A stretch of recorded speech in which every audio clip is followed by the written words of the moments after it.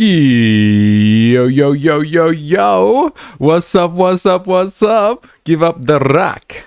And hello to my fellow revolutionaries. You know who you are. And welcome to today's live stream. It is Friday, the 6th of March, and we are getting ready and priming ourselves for another Far Right Fridays. That's right, you've made it to the end of the week. And I know there's been multiple reasons that you look forward to this day. And it's not just because it is the greatest day, the greatest working day on the calendar for the working people of the world, the eve of the weekend, the day that we celebrate as the day before we get our freedom from the clutches of capital, freedom from the economy, and we can have 2 days out of 7 where we get to basically do what we want to do, or what we need to do, let's be honest, for all the adults in the room. And yeah, it's a great day for another reason. It's because it's Far Right Fridays. That's right, we are going down again an Australian pipeline today of right-wing content to understand, the psyche of right-wing content creation and ideology that is harbored online. So strap yourselves in. It's going to be a blast, as always, I'm sure. And we're going to touch on some other things first. There's a few kind of current affairs that I want to knock off the list first, if that's agreeable with you. We'll go through and do a little bit of what's happening in the world, and then we're going to jump into Far Right Fridays. Before we do any of that, let us do our usual Friday ceremony, our ritual, and let us first of all say and give thanks to all workers, past, present, and emerging. It is on your shoulders that the entirety of the modern world, everything that you see around you, think about it. Think about that for a second. Just conceptualize this. Look around you. Right now, I'm telling you, if you're listening to this, whatever the fuck you're doing, look around you right now. All of that stuff is modern. Like I usually say, unless you're coming to us from a fucking medieval cathedral somewhere, and you're probably not, I'm going to bank on that. You are looking at the creation that someone has done with their labor, whether they thought about it, whether they made it with their hands, whether they did it indirectly some way. It is all on the backs of somebody's labor and somebody's effort, somebody's work. So it is us, working people. We are responsible for everything. The entirety of society, the human race, sits on our backs. We carry the fucking human race around.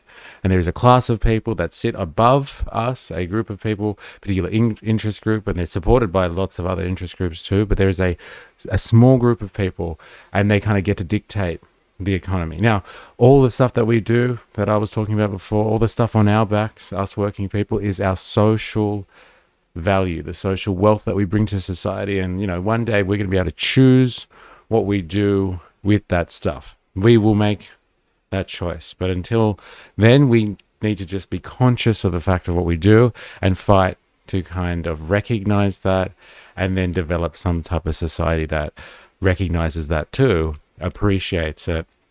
And we're all going to be living a much more fulfilling existence. It's not going to be perfect. It's not a fucking utopia. Get that out of your mind. But it will be better.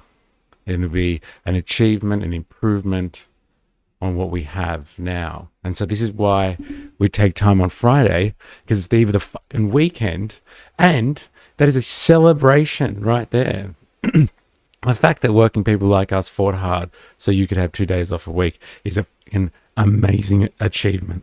And they will take it off you in a heartbeat if you are not careful. And they already have. It's not like they're just going to walk in one day and delete the weekend, but look at the precarious style of employment these days. Soon the idea of the weekend will just be that, those 2 days at the end of the week. It won't be about you having 2 days a week of freedom. So we got to fight for stuff, and we got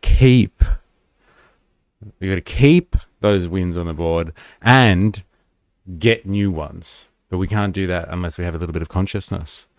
So, like, we like to take time on a Friday to recognize that. And we've done that now. So, let's get into Far Right Fridays. Oh, yeah. Ninja knows my favorite day of the revolutionary week. I'm going to wrap my mouth around that pipeline and enjoy it. Hey, with imagery like that, I'm sure you're going to love it. You work that pipeline. Oh, yeah. Bring on that Friday. Woozle, E-folk. Morning, E and E-folk. How are you? I hope you're well. Dilemmas, welcome to the danger zone. There it is. There it is. Hobo Joe, yo, yo, yo. The world is burning, but at least we have Far Right Fridays. Hey, oh, yeah. And it's definitely because, I would say, of situations, circumstances, phenomenon like the Far Right Fridays that have helped burn the world at this point, let's just say. Looking at the Trump regime, not pointing any fingers, I'm sure. No way I hit that before Dilemmas. Shocky face. Yeah, you did. Hey, Dilemma's been trumped there. Gratitude, not greed. Amen. Ganked. All right. Hi to Sausage in the house. How you going? Hope you are well. I hope you all are well. Like I said, ready for a Far Right Friday. And this Far Right Friday has been gifted to us by very particular people. I'm going to have to do a big shout out to Dilemmas. He has put us on to, I want to say, Toffler? I don't know. It's the dude in the thumbnail. Yeah, he's like I don't know, like a middle-aged streamer kind of guy. And, talks about usual, I'm upset at the world. Conservative talking points. So, like, we'll look at that.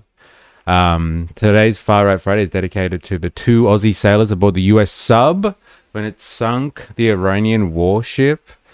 Okay. Fair enough. Like, does that make you, like, swell with nationalistic pride? The fact that there were 2 Aussies on the US sub, and you're like, yeah, get those Iranians. What were they doing in Sri Lanka anyway? Hey? Assholes. Like, does that make you feel good, or you just want to dedicate it to them for some other reason? Happy Friday. Yay. That's right, that feeling. I'm here to turn this stream and chat into a total shit show just to amuse myself. Like, I don't know why you have to announce that for, but like, if it's a public service message, Han, and like a warning, don't try this at home, kids. Like, then thank you for the first time giving everyone a warning. I wonder if anyone's gonna bite today for you, Han. We'll see. Any nibbles? Let me know. LOL sailors. Hey? You mean seamen? Hey? I see what you did there. I see. Now, before we get into Far Right Fridays, there's a couple of things that we got to get past. Like I said, we're going to be doing some, just general current affairs. But Ninja Nurse has dropped something in the stream chat. If you don't know what the stream chat is, shame on you. I'm very disappointed, but it's this thing over here. Can you see? I'm poking it. There it is. That's the stream chat. That's our Discord. So if you want in on the stream chat, then you're going to have to join Discord. Here's an invite for you. If you're watching this on YouTube right now, hit the like button if you haven't already. And if you haven't already, I'm very disappointed with you. But like, I'm generally quite happy because it's Far Right Fridays and it's Friday. So I forgive you, but do it now. Here's Discord if you want it. What is this, Ninja Nurse? Let's find out. It's been dedicated to Far Right Fridays, like 2 sailors or seamen have been dedicated to Far Right Fridays for the day. So let's check this out. I'm all for dedicating seamen to things. I got used to that, I guess, from being a teenager onwards. Let's have a look at this one, shall we? Viral. So what's this about? So a foreign run Facebook page is using AI generated videos to stoke outrage by dog owners against Muslims in Australia. Oh, who would have thought? Hey, who would have thought? Very interesting.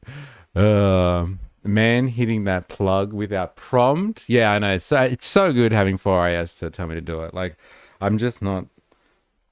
I don't have my business acumen. But like 4IS is there to do it. And like you can join that train if you want, Hobo Joe. Telling me to do my plug. Breakfast of Champions. All right, let's find out why people are stoking anti-Muslim sentiment amongst dog owners. for Far Out Friday. To show two Muslim women asking Australians not to bring their dogs to public beaches because it conflicts with their religion. Australia has too many dogs on public beaches. People should avoid bringing them where Musin families come to relax. It sparked plenty of angry reactions online. But like, this is obviously AI slop, right? It's obviously AI slop. Come, yeah, Remag in the house. How you going? Hey, like, it's really, you can see the video. You see the people in the background. If you watch closely, there are clear signs that this clip was AI generated. In the background, two men are walking along the beach, but as the video continues, one of them gradually morphs into a woman. His shorts turn into leggings, a ponytail appears, and his wristwatch disappears as well. Those same two men also start the video without a dog. But moments later, after they pass behind the woman, they're suddenly holding leads attached to a dog that wasn't there before. Then there's the grey dog sitting beside the bench at the start. By the end of the clip, it's inexplicably turned into a black bag. And if that wasn't enough, a reverse image search reveals a hidden watermark, showing that this was made with Google AI. The clip was posted by Inside Australia, a page previously debunked by AEP Fact Check. Public transparency information shows that the account is operated from Sri Lanka, and much of its content appears to be AI generated. But despite all this, the video has racked up hundreds of thousands of views, and many commenters appear to think it's genuine. AI fakes are becoming more convincing and more widespread. So the next time a video online... Whoa, slow down. Million miles a minute. Like, more convincing makes it sound like that was convincing to start with. Like, it's very obviously AI. Like, I know maybe we're just ahead of the curve here on this stream, but like, come on. That one was pretty fucking obvious. Because Australians are very big on animal rights. LOL. Yeah, apparently. No, just don't do it to the dogs. Hey, we just don't eat our dogs over here. It has to be AI slap. Muslim women are not allowed to talk in public. Oh, Han. Man, straight out of the gates. Is anyone going to challenge? Anyone going to bite? Han is very excitable this morning. Calm down, bro. Calm down. I don't think anyone's going to go for that one. We might see. Maybe some more Twitch people coming to fight you today. People are dumb. People fell for Photoshop. Yeah, but like, some Photoshop is really convincing. Like, she's right. Those people are changing in the background. And like, you can see like the composition, like shading, all that sort of stuff. It's pretty obvious. I guess you have to be a trained eye these days. But like, the type of people that would just be upset by this probably wouldn't look for any other signs, but just outrage, right? What? Outrageous. And it's coming from Sri Lanka as well. You know what? Dilemma, something's not adding up here. Got the Sri Lankans housing Iranian warships off their territory. Now they're making anti-Muslim AI slop. What's going on? It's not adding up. Come on, Dilemmas. We got to get onto this one, man. At least they aren't eating the dogs. Hey, protect the red cow. Oh, makes you feel angry or scared, that's your cue to slow down, check the details, and ask, who benefits if I believe this is real? Yeah, now that's a public service message. All right. That's pretty funny. One more time. Recently, you might have seen this viral video that claims to show two Muslim women asking Australians not to bring their dogs to public beaches because it conflicts with their religion. Australia has too many dogs on public beaches. People should avoid bringing them where Musin families come to relax. It sparked... That's so funny. You know what the funniest part about that? Like, you know, if you're from Sydney, like, you can't just bring your dog to the beach. There are very few beaches in the Sydney, like, region.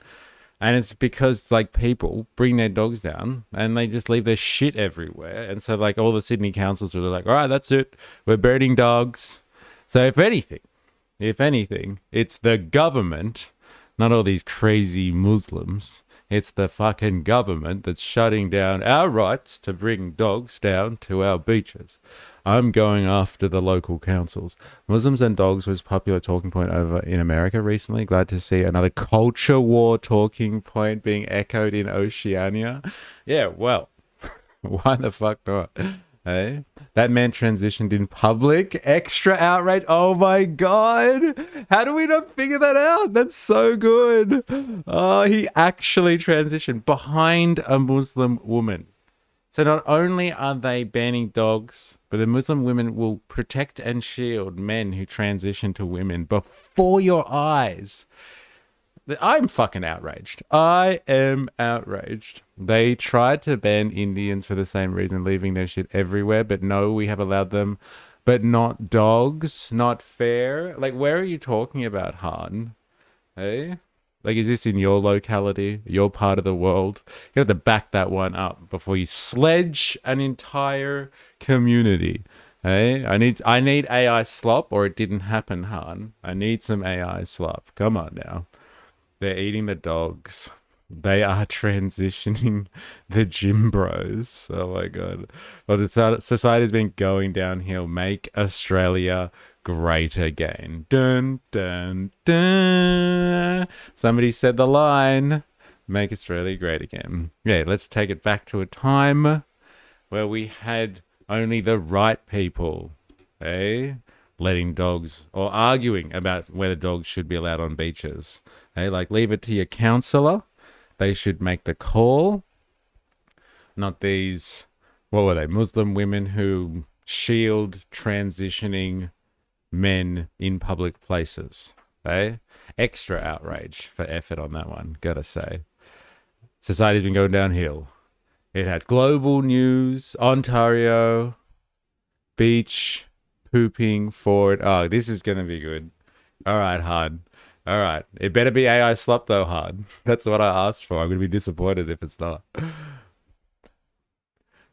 Get out of my life, daddy government. There it is. He's called it. It's true. Get out of my life. Wait, what did I do? I didn't copy it properly? Oh.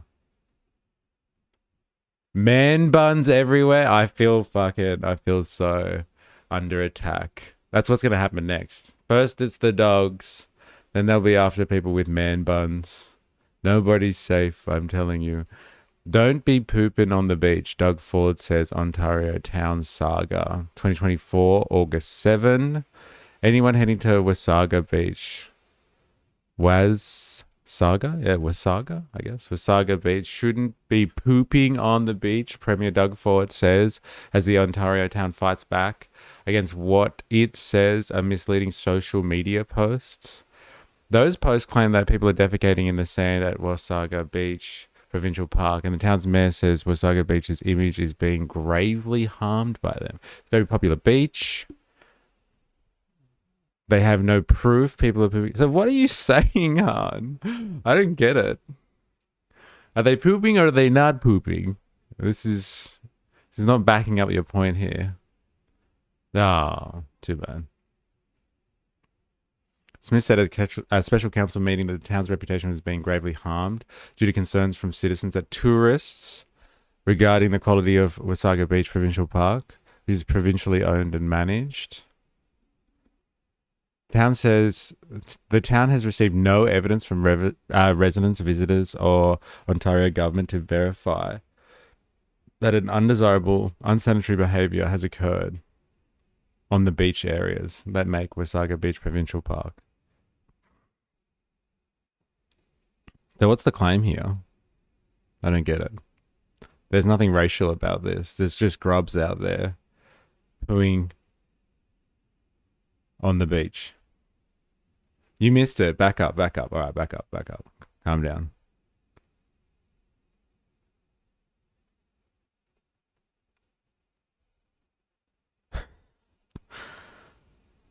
The user Natty Lynn said people were setting up small tents and digging holes to use as washrooms in that video.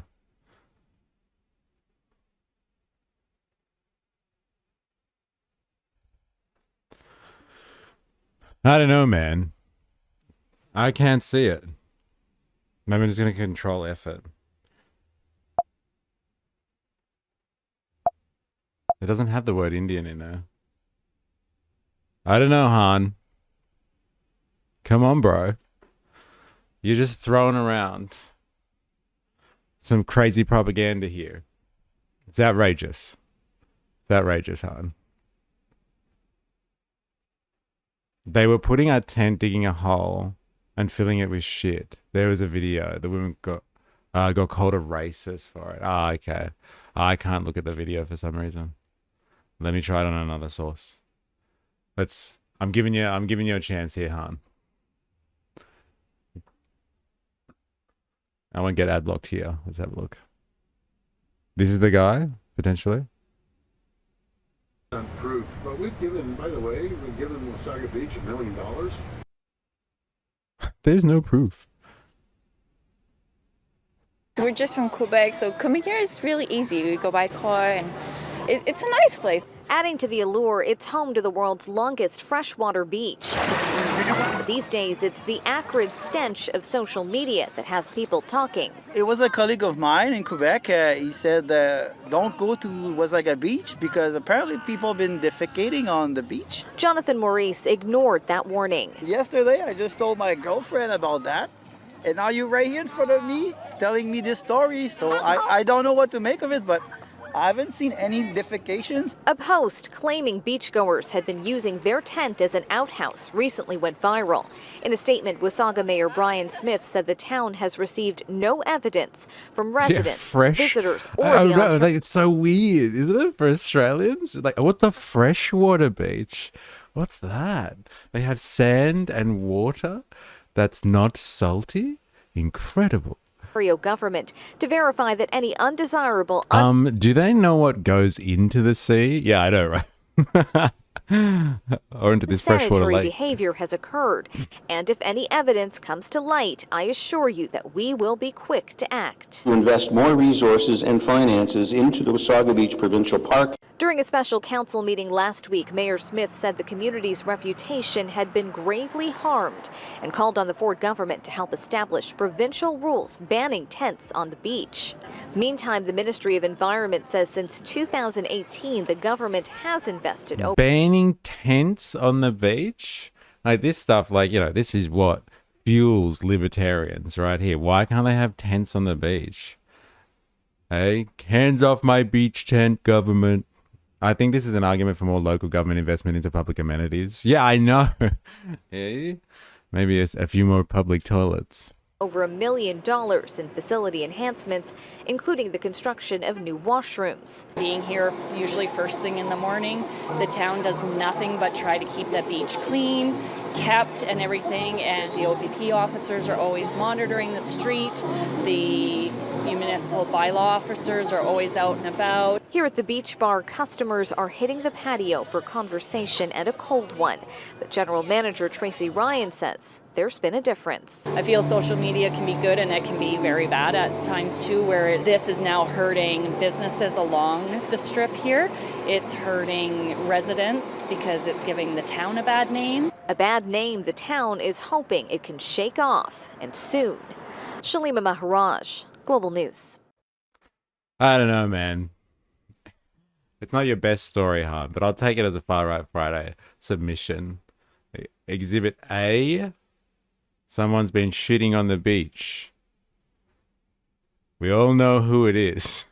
It's not the nice locals that established that area. Am I right? Am I right? Some type of fucking ring-in for sure. Cake by the ocean. Give up your Giannis AI photoshops. How you going? 4AS. Hope you're well. The logic here is if you don't build more toilets, ban the tents. You know who else uses tents? Refugees. Aha, I knew that there was a further extension of what's going on here. America doesn't really have public toilets, do they? Well, like they were saying, they've invested millions in new facilities. So I think it depends on the place. I'm not digging for 30 minutes to find the woman's video. It's all propaganda, but it gets the gist of the story.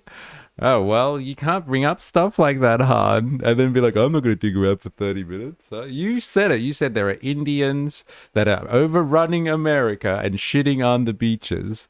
And we got one thing from Ontario that says nothing of this sort. I'm just going to say that was underwhelming. I'm not particularly going to call you a liar yet, but like unfortunate source provision. Not happy. Bali beaches have a lot more rubbish, sadly. Wouldn't they just go to the ocean, freshwater beach, LOL? Yeah, I know. Why would you dig it in the sand? Like, you know, when we used to surf and stuff like that, if you didn't want to miss a set, you didn't want to go back in because you had a good position. Like, you know, things happen. Just got to do it. Just got to do what you have to do. I think so. Also, digging for treasure takes on a whole new meaning. Oh, man. Oh, Han. This is your last chance, Han. Seriously. This better be good. There's going to be a revolt against you. Instagram. God, I hope this is safe for work, Han. Seriously. Is this what Far Right Fridays has come to? Getting to the bottom of this? Am I right? Am I right? Ah, okay. In Adelaide, a man was spotted by a resident. Yeah, this was pretty big stuff. Not so long ago. This is on the news. In Adelaide, a man was spotted by a resident squatting by the roadside, allegedly about to defecate. The resident confronted him on camera while the man said he was just urinating. The video went viral, sparking mixed reactions online. So, like, what's the call here, Han? Like, how does this relate to... Now we've watched it. How does this relate to Far Right Fridays? Is this like, see, we should never have let anyone into the country that does stuff like this? I'm sure Westerners would never do anything like this. Ever, ever, ever. Have you ever been to Paris, Han? Just asking for a mate. It's it can be very smelly depending on where you go to. Again, and it follows on from Ninja Nurse's argument about providing public toilets for people. Not that this guy couldn't get to a toilet, I guess. I know what's going on here. But yeah, I need a connection now, Han. Bring it back to Far Right Fridays. What are you trying to say? Oh my God, where in Adelaide? Near Dilemma's house. We keep it classy in Adelaide. Hey? Yeah, pretty big stuff. Did you measure it? I don't know. You have to pay for the loo in France. Hey? It was northern suburbs, I believe. It's not their fault. Indians still don't have a sewer system. I mean, the Romans had one 2,000 years ago, but modern day India, not so much. You need to teach them how to use the shitter. Interesting call. Interesting call. Fair enough. But you didn't answer my question. Have you been to Paris? Because, like, they've got sewer. And, like, I would like to know what your thoughts on that are. If this is an exclusively Indian phenomenon and Westerners would never do anything like that. I would like to know if you've been to Paris. Just asking for a mate. Now, as part of Far Right Fridays, I thought we'd just get down on this one. This one is just for one particular person in the stream. I would like to dedicate the following piece to Ninja Nurse. And this is all about someone we were investigating heavily yesterday, and we've investigated quite a lot over the months now. And I'm sad to say we won't be investigating them anymore. Oh, very unlikely we'll be investigating them anymore. And the crazy shit that they do. And like at all of us, I would like everyone to take a moment to recognize the achievements of none other than Christy with a K, ends with an I, Gnome. She has been fired by Trump. Yes, you heard that right. She was fired. He did the thing that he's supposedly famous for. Look, I think it's got to do with what we saw yesterday. So if you weren't here for yesterday's stream, we were watching. We watched a lot of a Senate hearing. Where Kristi Noem, who is the Secretary of DHS, Department of Homeland Security. So she's basically the overseer of all the ICE stuff that's been going on at the moment. And she was getting absolutely grilled yesterday. Apparently she's embroiled in some scandal, like monetary wise. She spent like hundreds of $millions on private jets that she flies around in, and there's like big luxurious double bed in it. Whereas she gets She gets massages and rubs from illegal immigrants. No, I'm just making up that last part. But like, you should see the bed; it's fucking incredible. And so, like, I think that's potentially like the embezzlement of public funds maybe is the problem. But she was getting absolutely grilled about the whole, Renee Good situation, Alex Preddy, and all of the other violence that has happened at the hands of ICE thugs. And DEI can't help her now, eh? I thought you would celebrate this, Ninja Nurse, to be honest. This one's for you. I I thought we should just go through this quickly because we spent a lot of time looking at her yesterday and she's already been fired. After 2 days of the hearing, she got absolutely reamed. We were watching her get absolutely reamed yesterday. And like the most egregious part for me was that when, you know, someone like Renee Good or Alex Preddy got shot by the coppers, not the coppers, by the ICE agents, you know, like when Alex Preddy was just lying face down on the floor and they just kept shooting him again and again and again and again, just firing at his lifeless body on the floor. She was like, oh, they're domestic terrorists. And like they grilled her yesterday. Multiple of the senators grilled her on that one. And she didn't really have a response for that at all. But like she looked defeated. So Kylie Wyote, lurking, glad to be in good company. It's good to have you. Thanks for saying hi. It's good to know who's lurking today. If you're lurking as well, you haven't said hi yet, do the roll call, say hi. Be nice to know. If you're watching this on YouTube, hit the like button. So let's get the scoop. This is for you. This is an ABC News special report. Good afternoon, everyone. I'm Kira Phillips. We're coming on the air because President Trump has just announced that Homeland Security Secretary Kristi Noem is out of a job. He's this fired. follows reports that the president was frustrated by her recent testimony on Capitol Hill. Noem under fire from both parties over her job performance and her handling of the immigration crackdown. And that includes her response to the deadly shooting by federal agents of 2 American citizens, Renee Good and Alex Preddy. Just moments ago, the president saying he's naming Oklahoma Senator Markwayne Mullin to become the next Secretary of Homeland Security. Let's get straight. So like our American friends have noted that this guy that's taking over, this senator or something, he's not that great himself. So like who knows if we're going to get someone in who's a little bit more of a zealot, but we'll find out. Chief White House correspondent Mary Bruce. Mary, what do we know? Yeah, what do we know? Well, Kira, the president just announcing this in a social media post that Markwayne Mullin is going to become It's so good, isn't it? I'm telling you, this is the age of surveillance capitalism. Like it's the age of this type of communication. Trump is just like, hey, he fired her in a post. It's a new world, ladies and gentlemen. And like announces the new guy. I wonder if she even found out. And she probably wouldn't have found out if she didn't follow him on Truth Social. That's the only way to find out news. Secretary of the Department of Homeland Security as of the end of this month. Rogue, young. Her behavior was poor. There's only one thing for it. Well, they were asking for her to be impeached yesterday. So, like, you know, this is part of that process, I guess. But, like, she didn't even need to be impeached. Like, Trump just, you're fired. You're fired. He's given us some other fucking sinecure posts. You know, she's going to be with some, like, you know, protecting the Western Hemisphere department or some bullshit notion like that. So she's going to rain terror down in the fucking, in Latin America somehow, I'm sure. And that's going to be her job now. But, like, she's going to be sidelined from heading a major department, a federal level department. But she, again, it's going to be a sinecure. Like, she's just going to get fucking great pay. And she'll be reserved to the backseat. She won't have to do the whole press thing anymore. And, like, you know, she'll just continue her life of luxury, I'm sure, and killing animals.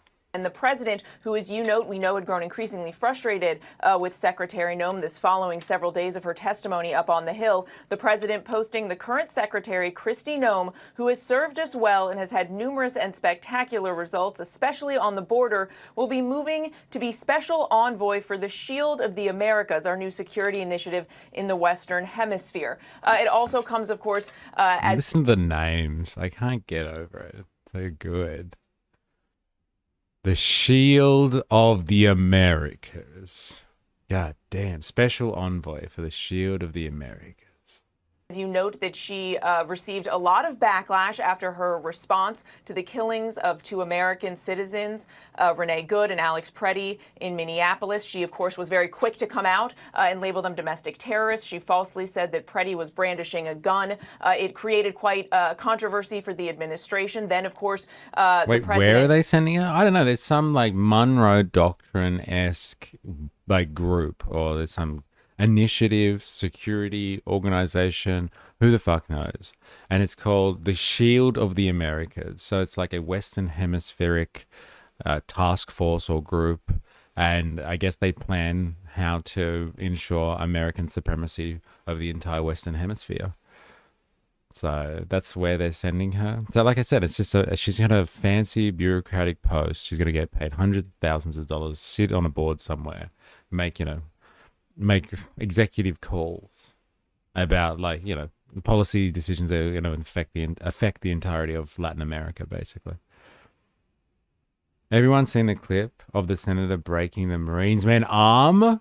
Yeah, when he fired about Israel? Yes. Oh my God, I'm going to play that next. Like I said, there's a few housekeeping things I don't want to get through before we get to the actual meat of Far Right Fridays. But how fucked is that, Dilemmas? How do you feel about that, Dilemmas? I didn't understand what was happening because I saw the one on TikTok and it's just the long kind of footage from one angle and they're just his arm. And I'm just well, whatever, because he keeps such a straight face. And I'm yeah, he's holding onto the door. They've jammed his fingers. But you see it from the other angle, me dead. We'll have a look at that one next. Moved in Tom Homan, his border czar, to take over the situation in Minneapolis. But Kira, the big picture here, it is important to remember that this is now the first major firing that we have seen in the president's second term. To fire Kristi Noem, move her away from being the DHS secretary to this new post at the end of this month. Unlike in his first term, where there was quite a bit of turnover in the cabinet, she is now the first cabinet secretary to be let go by President Trump. Let's bring in our Chief Justice correspondent. What a mantle that is. Good on you, Kristi with a K, ends with an I. You're the first person that Trump felt necessary to get rid of second time around. And there's some fucking contenders. Let's be honest. There are some egregious people in the Trump regime. And you're the first to go down. That says something. Even fucking the Ayatollah, eh? He wasn't as savage with his critical personnel. Hey, some regime this is. Absolutely mercenary as... She's gone. She's out of here, man. I'm not a big fan of Israel. Obviously, that Marine is America first, as he should be.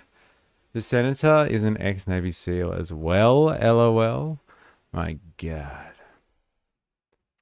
A stolen valet shot himself in his own arm in the forest in America. Told voters that he was wounded at war, got elected. Hasn't taken office yet, but... there you go. Already had gone to Israel to do a promo clip stating Israel first. Interesting. Let's hear from this guy. We begin with breaking news and that major shakeup in the So Trump this is the administration. guy. I don't know much about him. To replace her. Senator Mullen was attending a Senate lunch when he got a call from the president telling reporters he was not expecting that call today. Take a look. Listen, I am super excited about this opportunity. It came at not a complete surprise, but it came at a little bit of surprise for us. The Department of Homeland Security has a very broad jurisdiction, and I think there's a lot of work that we need to do, and I'm excited about it. Senator Fetterman says he's going to vote for you. Do you expect other Democrats to vote for you? John already texted me, and of course, you guys know John and I are friends too, and so I don't know. We're going to try to earn everybody's vote. I want people to understand. When I go into this position, yes, I'm a Republican, yes, I'm conservative, but Department of Homeland Security is to keep everybody, regardless if you support me, if you don't support me, regardless of what your thoughts are.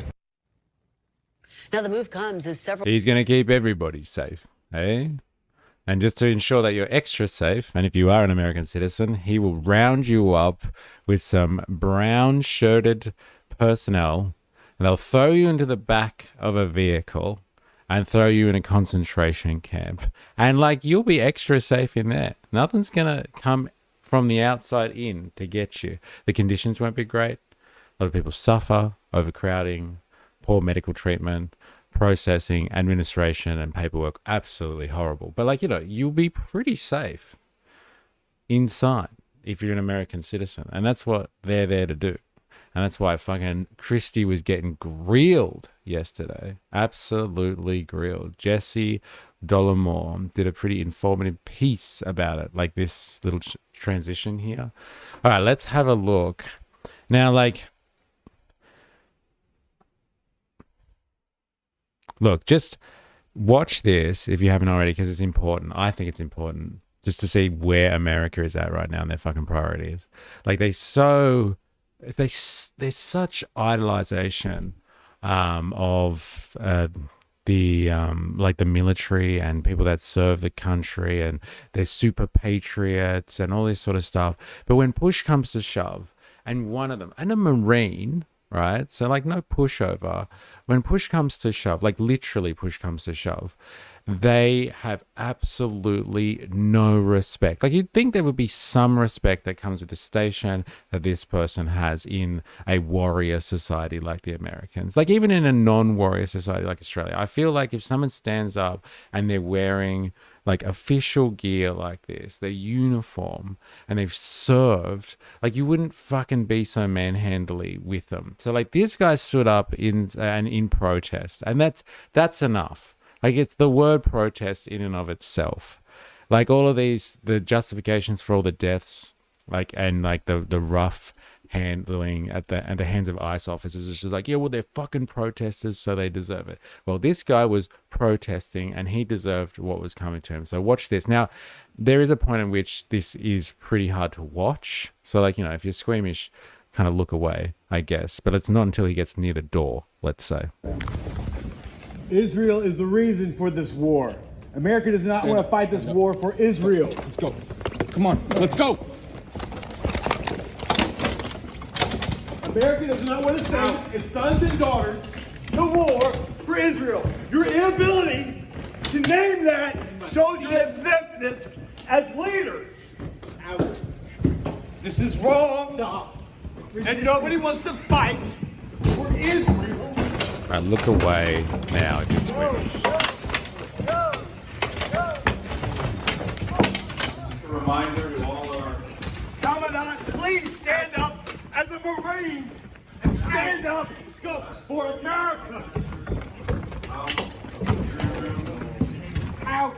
No one wants to fight for Israel. You can fucking hear it as well. Oh. And he doesn't scream or anything. Like, I know these guys are hardcore, but like... The senator broke his hand! The senator broke his hand! Commandant, help him, please! Help him! Commandant!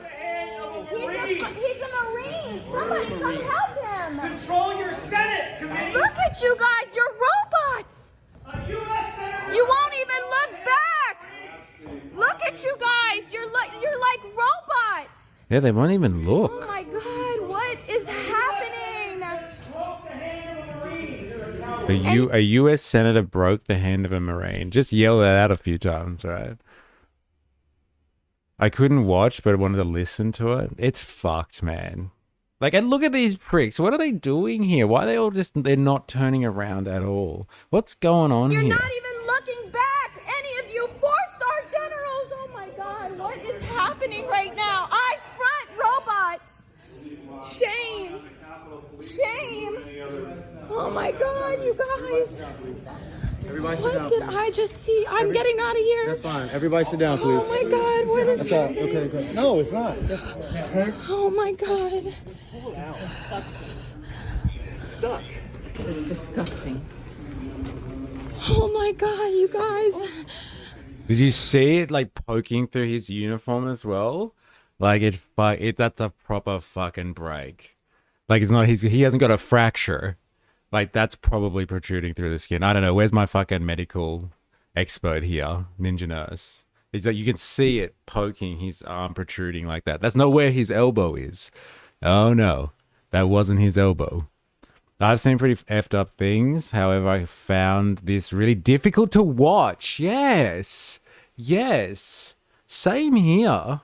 And that's the thing, like, I don't have a strong affiliation with any type of military culture and stuff, but, like, the Americans make such a big deal about this stuff. And, like, veterans, I thought they're supposed to be lauded. Not a service-related injury is all he is going to hear from the VA. Yeah, fuck. I hope there's a GoFundMe page for this guy. Like, because I've heard that the healthcare is awful in the US. Like, you know, they'll fix his arm. But that's going to be like $50,000, I'm sure. Yeah, the snap was crazy. What the fuck? The fuck?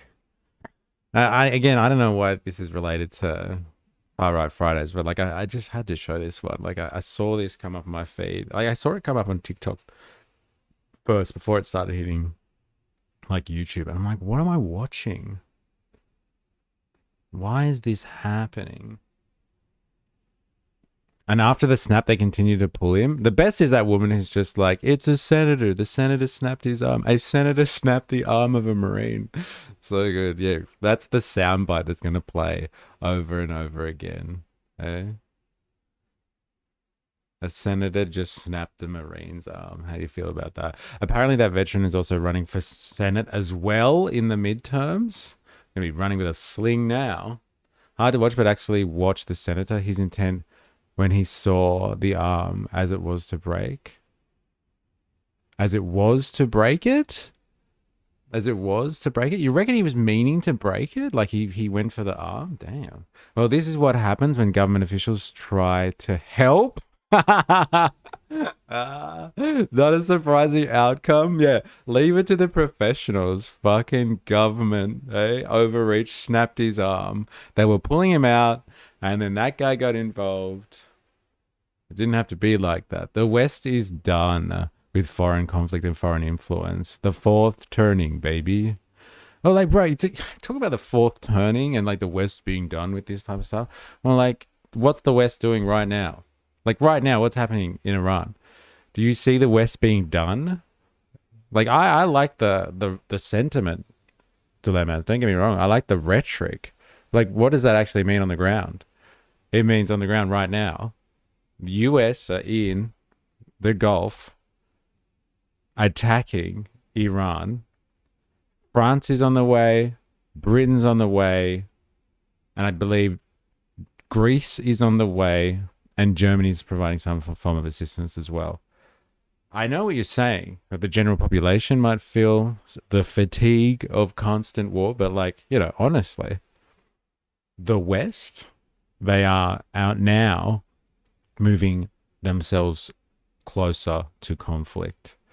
So like, you know, I get the sentiment, but it doesn't sound like it. Ninja knows what's the quote? Evil triumphs when good men do nothing. Well, like, look at this guy. Trying to call out America's detrimental ties to a foreign interest group. And they snap him. They snap him one. I watched the perps, not the victims. It was intentional. But like, did you see how quickly he was just like, oh shit. Because he stopped grabbing him. And he was like, oh damn. They got me. Absolutely they meant it, says Ravy baby. How you going? Hope you're well. The West as a population, not the leadership. Got it. You know, there's only one way to do this fourth turning stuff, dilemmas. And it's not like a right-wing revolution. Let's say it's not even a left-wing revolution. It'll have to be from working people. Can I just say? We're going to have to get over our differences if you really want to have this fourth turning that you're so excited about. Because as you can see, the people aren't happy with it, but like our leaders are doing whatever the fuck they want, and they have the keys. They have the keys to the aircraft carriers apparently, and everything else that goes with it. This is how much they care about their own supposedly infallible veterans, by the way. How much do you think that they care about women in Iran? Yeah, it's so fucking rich, isn't it? Yeah, we are striking at the evil regime to protect women in Iran while we kill women in Iran and children en masse. It makes sense. Just trust me, bro. We will make this work. Because he probably passed out as they were carrying him. Ugh. On Greece, they have definitely mobilized their military to Cyprus. The reason for this is not just because of the conflict in the Middle East. There is looming threats that if Israel can conduct themselves like this, Turkey is going to make a move to occupy the islands in the Aegean. My God. But like, I've heard they're actually sending ships though. They've actually got, like ships, and they're sending it to the region. Not just arming themselves generally. Oh my God, Turkey and Greece going at it? Oh my God. Far out. It just occurred to me why those two Aussies were on that sub that sunk the Iranian boat. They wanted a real-world demonstration to justify their sub deal that seemed to piss off a lot of Aussies. It definitely pissed off a lot of Aussies. It definitely did. Like, it's really screwed over relations and our reputation, I would say. Not obviously not with America and the UK, but like, you know, with Europeans, that's for sure. So, and it's just generally stupid. Like, I think that deal was actually set up in a way so we would actually get something. And like the current AUKUS deal that we have now, Han, like we're not going to get anything. We honestly will only get something if the Americans feel like giving us stuff. If they feel like, and in like 20 years time, if we can make it ourselves, then we can. We've got to do that deal with the British. That's a pretty shit go all round, to be honest. It's not up to me, but it's happening. Well, it's not. Like, it would, like, I know what you're saying, but like, it doesn't seem to, like, it's still the same old playbook. Like, if you look at it objectively about what's actually happening, yeah, people are pissed off, but like the government, the state, the forces that be just keep turning and doing what they do anyway. It's like they almost don't even care. Like, before they tried to justify it, now they're just like, whatever. They'll be fine. The fourth turning isn't left or right. It's the movement come out on top. General political upheaval and realignment. Was all this the idea of Gates, Epstein, and Thiel mulled over privately? How to get rid of scores of pores all at once?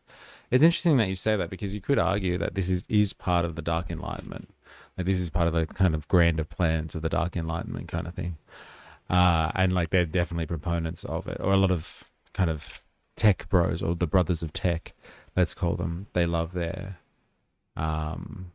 let's destroy democracy and bring in a privatized authoritarian style of governance. And like, it's not about getting rid of the pores, but like, you know, making them irrelevant and just controlling them.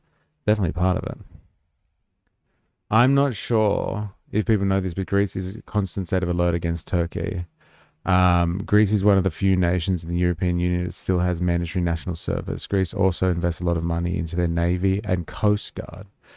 Yes, and Greece actually, and this is before, I was saying this the other day, I wonder if you've heard of this, Ninja Nurse, because I actually heard this off Yanis Varoufakis, and he was saying that Greece actually was attacked by Turkey when they were NATO members, and like they tried to enact Article 5, and the rest of Europe told them to get fucked. They're like, we're not fucking helping you out, Greece. Go fuck yourselves. But they're like, we're a NATO partner. That's the deal. And like, yeah, the rest of Europe told Greece to fuck off. So it wouldn't be the first time. Like, if what you're saying is true, and like, you know, they're kind of on the edge, because Turkey's like, well, if Israel can do whatever they want, I want the fucking island. If like, yeah, Turkey's shaping up that way, like, Europe was not going to get in between Turkey and its ambitions in Greece, if you know what I mean. And like, I don't know if they could stop Turkey anyway. Well, you better play ball. I mean, we already cooed your country once before. Yes, we are fully aware of that, Han. Fully aware of that. And this is why I've really stopped like thinking of Australia and its position in the world as like some type of nation that, you know, might be able to play its own game if it just steers the ship correctly in between all like the massive icebergs.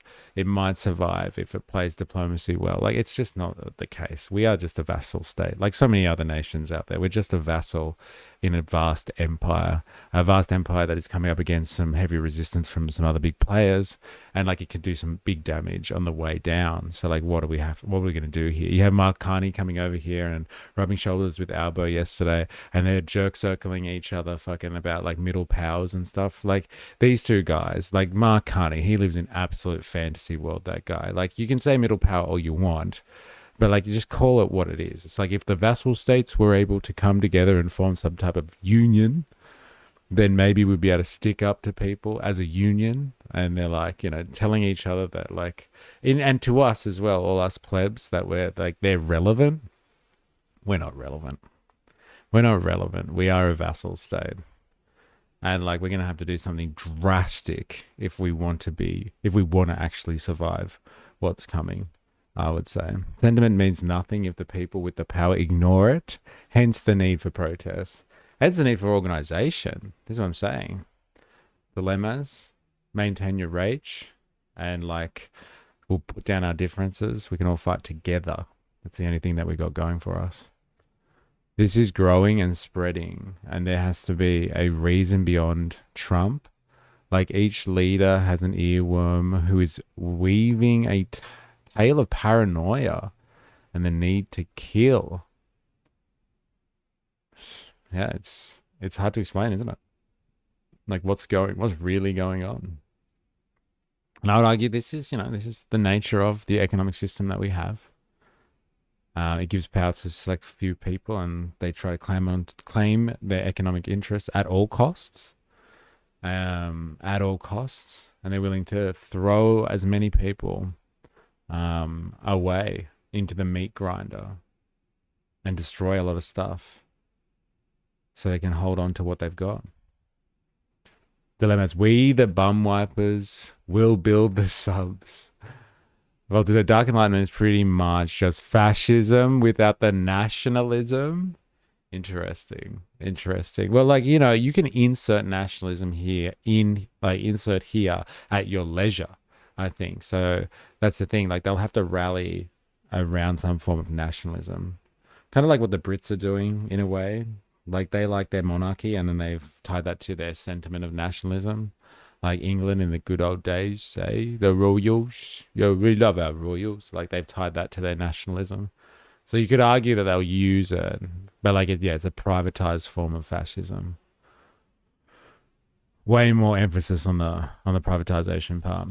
People might not want to acknowledge this, but Cyprus is an example of a nation occupying a foreign territory and displacing the indigenous population. Siblings of synchronization. Interesting. If that's our revolutionary name, I'll be down with it. AI-driven autocracy, where the peons are literally stuck in an endless call waiting loop, broken up only by work and sleep. Sounds like a pretty bleak world, that is. I don't want to be a part of that. No, thank you. No, thank you. Now, let's just touch on Iran before we get into Far Right Fridays today, shall we? And I'm running a bit over time here, but just bear with me. This guy looks like a massive douchebag, but I'm not going to judge him just by that haircut. Because I wouldn't want anyone to judge me by my haircut. That wouldn't be right. But yes. Australia says Dubai authorities threaten jail over missile videos. Now I want to take a moment to listen to that. Read that statement and tell me something. Because I was talking about this yesterday, and I was like, I just don't feel like the West are portraying the whole Iranian situation and giving it any justice. Now, call me ignorant. And it's just excuse me, what Western media machine has ever portrayed a Western war accurately, and actually showed the damage that is being done to the West or its allies and its affiliations in war? So, call me ignorant. Call me ignorant. Oh, did you want to watch Remag? Did you want to watch the Marxism is Incoherent video I recommended at some point as well for Far Right Friday? Fucking oath I do. And I hope Jag comes along, because Jag watched it too and he wants to talk about it. So if Jag's in the house, let me know. And Remag, if you can stay around, I will do it later this afternoon. I would like to do it later this afternoon. But it's going to be fucking heavy. So it's for the hardcores only, Remag, if you know what I'm saying. But yes, let me know, Remag, if you're sticking around.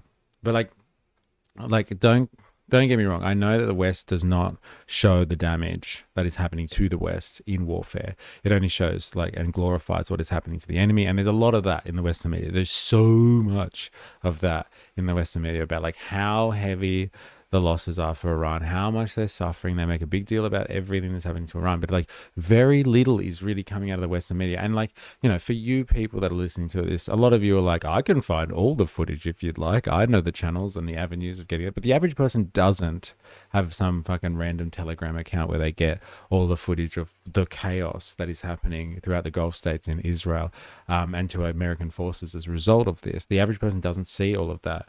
They see this. And so this is pretty bold that you have Australian media coming out and running stories like this, where they're just like, oh, did you know that like the Arab nations are actually suppressing the amount of damage that's happening in the Gulf from getting out? And like, there's all these foreign nationals that like, you know, live in Dubai, for example, all these fucking influencers that live these charmed lives of absolute luxury and ostentation. And they're like, they're living over there and they're like, oh, but like there's missiles coming and we're just doing what content creators do, influencers do. And like they're being, you know, threatened by the governments over there, the state in the Gulf states, as to not let this information out. So the West is actively suppressing. I want you to think about that. The West is actively suppressing the story about what Iran is doing in terms of its, like, what damage it's inflicting, and like obviously embellishing what the West is capable of and doing here. So just remember that, because like war really brings out the best of the manufacturing consent machine. I know when I was speaking to Jordan about it the other day, he didn't think it was the same as it used to be. And it's probably not the same as it used to be in the 80s when Noam Chomsky and Herman did their famous study and wrote that book. Of course, it's not the same as the 80s, but like it still works, because they control the conversation for a large part. And like it happens in places like this where they literally are suppressing, the state is suppressing stories. And so like you've got this douchebag over here. It's just like, I can't believe it. They wouldn't let me show images of missiles falling from the sky. This is great content. What's wrong with these people? It's like they've got fucking a war to manage here. Check out his veneers. Further evidence to his douchebag status. So good. Don't be a hater. It's pilot season. It's poetic justice that the Aussies that left Australia to make money in the UAE suddenly realize why it's so easy to make more money there, and now they want out. LOL. I'm not being a hater. I'm done with the high road and taking the low road. I'm taking it to the lava. Fire. If you're trapped or even living in a country in the Middle East where missiles and bombs are falling, information and warnings are critical. Tonight there's concern. Yeah, who is this guy? Aussie Logan Paul? Yeah, I know. I don't know. Some douchebag influencer. Like, I don't know. Maybe he's actually a good influencer, but he just looks, he's got that like douchebaggy look. You know what I'm talking about, right? All right, Jag, I wonder if you're sticking around today, because me and Remag are thinking of going over later. Marxism is incoherent, so let me know. Lefty Y5T8W. MAGA equals Israel infiltration, invasion, and occupation of America to propagate Armageddon. Interesting. Are you familiar then, Lefty, with the whole, you know, messianic eschatology? What else can we call it? End times and revelations rhetoric that's coming out of parts of the Pentagon? Eh? Oh yeah, fascio. Let's do it. Yeah, sweet. The guy escaped one prison colony to go to another prison colony. Aussies are kind of dumb. Eh? Hey, take away the word prison and let's just keep it a colony. I thought you'd be able to empathize with that, Han, knowing what it's like to be an ex-colony. And so much for solidarity. Come on now. And this reported again for the middle-aged mums. And that's not happening in the city of Dubai in the United Arab Emirates, where people with social media accounts are being threatened with prosecution if they post anything about what they're witnessing. It's led to many Australians being effectively silenced, and some of them... Well, let's take Channel 10 on its word here. The woke Channel 10, as we've heard it called. Israel has infiltrated America. Have you heard of Pax Judaica? It might be something that you're interested in, Lefty. Lefty Y5T8W. Yeah, let's just take Channel 10 on its word here. And like these guys are actually being prosecuted big time. Or like they're potentially, what is going on? Why would the Gulf states be trying so hard to suppress the story? Now, like I've obviously got a couple of theories on this, but like the one that I am most interested in is probably the idea that, well, one, they don't want people outside to know because they're worried about investments in their country. Like their whole shtick is being safe and like outside of the conflict. And so like that has just come crashing down. Like no one's going to feel safe in these states again, or not for the foreseeable future. And like it also has to toe the line for America as a vassal state. If America's been like, we don't want this story getting out in the West, you need to do your best to suppress it, because everybody's got a phone these days. But it's still amazing how well people can suppress information. It's absolutely incredible if you think about it. And that's what we're seeing here. We're seeing the Gulf states actively trying to suppress the story, the damage.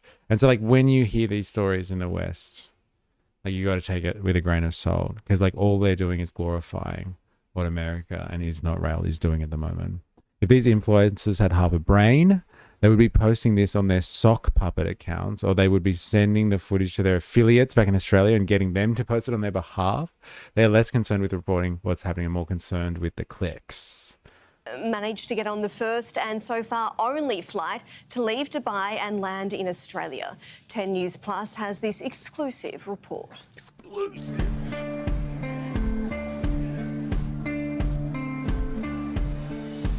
There's nothing quite like home, and there's certainly no substitute for family. Sydney Airport where's the last douchebag night, guy? Here the he is. arrival Locals are saying you have nothing to worry. tells Dubai Airport nowhere is completely safe. And the thing is, a lot of the locals are saying you have nothing to worry about. What? What? What do you mean you have nothing to worry about? How do you know? There's literally missiles exploding above my apartment. There was a drone that went into a residential building. So for somebody to say you have nothing to worry about, they're completely delusional. And that's a problem for the And that's thousands of so good. You're influencers completely delusional, and that's a problem. Who wants to be delusional? Am I right? Am I right? Anyone? Hey. who call Dubai home. I just entered the Dubai Mall, you guys. The Dubai let's Mall, go you shopping. guys. Of the city's 4 million. Like, who actually, I guess this is the wrong audience to ask, but like, does anyone actually follow influencers like this? Like, honestly, who are watching people like this? Like, I feel like my energy is getting sapped listening to her being like, oh my God, you guys. There's nothing quite like running away from the outcome of your prejudice and hate. Inhabitants, 90% of them are foreigners, and plenty are influencers, lured by the benefits of no tax and an Instagram-friendly skyline. Oh my gosh. Look at the tiles in this shit. Brother, that's us. That's us. There's Brother. just one problem. The UAE has zero tolerance for negative press, and this was bad for business. Not meant to be happening here. I've been hearing loud explosions sort of like in the background all day. What is going on here? Yeah, is anyone else shocked by this? Is this AI? Because AI is getting pretty sloppy these days, can I just say? It's very sloppy. Never, my algo doesn't even throw them into my feed, so it's never. Hard no. Oh, come on, Dilemmas, as if you haven't given her a good follow. I only follow @Mystery Movement for his reviews of the Dubai Mall. Yeah, could you imagine? One day we'd take this show on the road and we'll like review the remnants of the Dubai Mall after all of this is finished off. It's for people who aren't happy with their own lives and live vicariously through influencers. Yeah, I guess. But like, who's living vicariously through this? My God. I'm literally hearing missiles going off and loud bangs. Oh my God, it's a missile. Oh my God. Oh my God, that building just got murked, bro. Last night I was on a walk and I heard a bomb go off for the first time. And trust me, it's pretty scary. It was scary hearing bombs go off literally every 15 minutes. These first-hand accounts on social media were the only reports of what's happening in Dubai. Then suddenly, they stopped. Local authorities making Dude, it get clear. back to the Chud. Oi, Ravy, can we call this guy the Chud? Is that okay with you? Dubai. There's no denying there are pretty strict laws in Dubai. There is laws about filming. They're very strict about what goes out, and you can get in big trouble. You can get jail time. They take it serious, yeah. Almost. Yeah, I can't get over his teeth. Hey? Like my, grandparents used to look like that when they had like dentures and stuff. It's hard to draw the line between what is acceptable and what isn't, I guess. Aesthetic, I should say. I can hardly see some Emirati tagging mystery in a post and saying, Bibi, come to Dubai. I can already see. Yeah, bro. It's going to happen. And like cheap, the flights will be cheap. The accommodation will be fucking cheap at the moment. Interesting. All right. Interesting.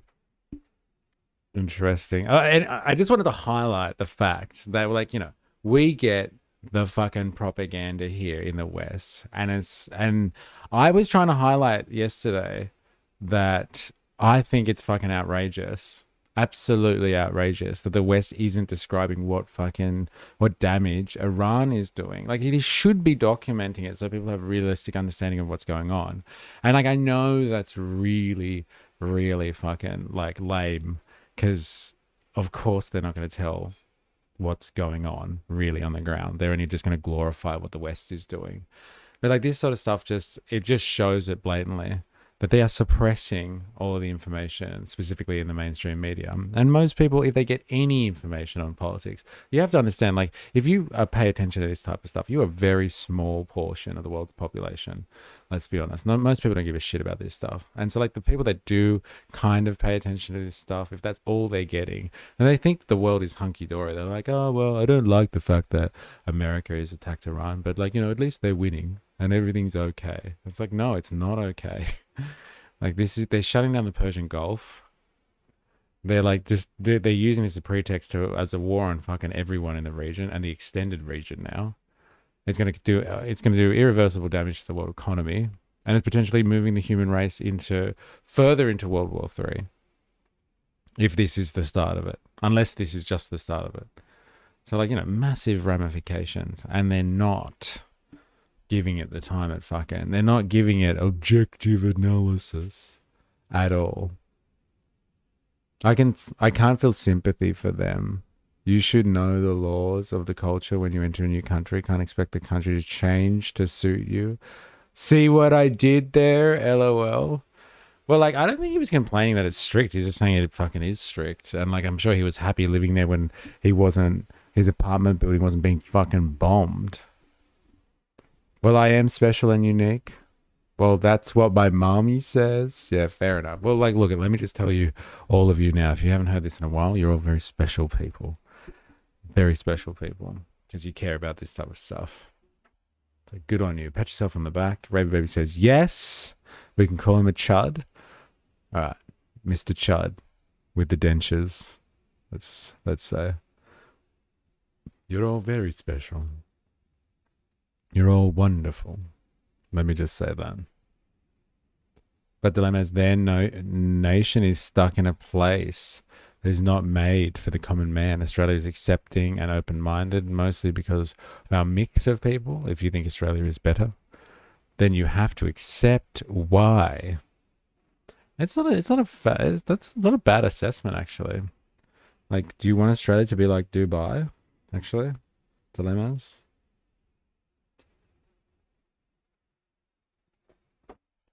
Because, like, are we comparing apples with apples here?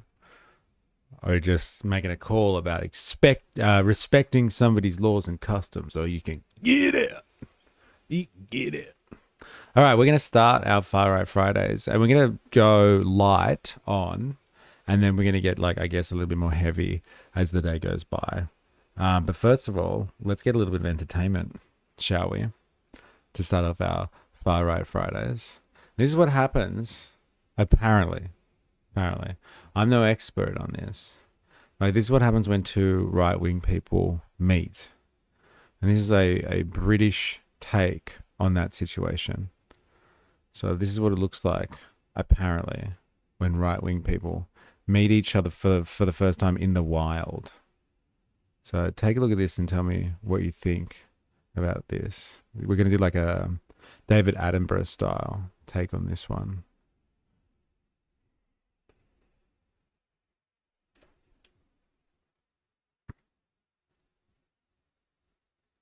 Good to see someone drinking a real ale. That's a proper man's drink.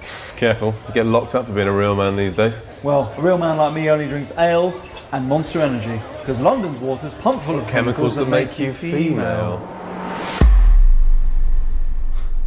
Huh.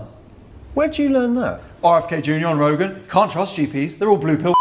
I like using that word too. How about we get another couple of these and have an incredibly detailed conversation about cars and military history?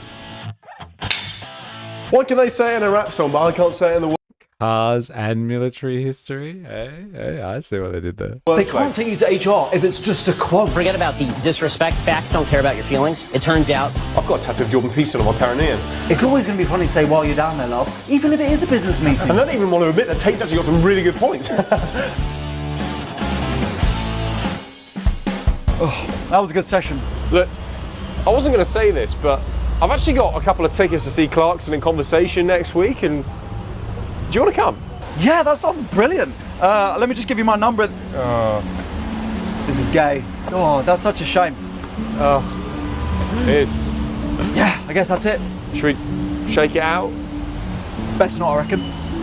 Fair enough.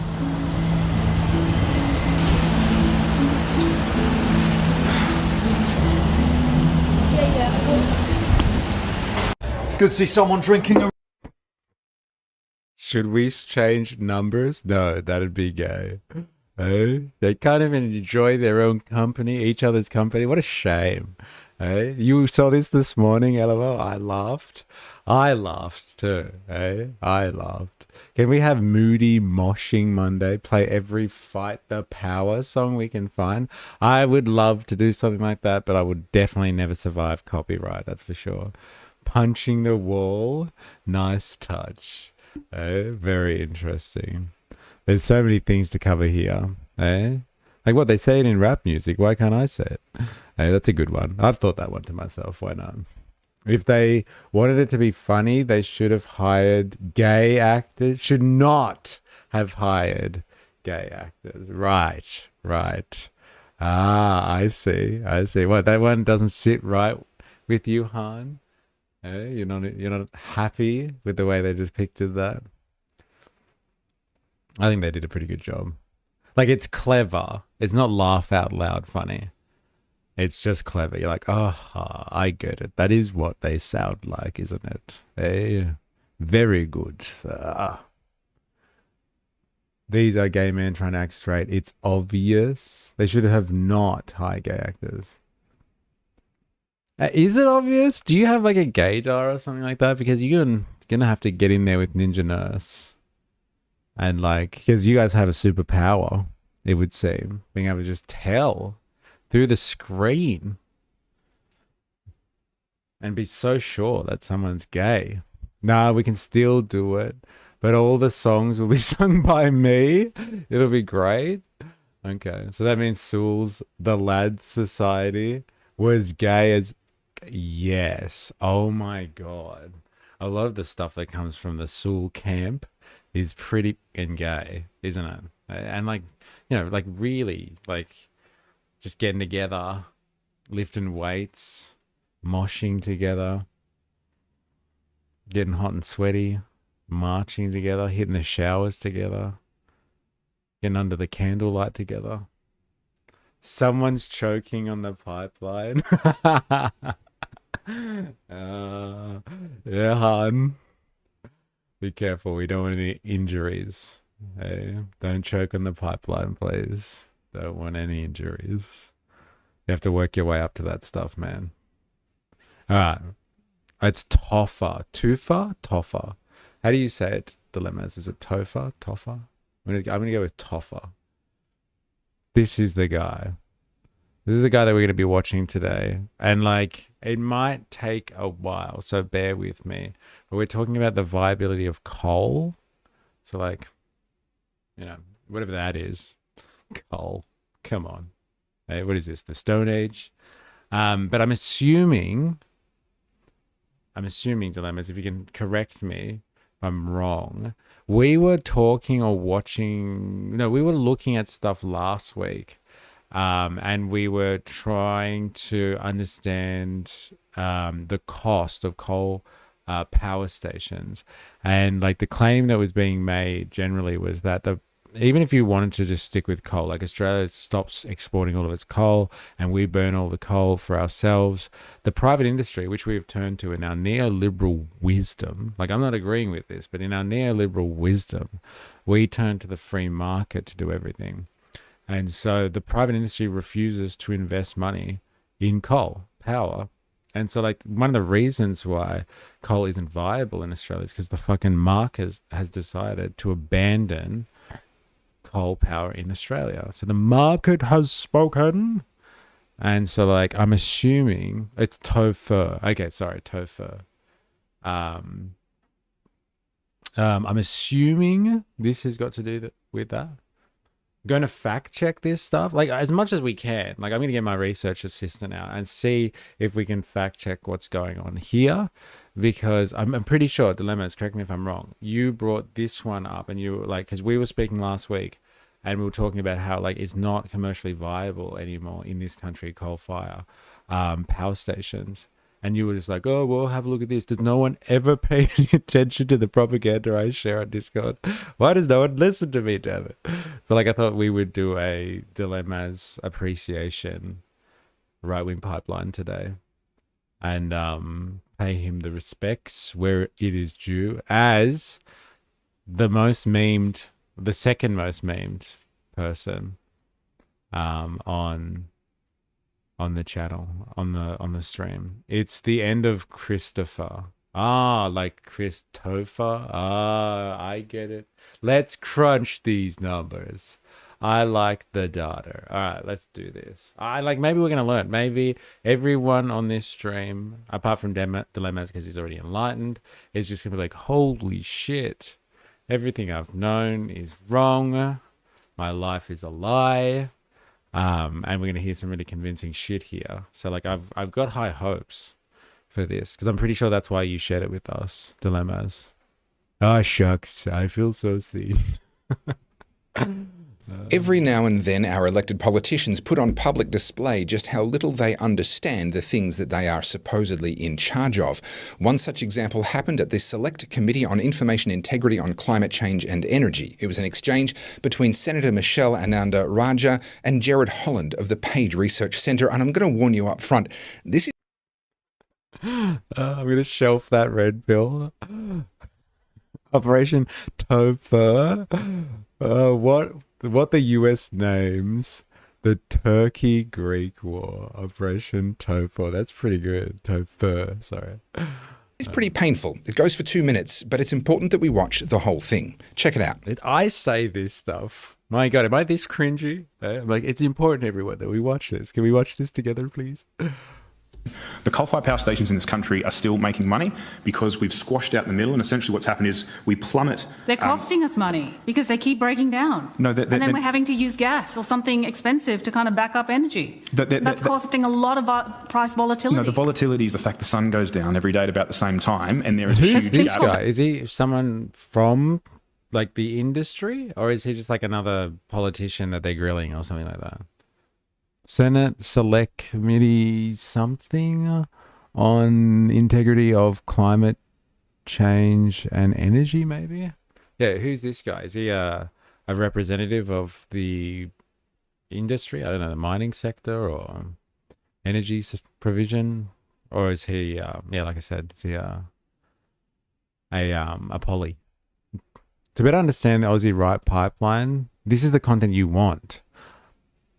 I notice you didn't say far right. Like for this guy, I didn't say far right. Well, like, look, I'm picking up what you're putting down here. So I'm assuming this guy is right wing. I have fact checked a few of this guy's videos. He's a right wing grifter. Ooh, Voltateur. All right, you can help me fact check then if you don't mind. You can help me. But like, I just want to know what this dude, this young bloke here, is up to. Hey? Sometimes I watch your reactions to things, I comment, and I think, we got him, boys. Hey? We got him. When it's obvious, he votes the Greens. How you going? Coops. Co-ops, NZ. How you going? Welcome to the stream. It's an interview piece with that bloke.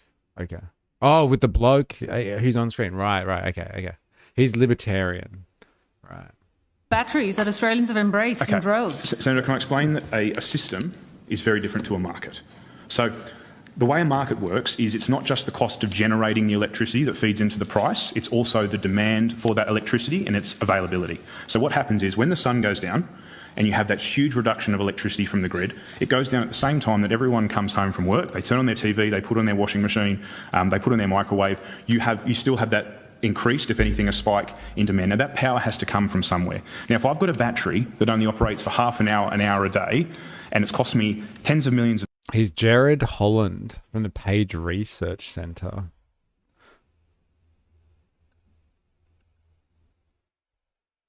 Page Research Centre is an independent non-for-profit think tank founded in 2003, focusing on policy for rural and regional Australia, affiliated with the Nationals. It promotes a regional perspective on issues like energy, agriculture and economics. Well, it's associated with the Nationals. Hey, that's interesting. The Nationals that are soon to be extinct thanks to One Nation. Is that right? Hey? So effective is this think tank. Stronger regions for stronger Australia. Associated with the Australian Financial Review. It's looking up so already. Yeah. About us, please.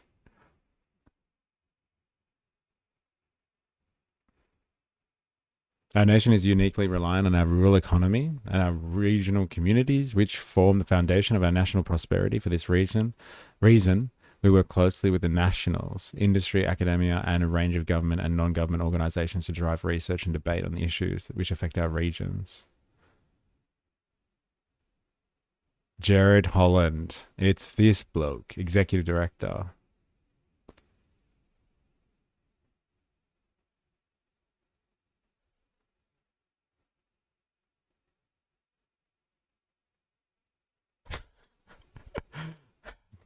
No comments, okay? I'm just going to zoom in. Like, but keep it civil. Okay? Keep it civil. Interesting. Christine Ferguson. These are the type of people you expect on this think tank. Honestly. Andrew Black over here. Very interesting. No comment. I'm just zooming in on people's faces because I like the aesthetic. No comment. So grifter is part of the free market, lol. I heard Labor wants to employ 20 more senators on 1 million plus each year. That's more than 20 million wasted in taxpayer money. Well, that's crazy. I haven't heard that, but like, wow. Hey, goddamn pollies. Hey, the bureaucrats. The power output is actually higher during the day while people are at work. We need to operate machinery and air conditioning units in offices. Domestic power use pales in comparison. This argument is already in bad faith. Just look at their photos. I'm already asking authorities to check their hard drives. I said no judging. I just wanted to highlight or bring to the fore some of the faces there. They're like classic, aren't they? No comment. I don't want to be clipped later. I just wanted to make that fucking obvious. There's a very interesting aesthetic going on there. I have just heard a wild allegation that power output during the day is actually higher than at night usage. Because businesses and the commercial sector operates more during the day, requiring more power, and residential usage, which peaks at night when people are finished at work, pales in comparison. I'm speaking as an Australian. Are you able to verify this claim?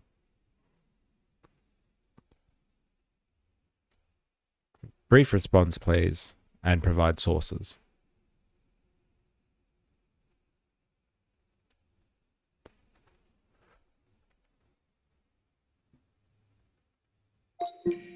The claim is mostly false for Australia. Overall electricity demand on grid typically peaks in the early evening, not during the daytime business hours. What the data shows, the highest demand usually occurs in the early evening around 5 to 8 p.m. when people return home and use appliances. Demand is lowest overnight when both homes and businesses are most active. The lowest overnight when both homes are inactive. Fuck, I read that wrong. Whoopsie.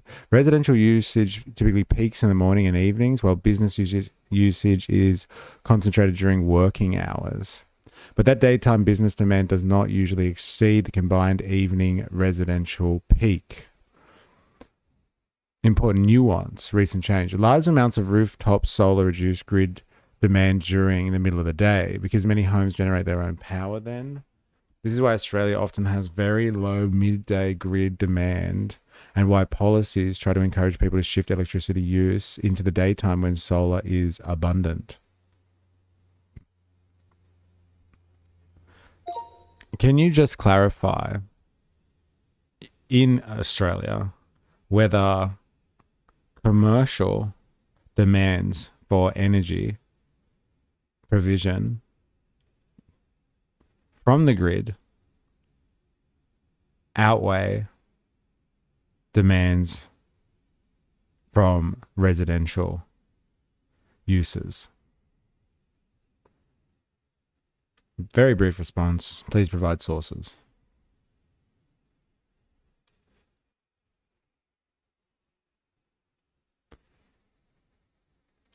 Yes, generally in Australia, commercial electricity demand slightly exceeds residential demand.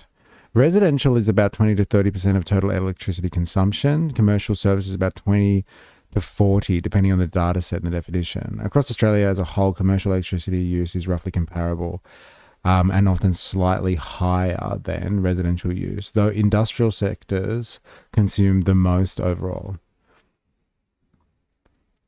Can you give me a breakdown of the consumption demand between industry, commercial, and residential? And in my first question within this context window and conversation, I asked about the comparison between residential and commercial, and I was including industry in commercial there. Can you redo your response based on the idea that commercial would be anything outside of residential, including industrial use?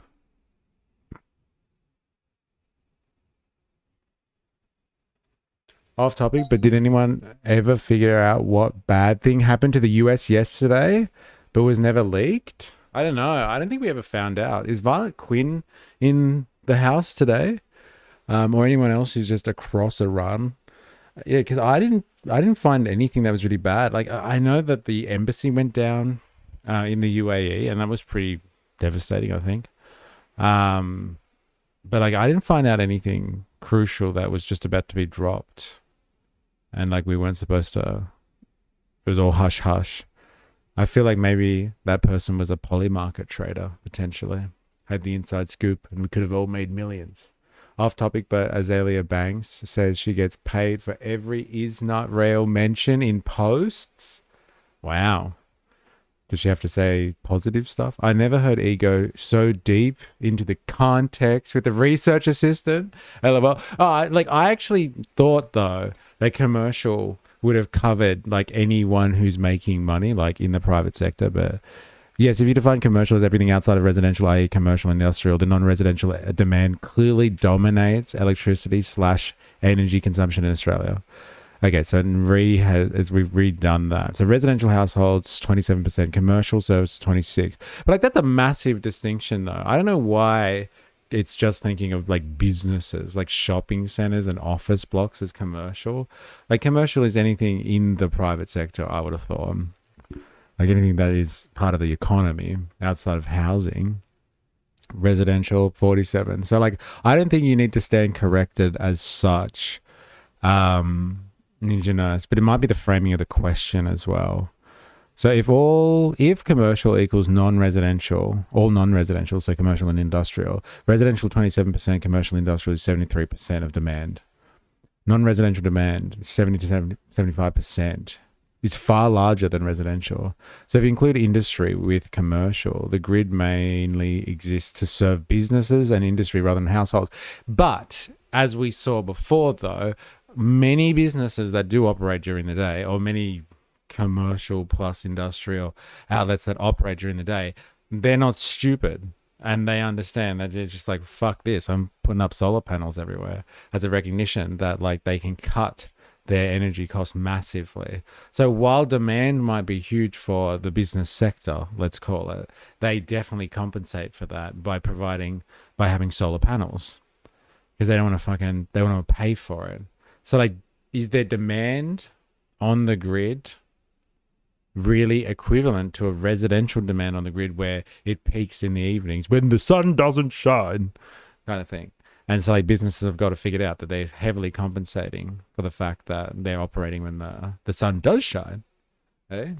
I think that is an important distinction though. She said even the troll posts get paid, but also it's Azalea, LOL. Donald Trump has said an ultimatum of total immunity or guaranteed death to give up. Whoa, they're really struggling, the Americans right now, aren't they? Like, not only are they asking for them to negotiate, and Iran was like, fuck you, we're not negotiating. Now they're saying, all right, well, if, you could get off, like, completely, and we'll leave you alone, or guaranteed death. Like, that just means the Americans need to take stock massively so they can redo this conflict at another time, which suits them, like what they did last time.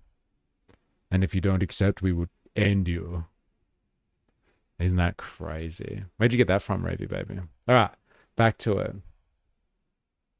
Dollars in order to produce, I have to make back an hour a day, and it's cost me tens of millions of dollars in order to produce. I have to make back the costs of my capital expenditure in that very compressed window, and because there isn't any other electricity in the market, I can charge whatever I want. Now, batteries set the price over 23% of the time last year, despite producing less than 2% of the electricity in the market. So introducing these technologies that only operate in tiny weeny increments does not suppress prices. It creates the volatility. We're going to have to agree to disagree on this one. But I think the sticking point here is that $82 per megawatt hour figure that you're talking about is not the levelized cost of energy, because you're not. That's the cost once the plant has been either built or refurbished, which honestly, figure, I've got to say, is a fantasy. So it ain't going to happen. I would encourage you to go to our report that we produced in January 25. Actually, it goes into that includes paying off capital expenditure. It includes a 7% return for investors. It includes the calorific value of the coal. I don't see investors beating operations a path to our door to refurb our clapped-out coal-fired power stations. We've had Matt Keane in New South Wales set government policy to shut them down. It's painful to watch. The person you saw there speaking with the senator was Jared Holland, from the Page Research Centre, and he joins me right now on the TOFA project. Jared, thank you so much for making time today. Thanks for having me. Look, that was a bit of a painful exchange, and I wish I could read what books he has on his shelf, but I don't think I can focus in on that. Hey, he's a good Catholic boy, this one. Good on you, mate. Hey. Good Nationals boy. I wish I could see his ARC. Is that ARC as in like that channel or that group that has like Jordan Peterson, Steven Pinkerton, all that sort of people? Is it Steven Pinker? I think. The ARC people. I can't read any of his books. I want to know what this guy digests. This guy's reaction video is cringe. Well, I guess that's not his shtick then, is it? Murdoch rag. Yeah, okay, fair enough. America has been bombing paintings of F-14 Tomcats on runways, LOL. What?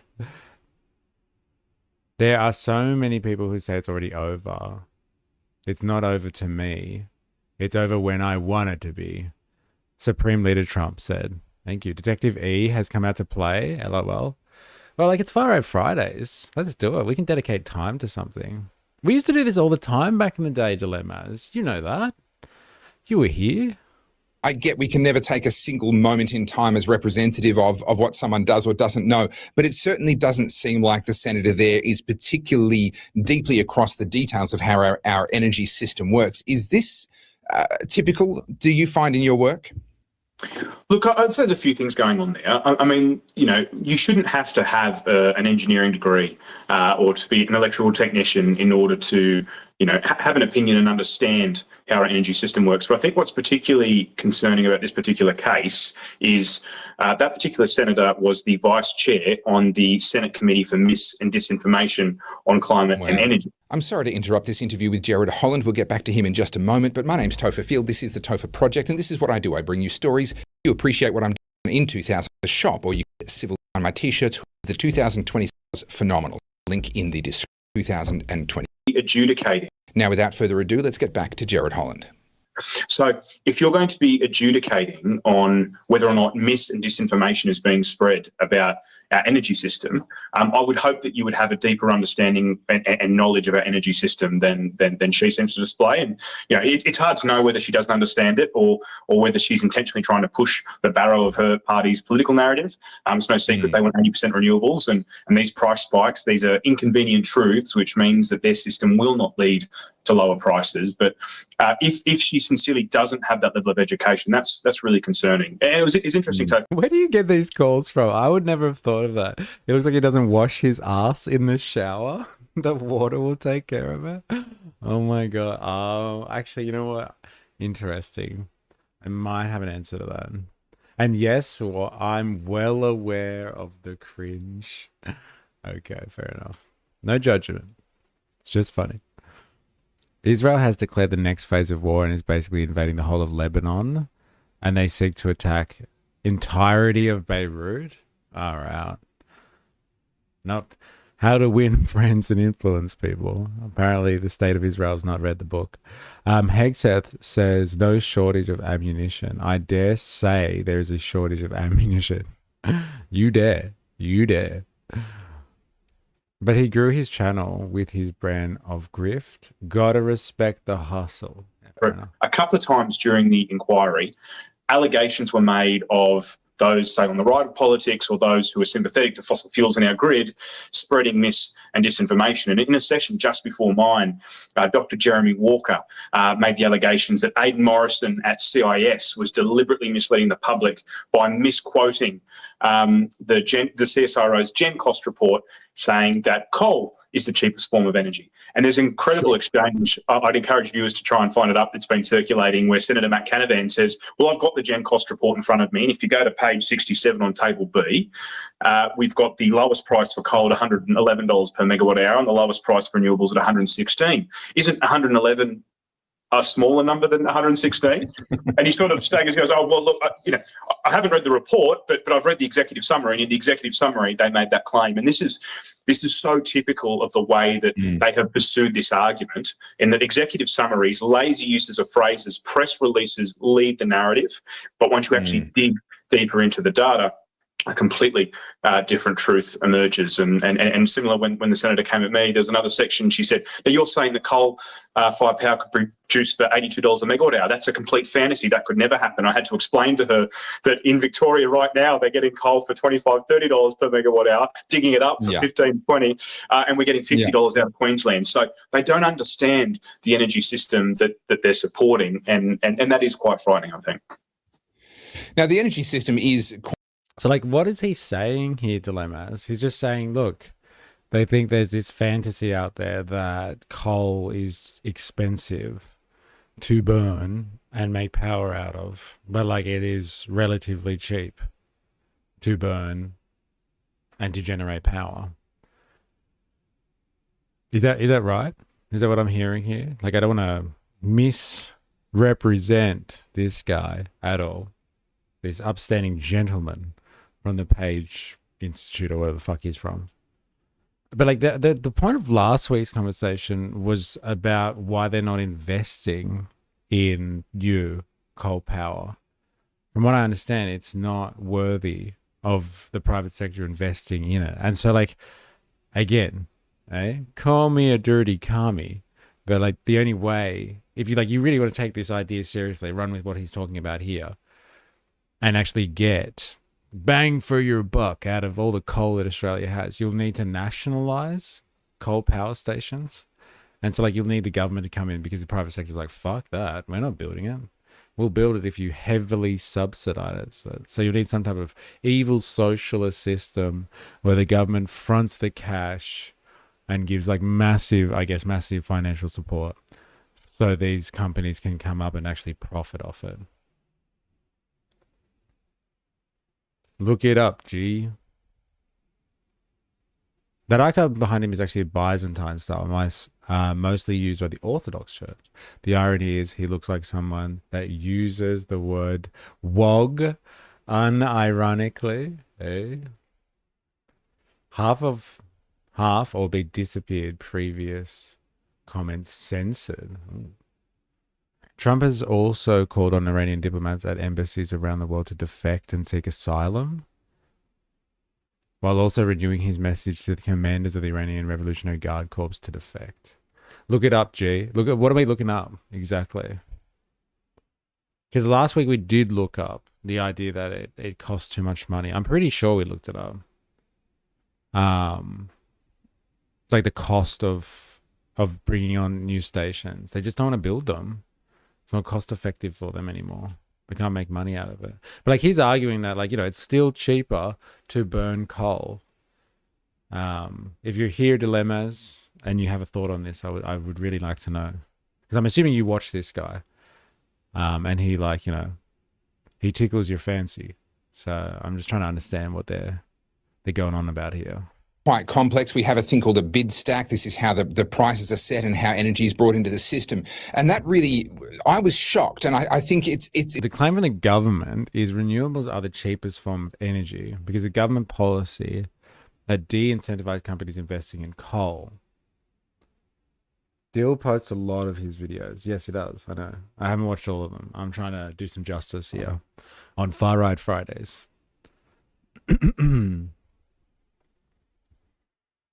The government policies that de-incentivize companies investing in coal.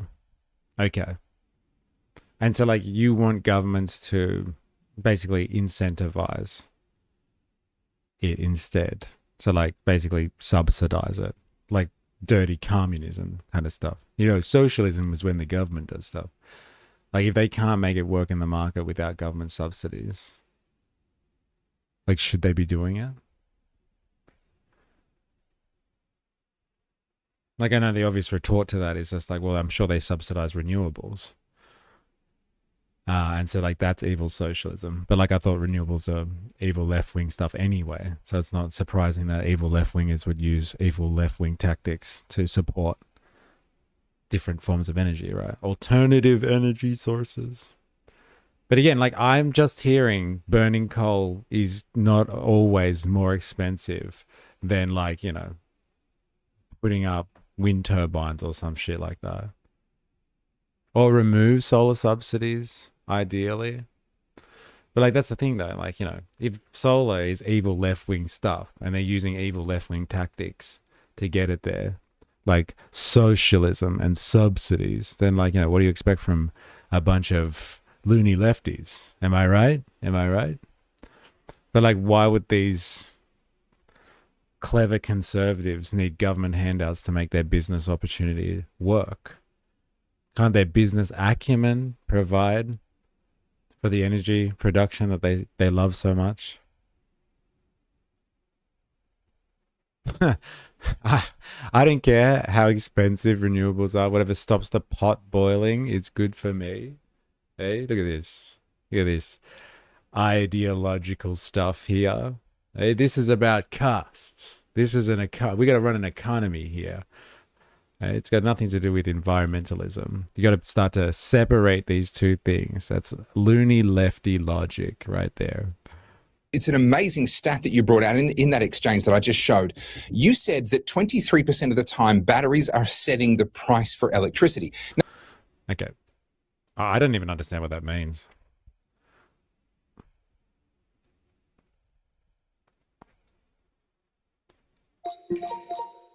I have just heard somebody make the claim in a discussion on Australia's electricity production and its market cost that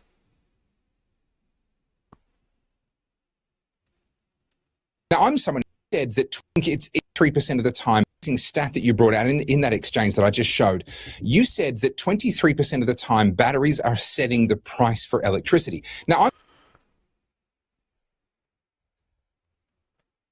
23% of the time, batteries are setting the price of electricity. Assuming this statement means the price of electricity on the market, but I'm struggling to understand what the fuck that means. Can you break down very simply for the layman what that claim is saying?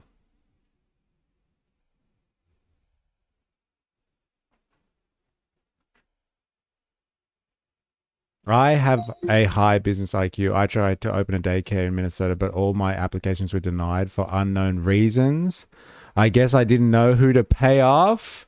Yeah, well, see, this is the thing. You need to be a dirty socialist or a dirty commie, and then you would have gotten your fucking daycare center, that's for sure. I hope you didn't ask for any subsidies. They came with that childcare center in Minnesota, eh? That would have been the worst. Fuck worst workforce, Australia.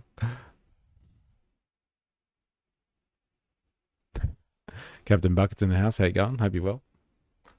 In Australia's electricity market, the Australian Energy Market Operator NEM system, electricity is priced using a spot market auction every 5 minutes. Here's the simple version of what that claim means. Generators bid into the market. For example, solar farm, 20 million megawatt, $20 for megawatt hour. Coal plant, 40 million for megawatt hour. Gas plant, $120 for megawatt hour. Battery, 150 per megawatt hour. The market operator stacks these from cheapest to most expensive until enough power is available to meet demand. The last generator needs to meet demand sets the price for everyone. The last generator needed to meet demand sets the price for everyone. This is called the marginal price. What it means if batteries set the price. If the battery is the last generator needed to meet demand in that 5-minute interval, the battery's bid price becomes the market price. All generators get paid at that price. So the battery is 150 megawatt hours, then coal, solar, wind, etc. all receive $150 per megawatt hour for that interval. What is 23% of the time? The claim is saying that about 23% of pricing intervals, a battery was the marginal generator, meaning it was the last supply needed and therefore set the market price. Why batteries often set the market price? Batteries tend to discharge when demand spikes, evening peak, price is already high, and fast response power is needed. So they often enter the market at the expensive end, which means they frequently become the price-setting unit. In plain English, the statement means that about a quarter of the time, batteries are the generator whose bid determines the wholesale electricity price in the market. So, like, just correct me if I'm wrong, and let me just go on a fucking limb here. But it seems that the auction system of spot market is part of the systematic issue here.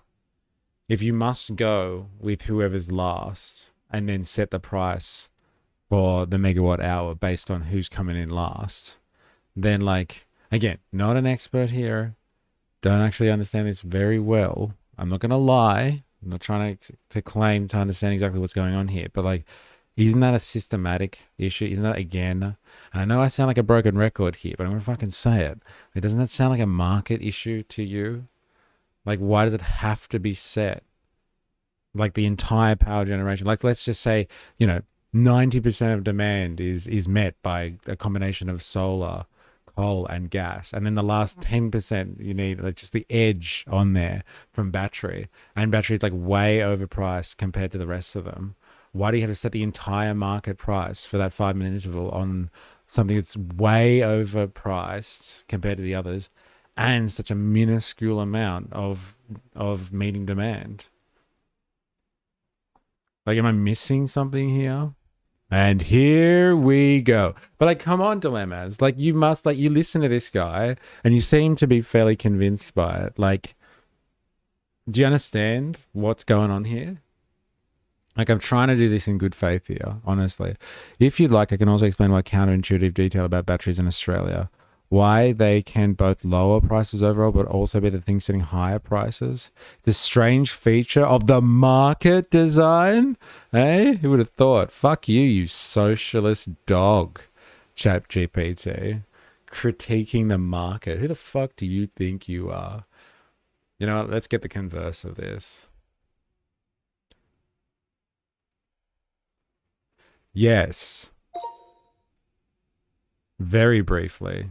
Explain.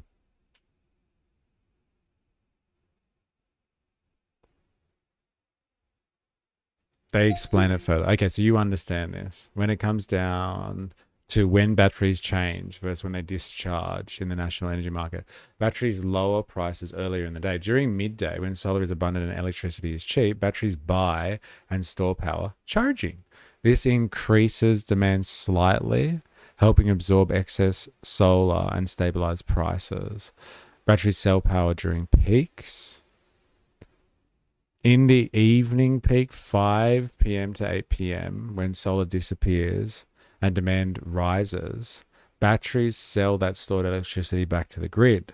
They often bid at higher prices because this is when power is most valuable. Again, all I'm hearing is fucking market problem here. Like, who owns these fucking batteries and puts them up at a higher price here? Who owns these batteries that are setting higher prices during periods of high demand or peak demand? And where are they located? Which states or territories?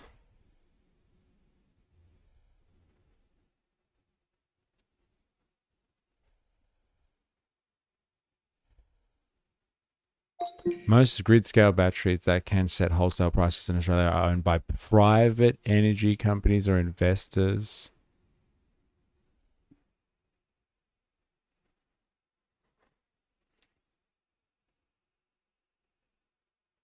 I'm going to refrain. I'm going to say it yet. In Australia, are owned by private energy companies, investors, not households or the government. They participate in the national electricity market, just like power plants do. Here are some major ones and who owns them. Hornsdale Power Reserve, South Australia. Victorian Big Battery, Victoria, HCM. Wendoan, did I say that? Wendoan, Big Battery, Queensland.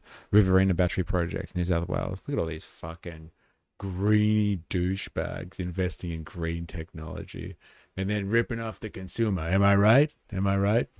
So make more batteries.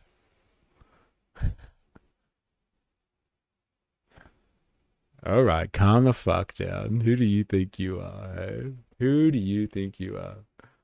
I was on hold with them waiting for them to pick up the phone for 2.5 hours yesterday, and then they hung up on me. I called them today at 9, waited for an hour, and they hung up on me again. I need to direct my anger somewhere else. Where's my favorite One Nation punching bag? Eh? Workforce Australia. Assholes. Sorry to hear about that. Fuck, I hate being on hold. My God. The Hornsdale Power Reserve in South Australia, often called the Tesla Big Battery, is owned by Neoen, and is originally built as Tesla technology.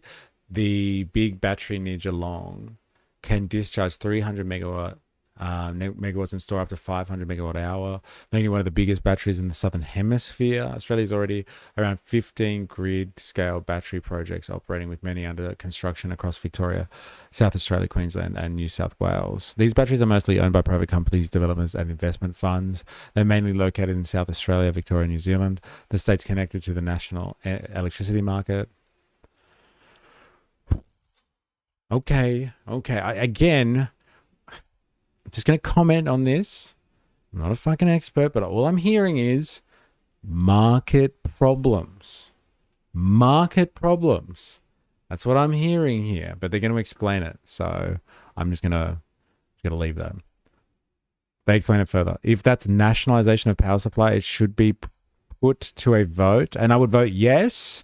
You little fucking commie, you. Hey, I love you social libertarians out there. You're the best. I remember the rooftop solar array plan. Wasn't it supposed to go hand in hand with home batteries?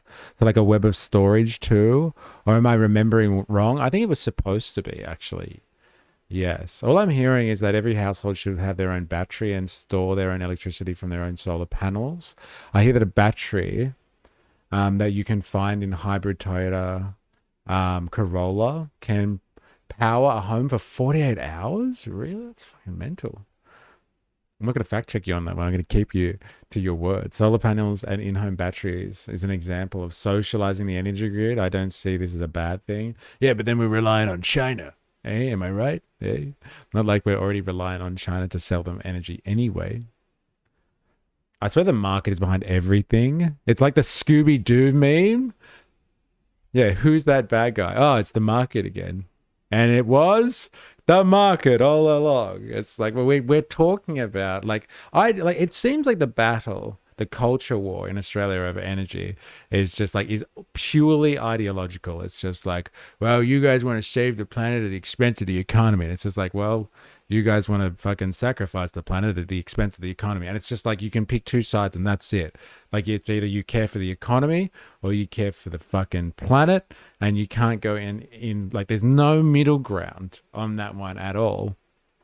And it would seem like, well, actually, you can care about the planet and the economy. It's actually the economy that's making us choose. It's the market that's making us choose, because the market has been set up by, who would have thought, a bunch of private individuals who profiting off all of this stuff, and probably love the fact that they can squeeze this apparent auction system and play it like a fiddle. That's what I'm hearing here. Like, again, if somebody wants to fucking throw down on that one and tell me why I'm wrong, happy to hear it. I'm trying my best on this one. Flood the market with more batteries. God damn it. Seriously. The issue is when you do have to draw on the grid. This is Australia. Go rooftop solar and have cheap base load. We have the resources to do it. Just not the political will. What's the economy ever done for me? Hey, am I right? Am I right? Fucking economy. All right, let's keep going. I'm someone who does understand how the bid stack works, or at least pretty well. Most people don't, and that's fine. Most people don't need to know, but we will need to touch on it here. But I had no idea until I heard the words come out of your mouth. And as crazy as that video was, it was that line that a lot of people will have glossed over, that batteries are setting the price 23% of the time. Can you help us to understand kind of how the pricing system works, the bid stack works, and why that particular figure is so significant? Yeah, absolutely. So I suppose to start with the bid stack, the idea is that when you're looking for energy in the system, that you want to go for the cheapest possible source of that power that you can. But then, of course, once you use up all of that cheap electricity, well, then you need the next cheapest and the next cheapest and the next cheapest. And then these bids sort of stack on top of one another. Now, And that's obviously really you need more and more until you've met demand. The aim at any given moment in time is to meet demand, and then obviously they stop buying at that point. Exactly. And the simplest way is, if you think before we had renewables, you had pretty much a flat load from our coal-fired power stations, and they all bid slightly different to each other. But say it's around $50 or $60 per megawatt hour. But then if demand exceeded what all of our coal could produce, then the gas generator might come in and say, well, our inputs are a little bit more expensive, so we'll provide you electricity for 60 or 70. Now, all the coal generators, everyone else producing electricity, they still get paid that price, because it's not very fair if you're having one person getting paid $20 for their electricity and another person getting paid $60 for their electricity. Why? Why is it not fair?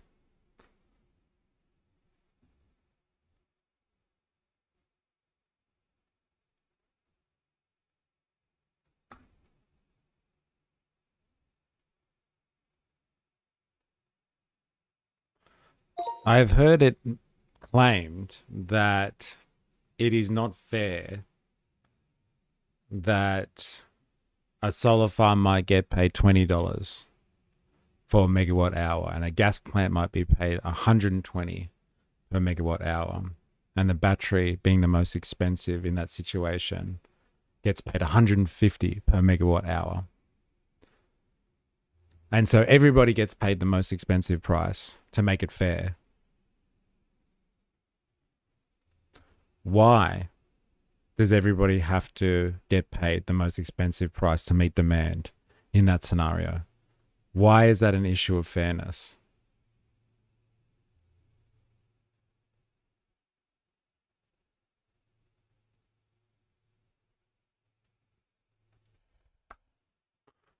The reason everybody gets paid the same price as the most expensive generator used is not really about fairness in a moral sense. It's about making the market work efficiently. In Australia, the Grid and National Energy electricity market run by the Australian Energy Market Operator, the system uses something called marginal pricing. Simple logic: generator bid price, solar 20, coal 40, gas 120, battery 150. To meet demand, all four are needed. The battery is the last required, so the market becomes 150 per megawatt hour. Everyone supplying power in that interval receives 150. Why the system does this? There are two main reasons. It prevents strategic manipulation. If each generator were paid its own bid, they would have an incentive to lie and bid high to make more money. Uniform pricing encourages generators to be close to their real cost.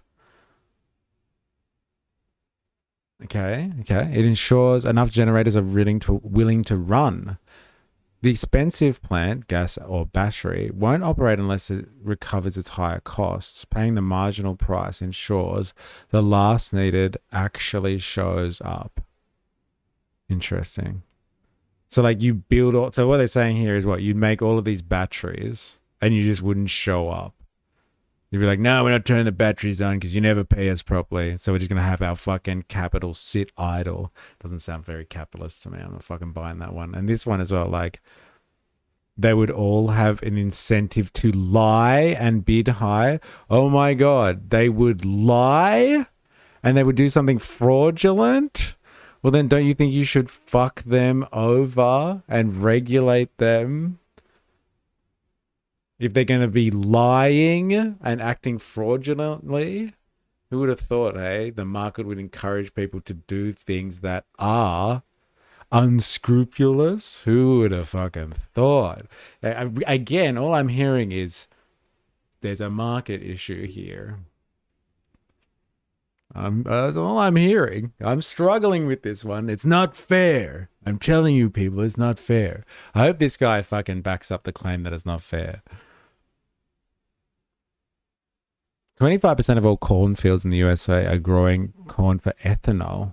If they use half of those fields to put solar panels, which are dirt cheap at the moment, on them, it would produce 150% of the entire USA grid. Yeah, and what? They'd be beholden to China. Hey, can't do that. Battery prices are bullshit rhetoric because 99% of batteries are made from other batteries. They get recycled. Making batteries will naturally lower the price. It's always the market. That's what I'm hearing. Like, I'm struggling. I want to know why he said the word fair. One person getting paid $20 for their electricity and another person getting paid $60 for their electricity. So it bids on top of each other, the cheapest to most expensive, but everyone gets paid what the most expensive entrant charges.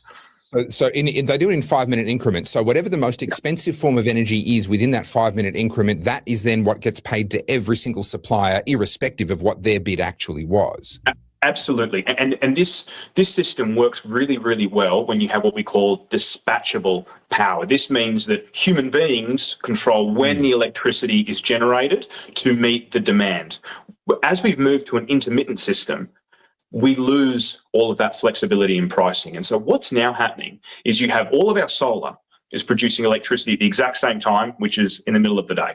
So what happens is there is an abundance of electricity, but there's not enough demand to use up that electricity. So it either gets curtailed or wasted, or sometimes it moves into negative prices. That means these companies have to pay to get rid of their electricity because there is so much in the market. Now, if you are a solar generator or a wind farm producing electricity at this time, this is really bad because you're producing your good at a time when there is no demand for your product. And so they would be losing money hand over fist, except for these subsidy schemes like the large... Look.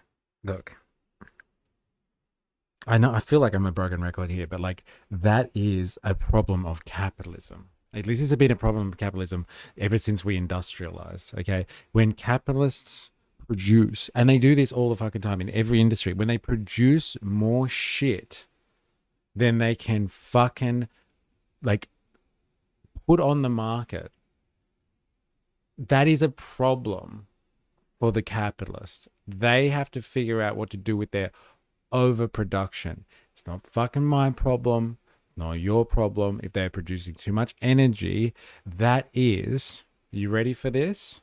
Because this is going to be mind shattering for certain people listening to this. That is a production problem. And production is intricately linked with distribution. And it would seem in the case of electricity, the distribution effect is also impacted by storage. And so if you are producing more than you require and you are wasting, that is a failure and a contradiction of the market. I'm just going to say that one more time. This is a problem as old as industrial capitalism itself. People, as they got more productive because of industrialization, started producing more shit that they could push onto a consumer market.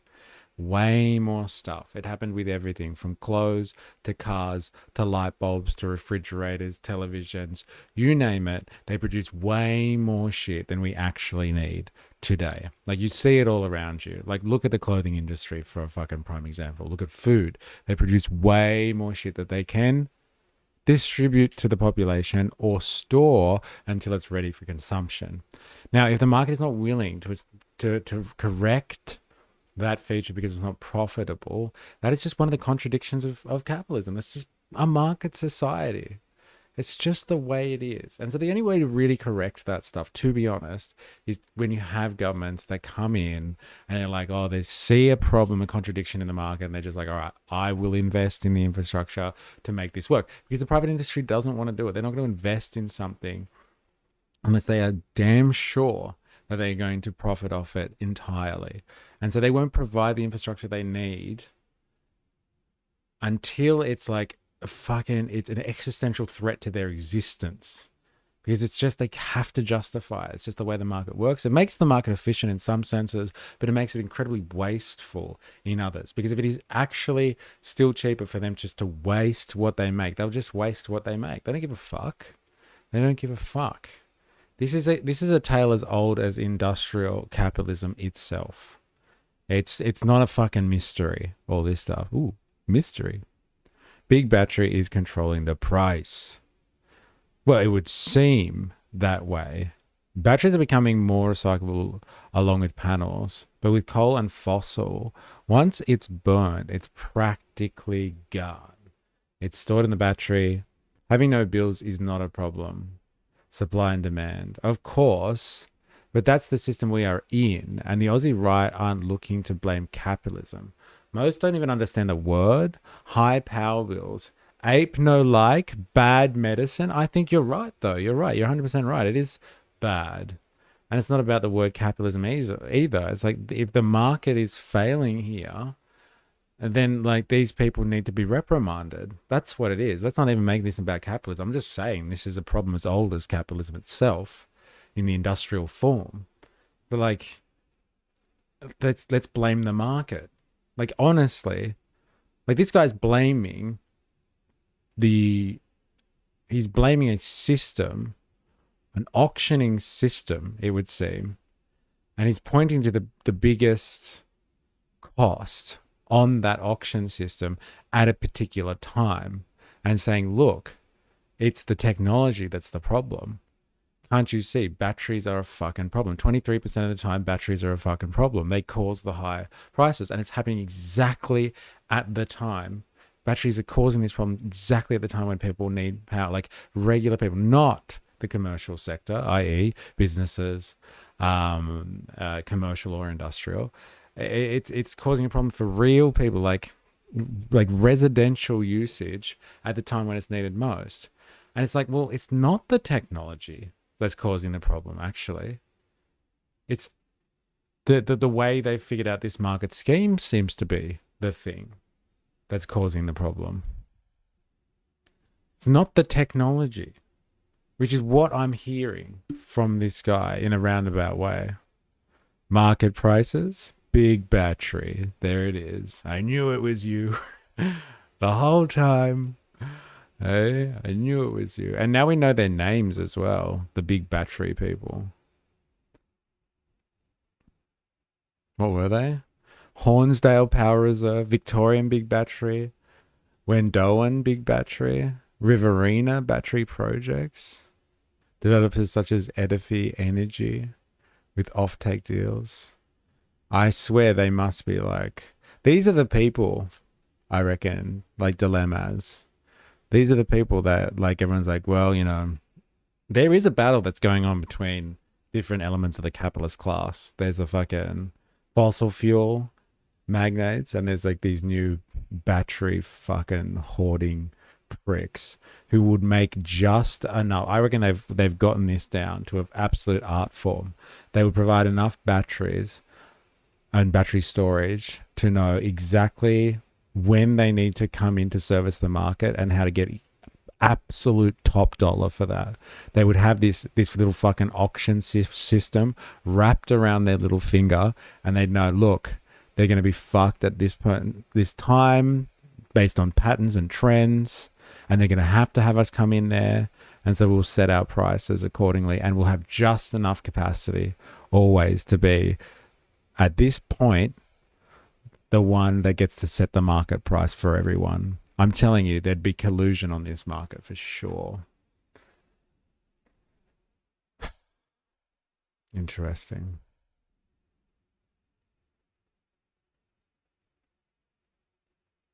Has the guy on the right had lip fillers? I love how we just like comment on everyone's looks. Like, hey, look at this guy. Hey, I'm telling you, those lips aren't real. I'm just saying. It's relevant. KK Online, our governments are using similar methods to what the Nazi Empire did to keep their economy functioning when the market system was failing. On the surface, it looks okay, but underneath, lay the failure. My sister's battery stores up to 48 hours. Comment comes on screen when mystery is on screen only and on the right. Comment comes? Is there something wrong with the comments? Woozle, is that what you're saying? You can't see stuff? KK, it's like when people couldn't afford electricity. Instead of reining the companies in and regulating them correctly to subsidize our costs, to make it look like they were, there isn't a lack of consumption. The elites are bickering. Get 'em. The problem is someone decided it was a good idea to build solar instead of other power plants, knowing the limitations of solar and working during the day. I wonder who was behind that. The capitalists that knew it was a bad idea, or the government zealots sniffing their soy farts? Can't it be both? Can't it be both? And like, why does it have to be a bad idea? What it sounds like is kind of market distortion.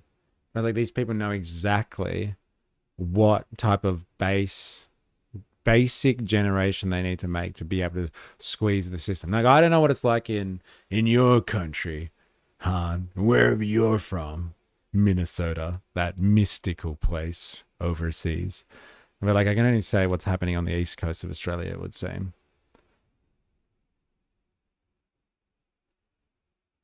Handsome Squidward out there, big, I don't even know what that is. Smashing our for show. Eh? No, literally comment hit the screen after you close the window with the guy in it. You left the guy on the right. Okay, sorry. This one. I'm not from Minnesota. I just run daycares there. Okay, right. Fair enough then. Okay. Or whatever mystical place you're from. The United States. Whatever that is. Hey? United. Yeah, Han runs Minnesota daycare. Surely. Get him. Are you about to tell us now that you're a Somali pirate? Han? Is that what I'm supposed to get from this? I would like to know more. Surely, get him. He missed me. I signed learning correctly. I'll be watching you. Shit spelled my sign. Oh, bone smashing. Handsome Squidward out there bone smashing for sure. Bro, lobbyists knew that solar was better, but they hit it off until the customers could make as much profit as they could. And now we're having a transition into without the experience of solar. Which is the newer scheme. And what this certificates under the old scheme or the capacity investment scheme, which is the newer scheme. And what this says is once the price drops below a certain floor, the government, or essentially the taxpayer, us, we step in and we pay these generators even though the value of their electricity is zero or even negative. But what happens is when all the solar's producing electricity at that time... Can I interrupt just for a second? This is what leads to the belief that solar and wind are the cheapest form of energy. It's simply because whenever that is available in those windows of time, less than a third of the daylight hour, less than a third of the day in the case of solar, and then obviously whenever the wind blows in the case of wind power.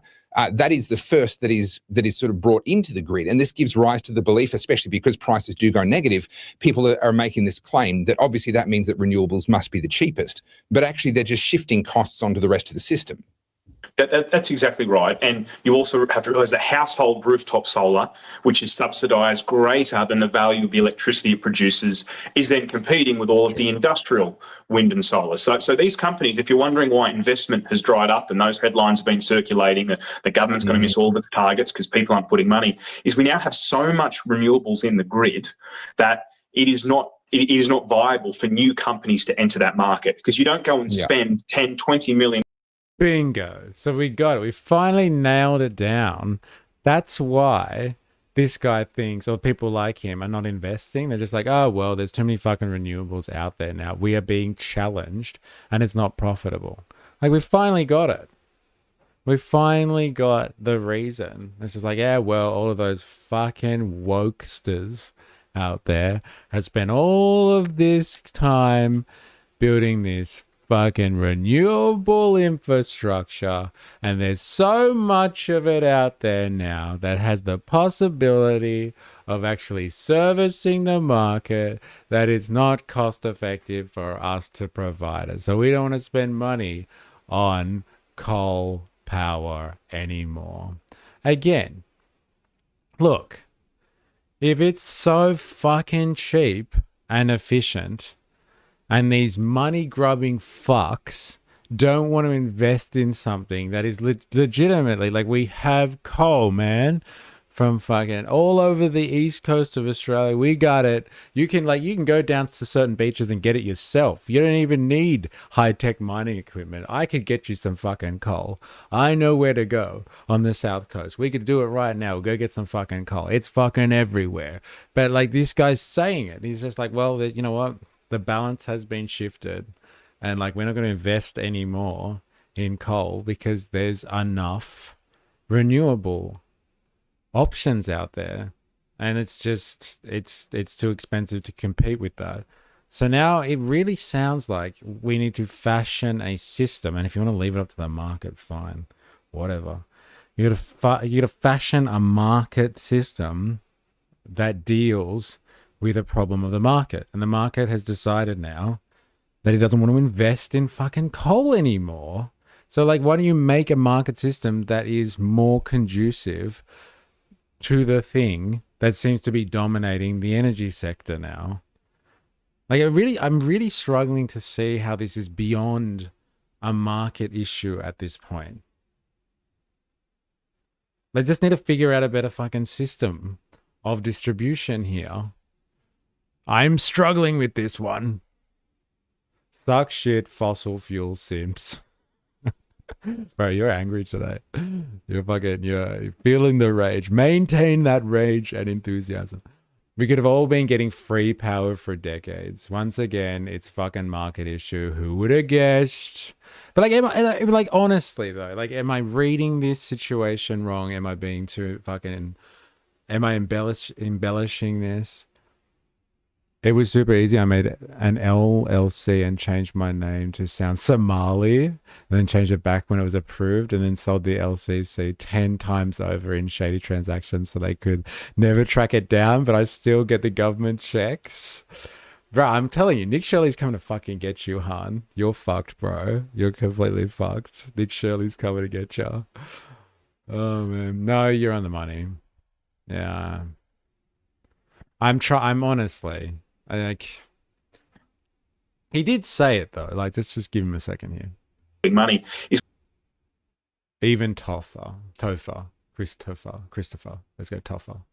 Even tougher. I don't think he disagrees it's a market issue. Okay, fair enough.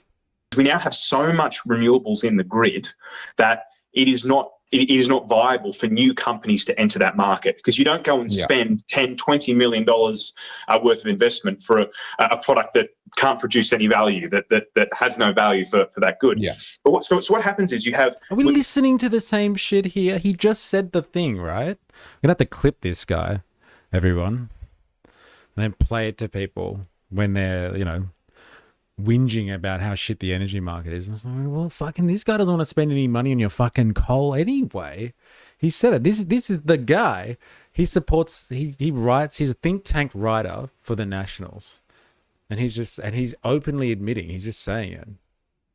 No one wants to invest anymore because they flooded the goddamn country with all these fucking renewables. I'm telling you, man. All these fucking wokesters out there, they're ruining it for everyone. The ACCC when we need them. Hey, where are they? Hey, come on. I don't think anyone... No, sorry. They used to pay 40 cents. Now it's 5 cents. They call it the duck curve. And so the belly of the duck, in the middle of the day, the prices crash and demand crashes as well, because households have either got rooftop solar or people are in the office. Industrial load is fairly flat, but you have that big rush of solar electricity. Once the sun goes down, all of a sudden, all of that electricity retreats from the grid. And so then the price spikes, because essentially there's no more solar. So then you start moving up the bid stack. Where can we get electricity from? Who can provide it? Now, usually the next in line is your coal-fired generators. Now, they are, well, two things have happened with our coal. One, we've shut down well over 5 gigawatts of capacity. So we've got less coal, we've got less baseload power in the grid. When somebody says, in an Australian context, we've shut down gas power stations,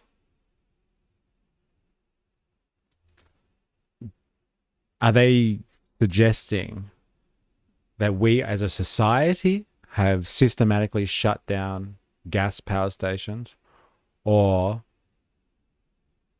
commercial interests have done so? Quick response. Sources if possible.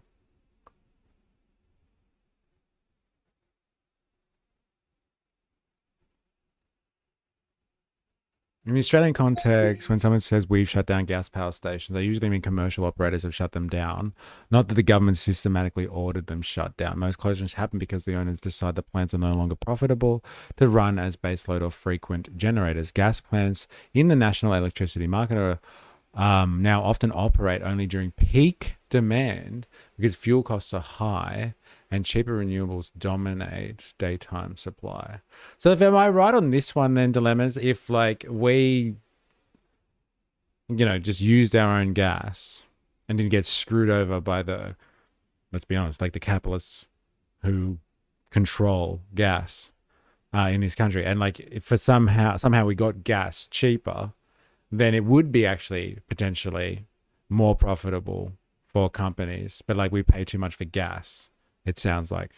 And so the private sector is systematically shutting down or choosing not to reinvest in gas. Governments may influence this indirectly through market rules, emissions policies, or lack of subsidies, but the actual decision to close down or mothball plants is usually made by private companies that own them.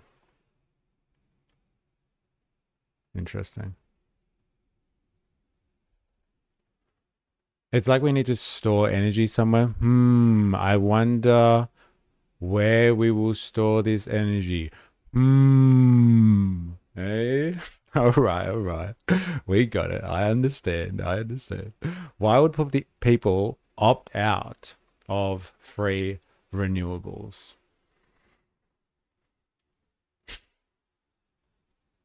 I don't know. Honestly, I don't know. These fossil fuel cucks go, oh, look, the battery prices are high, renewable energy bad, and not realize it's an easy fixable issue and ask everyone to ditch renewables. This is why they're fighting net zero. Yeah. Yeah, the net zero thing was very interesting, isn't it? Fucking Susan Ley had a lot on her fucking plate, didn't she? She got reamed. If only the ACCC get off their fucking asses. Yeah, it sounds like we need some fucking market oversight here. Sounds like we are getting fucking screwed. Doesn't sound like it's a fucking accident, though. Oh, well, it's just because the sun don't shine that we're getting fucked over here. No one wants to opt out of free energy. It shouldn't be one or the other. Everyone should have rooftop and battery, but we should have cheap, reliable baseband as well. That's my position, and I'm sticking to it. All right, cool.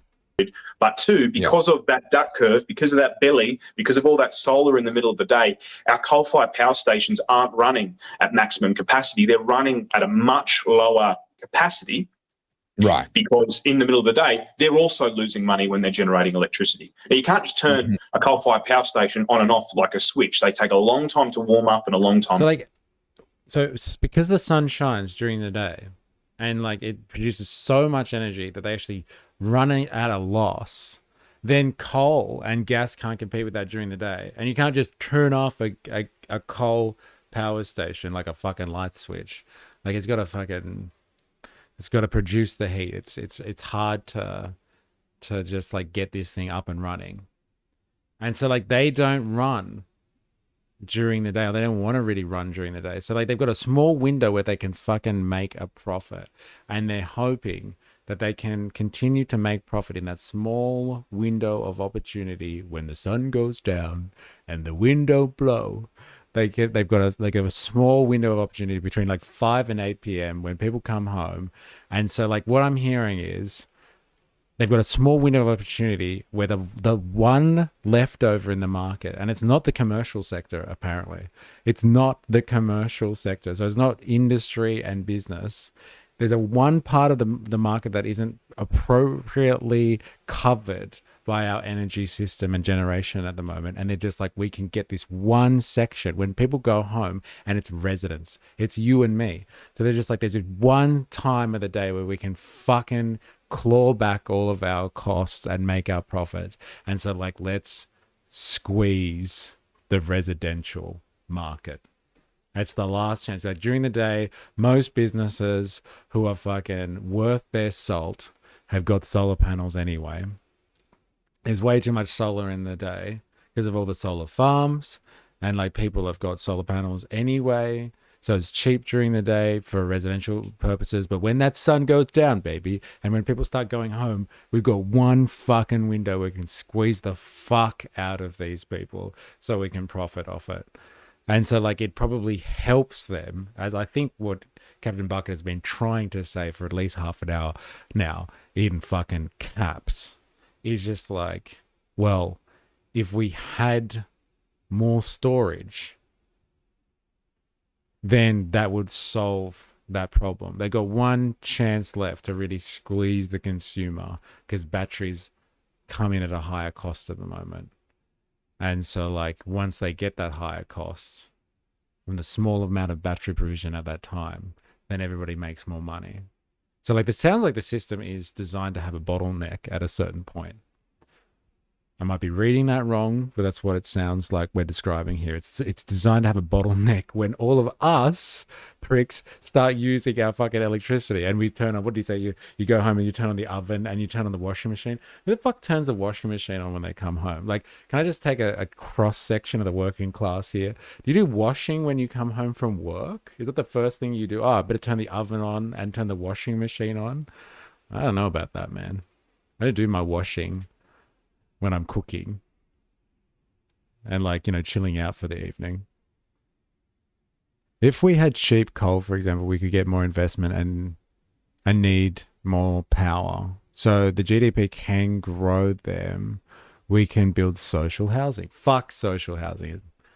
Public housing, bro. Don't be sold on that fucking market trick. Social housing is what the developers want. We got to do public housing. Me and you dilemmas. Coal isn't forever, bro. And when it starts to run out, the prices will rise too. And the tax individual income more than corporations. Sounds fair. Shareholders gotta eat. Batteries are only going to get cheaper, and large portion of the costs you pay is due to them being recently built. And it would seem like by design, limited. I'm gonna argue. I'm gonna put that out there. I don't have anything to back that up, but I'm gonna make the fucking bold claim that they have got the market sorted. They can provide it just at the sweet spot. So when they need to, they can be the highest auction price, and everybody wins. Everybody gets that sweet higher cost. You know what I mean? Bro, a washing machine is a luxury item in New York City. Hey?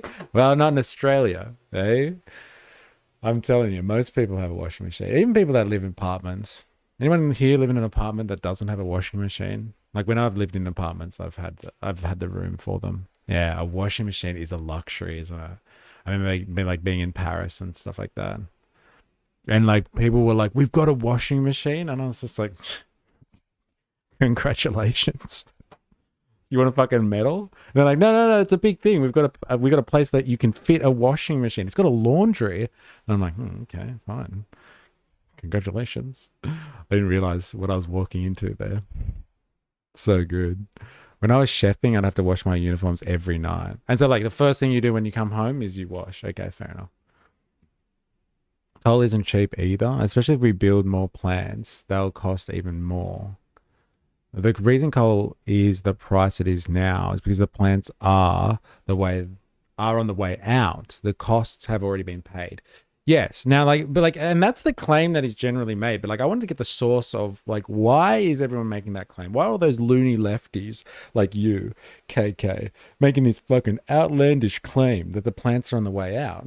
And like, we don't need to make some fucking wild ideological claim about, like, you know, green technology is just better kind of thing. Like, we got this guy saying it. He's just like, look, there's too many renewables in the system now. Like, what business is going to invest when you got fucking renewables? Like, he can give us all the duck curves that he wants. He's just like, look at these fucking crazy renewables making like the cost of power generation more for us because like it overproduces during the day, and then we've got this small window when it comes up the duck curve, so we can really squeeze the fucking market. And who's the real market at that point? All the residential users. Like, we got one chance to recoup our costs here, and we're gonna go with that.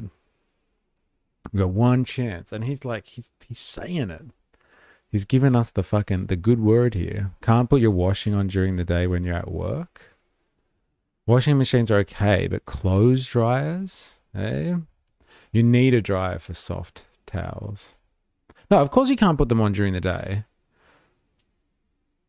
But like, the first thing you do, between 5 and 8, the first thing you're doing is washing your clothes. You can't do it at another time. Unless you're wearing the exact same clothes every day. You don't have any backups. Washing machines are okay, but clothes dryers. You need a dryer for soft towels. And they don't care about proper maintenance, as they know coal plants will go down eventually too. Yeah, what was it that ChatGPT said about this? Called it mothballing. Is that what it said? They mothball their industries.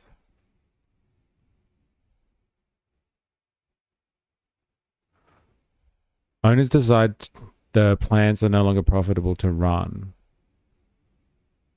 I swear it called the thing mothballing. I'm assuming that's what it is, right? Command F, I guess. Yeah, here it is. But the actual decision to close a mothball plants is usually made by a private company. I'm wondering if that's what mothballing is then. Then you just run it into the ground. You're like, fuck it, I'm not going to spend money doing this, reinvesting in it. It's honestly a joke that people are still holding on to the coal propaganda. You sound like my man. The ideology around renewables is also a factor. It's a rich tapestry. Arbitrary net zero numbers. China has far more solar farms here than we do. Nuclear, not coal. We should have transitioned to nuclear and rooftop storage, etc. CEOs have bonuses to make. Yeah, I think that's what we all forgot here, isn't it? Because China relies on foreign resources to grow itself, we could be more self-sufficient. Nuclear isn't some magic savior. Working from home people, okay? That's a good point, actually.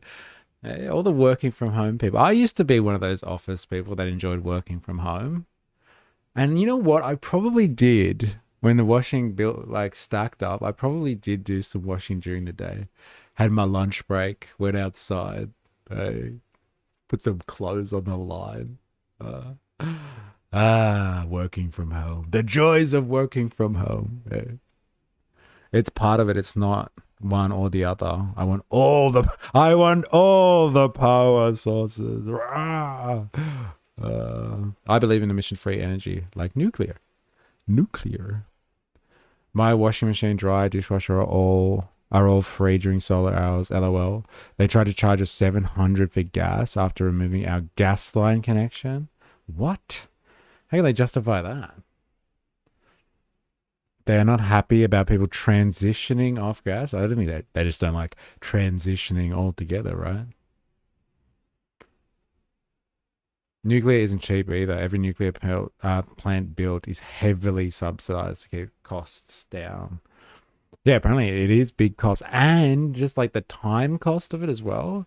Like the way that we develop stuff in Australia, like you're looking at like you're not making any power for like at least a decade apparently. How fucking simple solar is. Sun shines, batteries turn the lights on. What is this? Commie propaganda, Captain Bucket. Put it away. Put it away. You commie. Working from home is class discrimination. I feel targeted.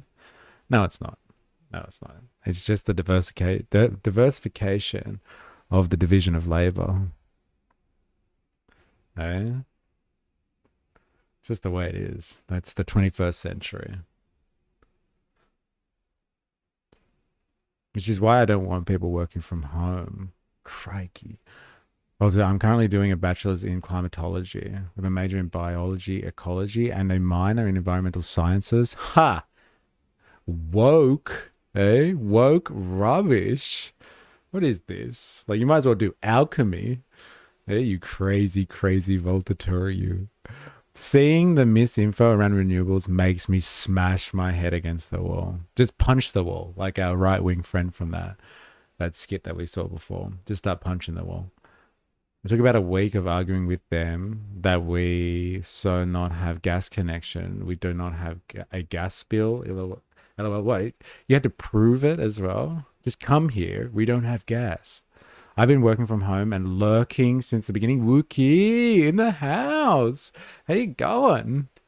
What do you think about this debate, Wookie? I don't know if you have time to fucking comment on it, but thanks for letting us know that you're here. Interesting.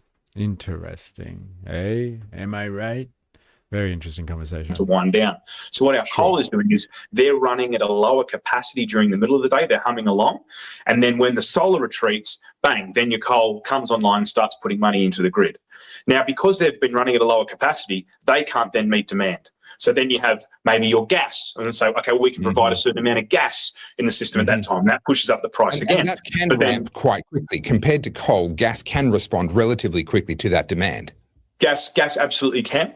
But funny enough, or shockingly or concerningly, gas is not the most expensive entrant into the market on the bid stack. And gas cannot meet that shortfall, especially in those compressed 5-minute windows. And so that's when the batteries come online. And these batteries, they are setting the price so high. And the energy regulator and the AER reports are very, very clear that batteries are setting the price more often and at higher levels than coal, gas, or anything else. Now, what this means is you have this huge price spike. Slow down. He said 23% before. Didn't he? Did I hear that wrong? I learned more about batteries than I thought I would. So did I, bro. Like, when I said I was going fucking hard on this one today, like, I really want to research this. I want to understand this. Like, this seems like one of the conversations of our age. Don't you reckon? Like, one day in the future, like, my grandkids are going to look at me and they're just going to be like, hey, Grandpa, what did you do about the whole renewable situation when you were a kid? Hey? We should have dug more stuff out of the ground. Your generation fucked shit up. Or they'll be like, you should have gotten this. Your generation fucked shit up. Like, I want to make sure that we got the whole story on this one. Because it does say, like, it's just culture war rubbish. Culture war rubbish. Got to cut through the culture wars and get to the real story here. Hit me up, anyone who needs solar panels. It's what my partner does for a living. All right, hey, we got some sales going on here. All right. Anyone located in Victoria need some solar panels? We can hook you up, bro. Ape pay tax. Ape pay too much for power. If government isn't idiot, why idiot shaped? Me as grandpa. I yelled until I turned blue. I tried. You know how many times I wrote in caps? You know how many times I wrote in caps? I'm telling you. The amount of times I've made people recycle, I think I've made an impact. Yeah. Yo, what's up? Razor in the house, how you going? Hope you're well. Well, today at uni, we were literally discussing about fossil fuel funded think tanks that have their members going around podcasts and spreading climate misinformation. It's crazy how far the misinfo spreads. Very interesting. I switched to an EV plan, 8 cents per kilowatt during non-peak, 9 till 3, charge car, cool house, washing machine. Then avoid the 58 cents per kilowatt in peak 3 to 9 time. So you get to charge your car during the day. That's interesting. Look at you. That's great. Oh, well. Me as grandma, how the fuck did this happen? My bloodline was to end with me? Nah, there's still time. Still time. Get your partner to work from home a little bit more, if you know what I mean, during the day. I hear the power's cheap and you can generate your own electricity, if you know what I mean. We were analyzing how they got the data and how it was flawed. Interesting. Well, that's because you're a fucking commie who goes to university, and we all know the university system is completely captured by liberal propaganda. You're part of the propaganda machine now, Volta, with your university education. BYD's recharges you drive. Is that true? You don't even have to plug BYDs in? Are you talking about like hybrids? Are you talking about actual fully electric? Oh my God. You don't even have to charge it? Bro, we will destroy the world even before we have grandchildren. Humans never get enough of creating problems. Oh, don't be like that. Come on. We have hope.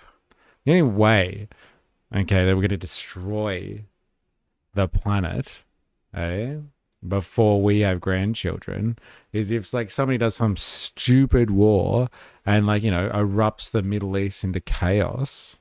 You know, no one, that's not happening anytime soon. Don't worry about it. I've already looked into my crystal ball. Lapjazz, I'm seeing people just get home batteries charged during non-peak hours and used during peak. Interesting. Recycle kinetic energy. Go to uni, catch that woke mind virus. No, don't do it. But that's regenerative braking. Not one-to-one. The future is now, old man. To be honest, solar won't be useful during a nuclear winter. Hey, look, if I'm fair, and I've been plugging solar all day, when we plunge into nuclear winter, we're fucked. We're fucked. Wait until nuclear winter happens, and Dilemma's going to be like, I told you. I told you all. We should have been using coal and gas. Finally, they all have to listen to me now. Assholes. My car goes, pss, pss, pss, electric cars can't beat that. Sorry. They'll just happen to be successful and correct. Jesus comes down to piff his sandals at Ozol. When I was a kid, we had a foolish president with a funny voice fighting a war with the Middle East. Glad things have changed. Hey, I see what you did there. But I'm barely surviving Australian summer. You think I'm going to survive nuclear winter? No, apparently no. Not with fucking solar panels either. You hippie. You need to get some coal. That'll keep you warm. All right, back to these guys. Batteries take all the value of that or set the value. They have to set it at that price to make returns on their investment. And the fact that they're the only ones who've still got electricity to put in, they can charge whatever they want. But then your gas and your coal generators, they take that high price as well. So even though batteries are setting the price, everyone gets paid that much higher price for their electricity. And this is how we've kept our coal running. This is how it's still viable, is even though they've crushed out in the middle of the day and they're making no money in the middle of the day, because of that volatility, because of that massive reduction in electricity of the grid that's guaranteed every evening, in early evening, but our coal and our gas generators, they're capturing that value. But this sort of leads to all the disinformation. You have the Australia Institute and others who say, look at how much money coal and gas are making. They're making huge revenues. They're charging customers. It's like, yes, they're getting paid that, but they're not setting the price. It's the batteries that are the most expensive entrant that are setting the price for everyone else. 23% of the time. Okay. Fucking Australian Institute. They're a bunch of hippies. All right, I got to say this, all right? Because nobody actually paid any attention to this. I'm going to fucking... This is me bombing the stream. Where is it? Where did 4AS put it? Look at this. Does anyone know who this guy is? No, this is my claim to fame. Does anyone know who this guy is? He is the Greek god himself. And we were at an Australian Institute fucking meeting yesterday. Let's say a meeting. They had him on giving a speech. Does anyone know who this is? You should, as I met him yesterday, and it was all put on by the Australian Institute. So it's funny that our friend here from a Nationals fuel think tank doesn't like the Australian Institute. I wonder why. It's Jeff Bezos. Dude, that is fucking hilarious. Oh my god. Oh man, Yanis Varoufakis would love to be compared to fucking Jeff Bezos. That is so good.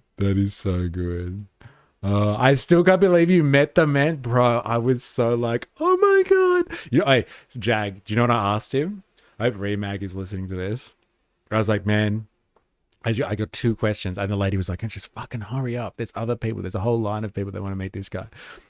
I was like, 2 questions, please. I was like, why did you become a Marxist? Now, if you've read Techno-Feudalism, he explains his dad taught him about Marxism. And I was like, not as a child. I know you wrote that in the book, but like, did you have to rediscover Marxism as an adult? And he goes, yes, I had to. Like, I had to relearn about the whole thing as an adult. And I'm like, 2nd question, please. I was like, I've heard that David Harvey has he doesn't fully believe in the idea of surplus value and like the theory of surplus value. Like, he's not fully sold by it. Like, do you believe in surplus value and like how it impacts the system? And he goes, He looked at me for a second. He was like, fuck, I can't believe this guy's asking me this question. And he goes, look, it's not about believing in surplus value and surplus value theory. It's about whether or not it is a useful tool and it helps you understand the world. And I was just like, oh my God, he's a genius. And so like I got rushed off by the chick that wanted other people him to sign books for them. I was like, fucking so good. Second question, I thought about that afterwards. I was gonna say to him, like, bro, I'm gonna fucking interview you on a stream one day. And he was just like, I didn't have time. I was getting rushed on. But I had just enough time to arm wrestle the motherfucker. Hey? Look at us. He's one strong Greek god, he is. He's much skinnier than I thought. And like, you know, the Greek people that I know, like if his grandmother was still alive, she'd be very upset. He's obviously not eating enough. He's one skinny Greek man. Very skinny Greek man. But he beat me in an arm wrestle. And he signed my techno-feudalism, bro. Hey? He signed my techno-feudalism. I'll never forget that day. It's the real Giannis. Oh, yeah. That smile on your face says it all. So happy. So good. We need politicians who are truly more transparent. They all say the scripted lines, even if they don't believe or trust them. I don't understand why they say things they are not convinced of. Razor. Go on. I know why they say things and they don't believe it. And they look as convincing as they can while saying it. I'll tell you why. I've heard of that book. Oh, yeah, techno-feudalism. Actually, we talk about it a lot here. I relate it to like, you know, surveillance capitalism and all that sort of stuff. Anyway, techno-feudalism. Read it. I think Hobo Joe said he read it recently. Is that right, Hobo Joe, if you're still there? But yeah, techno-feudalism. It's interesting. That is correct. I'm the Italian female version of Stavey Baby. And that man needs to eat? Like, could you imagine? Like, his fucking Greek grandparents, or his Greek mother would be very upset with him. Funnily enough, I recommended that book to someone this morning before I saw the post. It's beautiful. Yeah, for this season, corruption spreads and its impact is greater because the corrupt are few, but the influence is larger. Italian food is so freaking good. All right, back to it. So instead of having an ample supply of baseload power with whatever mix the market may decide, brown coal, black coal, gas, possibly nuclear, although, you know, obviously in Australia we're lagging behind the rest of the world on that front, churning out power at, let's say, $50 per megawatt hour, day and night, reliably, operating efficiently the whole time because it's operating close to its peak efficiency, you know, adjusting to, obviously, the demand does shift over the day. Instead of having that, which is what we had in the 1980s and 1990s, I'm not saying it was perfect, but that was broadly speaking what we had. Correct me if I'm wrong. Now we have a situation where nothing is actually running efficiently at any point in time in the day. Obviously, solar is not very efficient in the middle of the night. Brown coal and black coal, etc., are not able to operate. I hope he backs up a statement like that. Fucking solar panel, not efficient in the middle of the night? God, that is just outrageous. Where they come up with this stuff. Operate efficiently during the middle of the day. We have a system where it's almost as though nothing can actually operate at optimal efficiency because they're all having to make way for each other. That's exactly right. And the best way to think about this is the denser and more dispatchable your energy system, the cheaper it will be for everyone else. If it's dense, you don't use a lot of land, you don't use a lot of machines. And if it's dispatchable, you can control. Clearly we need some lunar panels to balance things out. Oh, man. When you want to generate that electricity. That was the old system. That was the cheap system. What we've moved to is a dispersed intermittent system, which means you have lots and lots of machines spread all across the country, from Iran or up to the New England down to Snowy Hydro, these huge power lines that have to connect it all. We still need our coal and gas. We can't turn that off because we still have those gaps in capacity. So you have this vast sprawling system that's all operating at different times. And because they're all very, very expensive pieces of machinery, they have to charge a lot of money when they are being used to make back their costs. Okay, so the claim is that more batteries is the answer. If we just had enough batteries to be able to smooth out that intermittent supply and better match that. Whoa, Captain Bucket, are you still here? He's going to come and dispel your propaganda, bro. I hope you're listening to this, Captain Bucket. This guy's he's putting the gloves on. He's coming after you, bro. To make back their costs. Here it comes. Okay, so the claim is that more batteries is the answer. If we just had enough batteries to be able to smooth out that intermittent supply and better match that supply to the changes in demand over the day, then happy days. This is when we would have the net zero energy transition finally happen. Snowy 2.0 was mooted for exactly that reason. We're now looking at a $20 billion construction cost on that instead of the original 2 point something that was mooted in the first place. What's the reality of this more batteries alleged solution? Where does that actually lead? Well, so we're actually up on the cutting edge of what's actually happening here, and I'd encourage you, if you haven't already, to chat to a brilliant power engineer, Ben Beatty, who's actually gone into the NEMS data and modelled this for himself, because no one else is putting this data public. What we found is that investment in batteries, in the same way of renewables, is now slowing down. And that as the margins come down, so batteries have come down in price. They were almost double. When they were setting the price, it was almost double where they were setting it sort of 2 years, 3 years ago. So it is coming down as you put more batteries. They all compete with each other and they say, oh, I used to have the monopoly, now I don't. Now I need to set the price lower.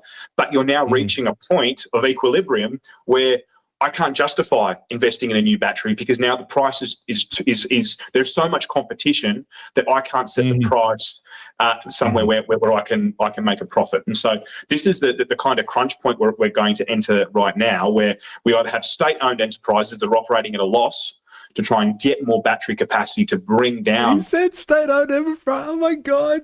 He's talking about socialism. Evil socialism. That's what the Chinese do with their state-owned enterprises. All I've heard so far, and I haven't let him finish, but all I've heard so far is just like, well, we're reaching a point now where the market means it's not justifiable to build more batteries. It's not like, oh, well, technically speaking, batteries wouldn't solve the problem because the technology doesn't work, and here's why the technology will fail. It's just like, well, the market doesn't make it viable, so people aren't going to invest in it. So it's a market problem. I want to hear him say state-owned enterprises again. I almost creamed my jeans when he said it.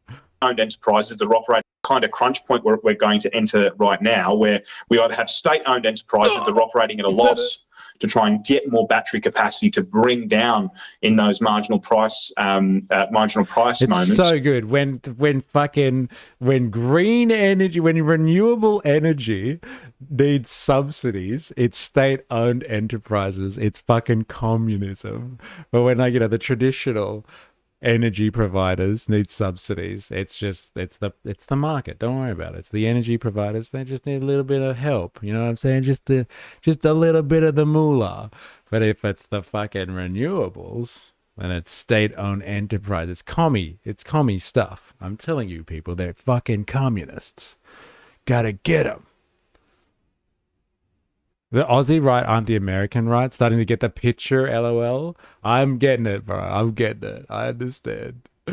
I get it. Capacity to bring down in those marginal price moments, or we have shortages and blackouts and brownouts on electricity because there's not enough in the grid, and that's the problem. It's prices of batteries are coming down, which is good. They're still setting the price more often. They are coming down when they are setting the price, but now it's not lucrative to build a battery because you miss out on that huge spike when you're one of the only operators in the market. And again, now industrial batteries are competing with household batteries, and household batteries, they're sucking money out of the grid oftentimes during the day. Oftentimes charging off coal, and Ben's got some amazing information on that, how batteries are charging off coal, and then again there's that competition. So we've built a system that is just completely nonsensical with market fundamentals, and we've tried to it's the Soviet challenge all over again, the communist challenge of we tried to centrally plan it, and how hard could it be? And it turns out that markets are deeply complex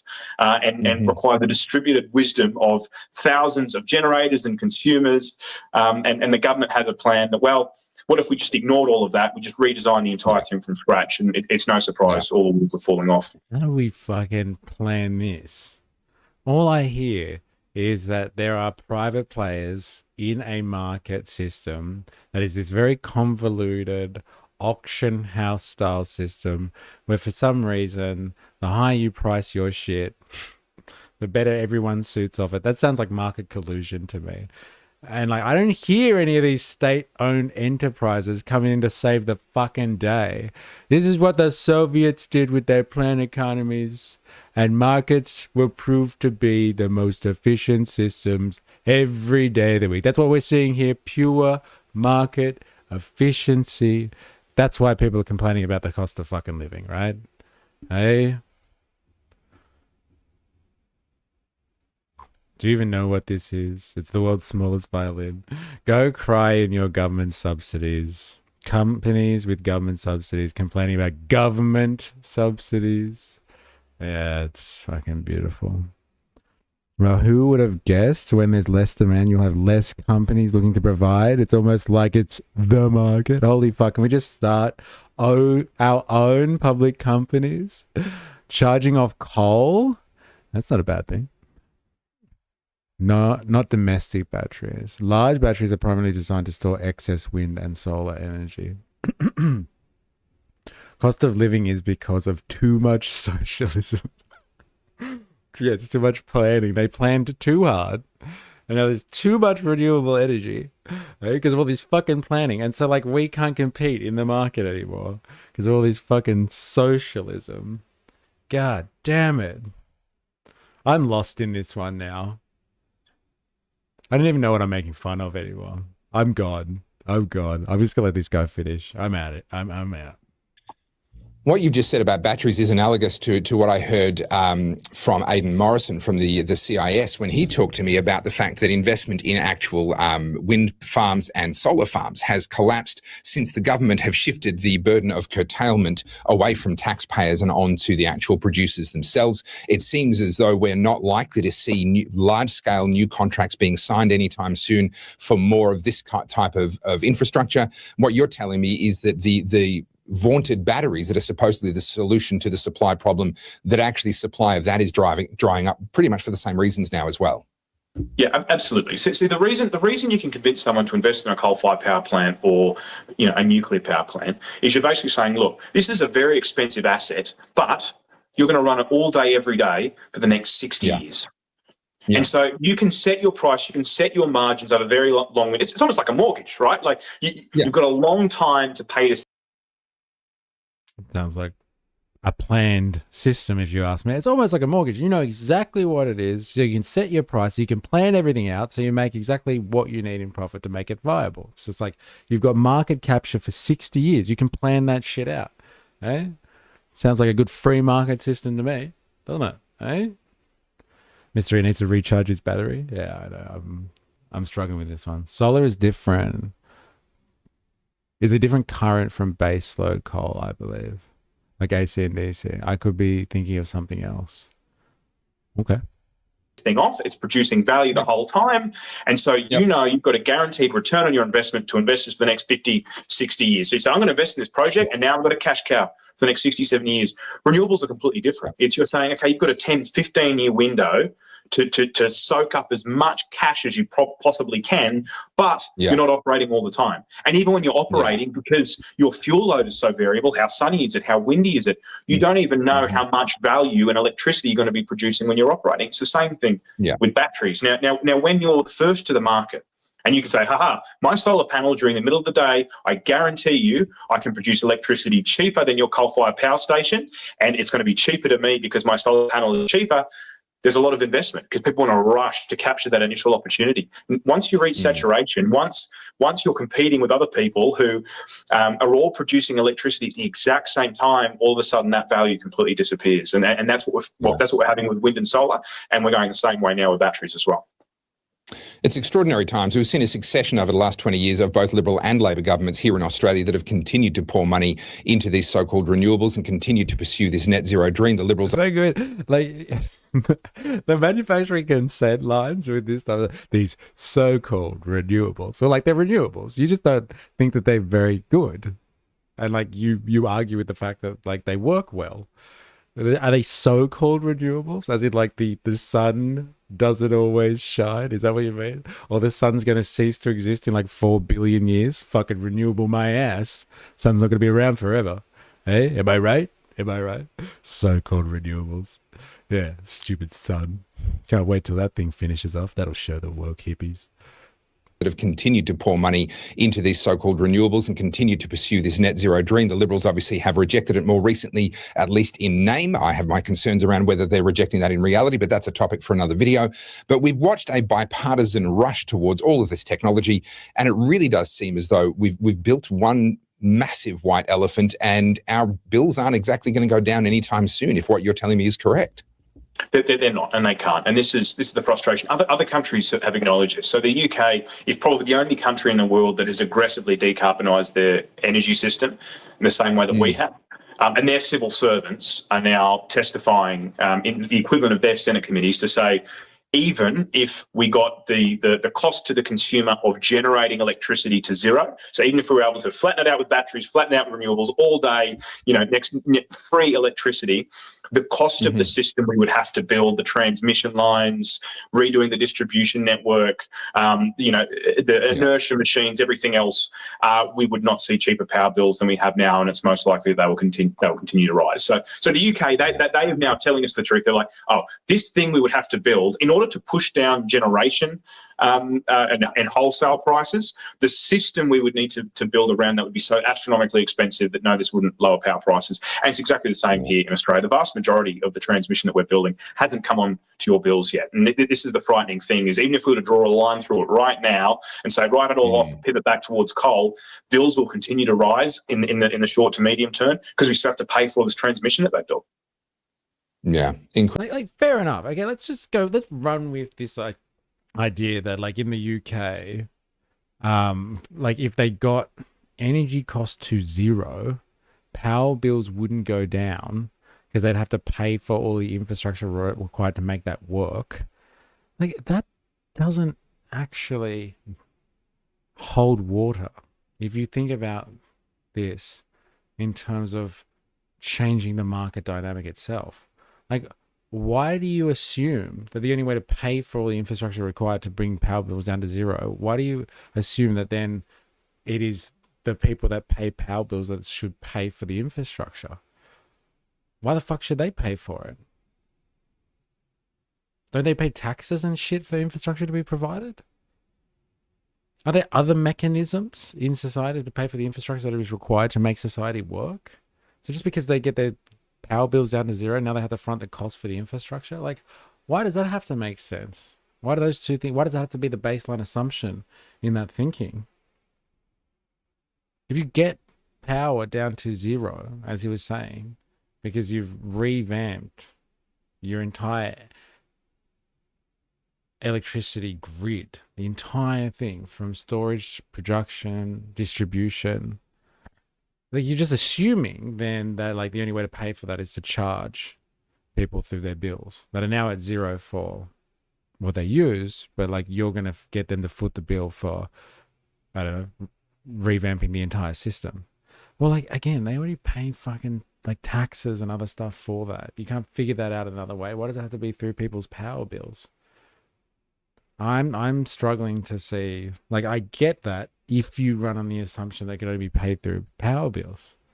I don't get it. It's toll road mentality. Yes. Oh, we'll build this shit for you, but you have to keep continuing to pay for it forever. No, fuck you. You don't mean how long humans have made roads for? And like we can make fucking roads without having to charge people. That's just like another fucking mechanism of the market. Oh, hey government, you don't want to spend the money doing the infrastructure? Let's do a public-private partnership. And part of that public-private partnership, we'll have the road and like we can charge people for the next 10, 20 years so we can continue to profit off it. So it's like a fucking cash cow system. It's a fucking choice. It's a market choice. Toll road mentality. I like that, Wurzel. I really like that. I'm gonna fucking steal that. That's some toll road mentality. I hate toll roads. Fuck, they are egregious. Like, what an assault to us as like fucking people that live in a society, an advanced industrial society like we have today, and we haven't figured out how to fucking build roads yet. Like, if they're so crucial and we have to charge people to use them. Like that's society breaking down, if you ask me. That's complete anarchy. Like we haven't provided roads before, and we need the private sector to fucking step in and save us all by charging us. Fuck off. Get fucked. That's capitalism, baby. But like, we have done capitalism without resorting to that type of fucking vulture bullshit. It's outrageous. It's fucking outrageous. Incredible stuff. Well, Jared Holland, thank you so much for your work and for the Page Research Centre, the work that you do for testifying before the Senate, etc. Really appreciate it. And of course, really appreciate you coming on the TOFA project today. Topher, thanks for having me. Hey, good on you, mate. Watch your lips, eh? People are watching. Watch your lips, brother. Watch your lips.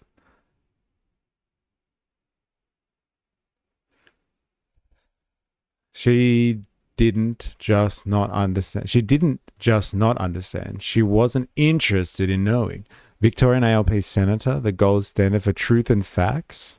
We're going to have to agree that I don't know what I'm talking about, and we've run out of time. They've made their minds up about renewables. Good work, Jared. Keep it up. She's indoctrinated. That's what she runs, misinformation and disinformation. Her job is to promote misinformation against Australians. See, this is why I know people like to use it in here, and I'm sorry if this offends you, but I hate the words misinformation and disinformation. It's absolute government propaganda. Like, it's a lie. If it's not true, it's a fucking lie. It's not misinformation and disinformation. You don't have to categorize this and make it out like it's part of someone's arsenal and they get to produce this stuff. If they are lying, they are lying. It doesn't have to be any more technical than that. Just proves being elected is no guarantee of intelligence. Has anyone really made that claim? I think everyone knows there's a lot of fucking stupid politicians out there. I think we all just understand that intuitively. Can we change topic? This shit is making me crash out. Hey, this is Far Right Friday. Strap yourself in.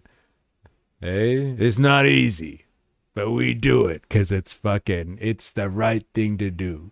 Ouch, got called out. Yeah, I know. I'm sorry. I know people like using it. I just fucking hate this idea of it. Like look at what governments have done with this misinformation and disinformation stuff. They've been able to bring in laws to stop people from doing misinformation and disinformation. It just means they can start curtailing freedom of expression now. They're just like, oh, well, that's categorized as misinformation. Shut that person down. And you're like, fuck you. Like, if you don't like what I'm saying, tell me you don't like it. And if you think I'm lying, then hit me up. Prove why I'm wrong. But it's a way of like governments on behalf of the private sector, let's be honest, to shut down dissenting voices, if you ask me. Kristi Noem got fired. Yeah, we touched on it when we first started. We spent all that time with Kristi with a K, ends with an I yesterday, and she's already fired. Wouldn't it have been great to see Trump say the actual thing as well? You're fired. Heidi, LOL, compared to the cost of parking in Sydney and Melbourne, we're doing all right. 5 years ago, my car park was $5,000 a year. Damn.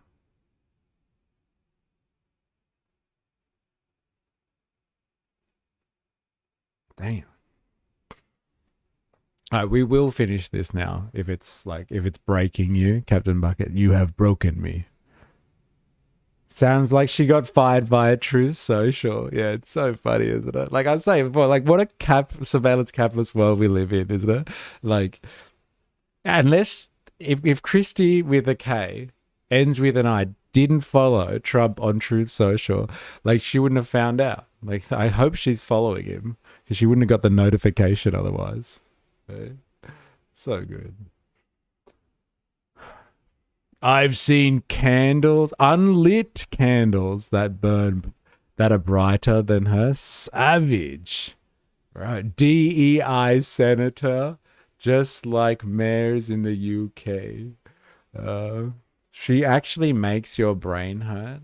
Bro, do you even understand, though, what they're talking about? Like, that took us 2 hours, 2.5 hours almost to analyze what they were talking about. Come on. She makes your brain hurt.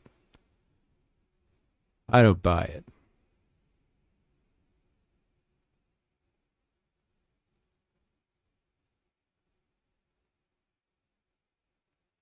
Vote one nation only. Interesting. All right, we're going to have a quick break. Having a quick break. Everyone needs to fucking take stock.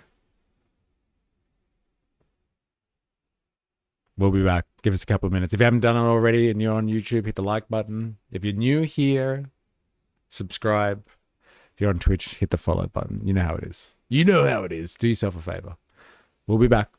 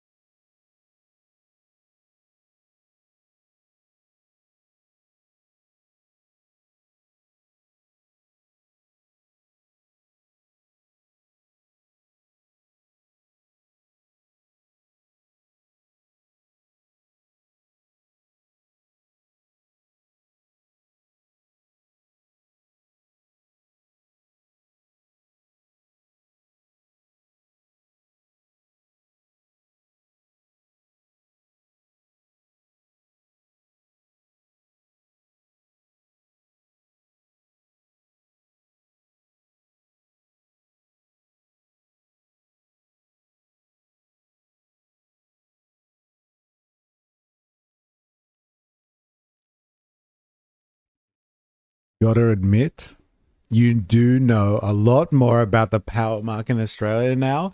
LOL. Fucking oath. Fucking oath, dilemmas. I know so much more about this topic now. You're right. You're 100% right. And like, thank you for sponsoring today's video. Our sponsor today is not Ground News. Fuck Ground News. Our sponsor today has been Dilemmas85. Some of you may know him. He's one of the OGs. And thank you for sponsoring. Thanks for providing that. I do know so much more about how our market system works now. And like, honestly, it does seem like, AKA Pauline Handsome. That's pretty good, actually. Why hasn't anybody thought of this before? Pauline Handsome. Hey, with great pins. So thank you, Dilemmas, for sponsoring today's stream. So good. Our Far Right Friday. It's not over. We got some more. We got some more hardcore shit to deal with. I don't know if people are ready. If they thought that was too much, I don't think you're ready for how hardcore this is about to get. Far Right Fridays. We're going back to mustache territory, if you know what I mean. I think there is a difference between lie and misinformation. Main difference is intent. With so many people believing in something that it is not true, man-made climate change, people will get inaccurate, incomplete information, will repeat it to other people because it feels their confirmation bias. It just emboldens their beliefs to a point where if you show them the correct information, they will continue to believe it's a lie. I'm doing my part. Thank you, you are Pauline Handsome. Look, I get it. I see what you mean, but like that's what the government describes it as. It's a tool, and it's like effectively destroying our society. And so the government can classify it and say this is that. But like that's the thing. If it's a lie, like you can have like good lies have a kernel of truth in them. You know, like they're slightly related to something that really happened, but like not at the same time. And they tell a different story. And so like you can have different types of lies, I would say. But like, honestly, I just don't like these classifications. In the information age, governments need this type of stuff.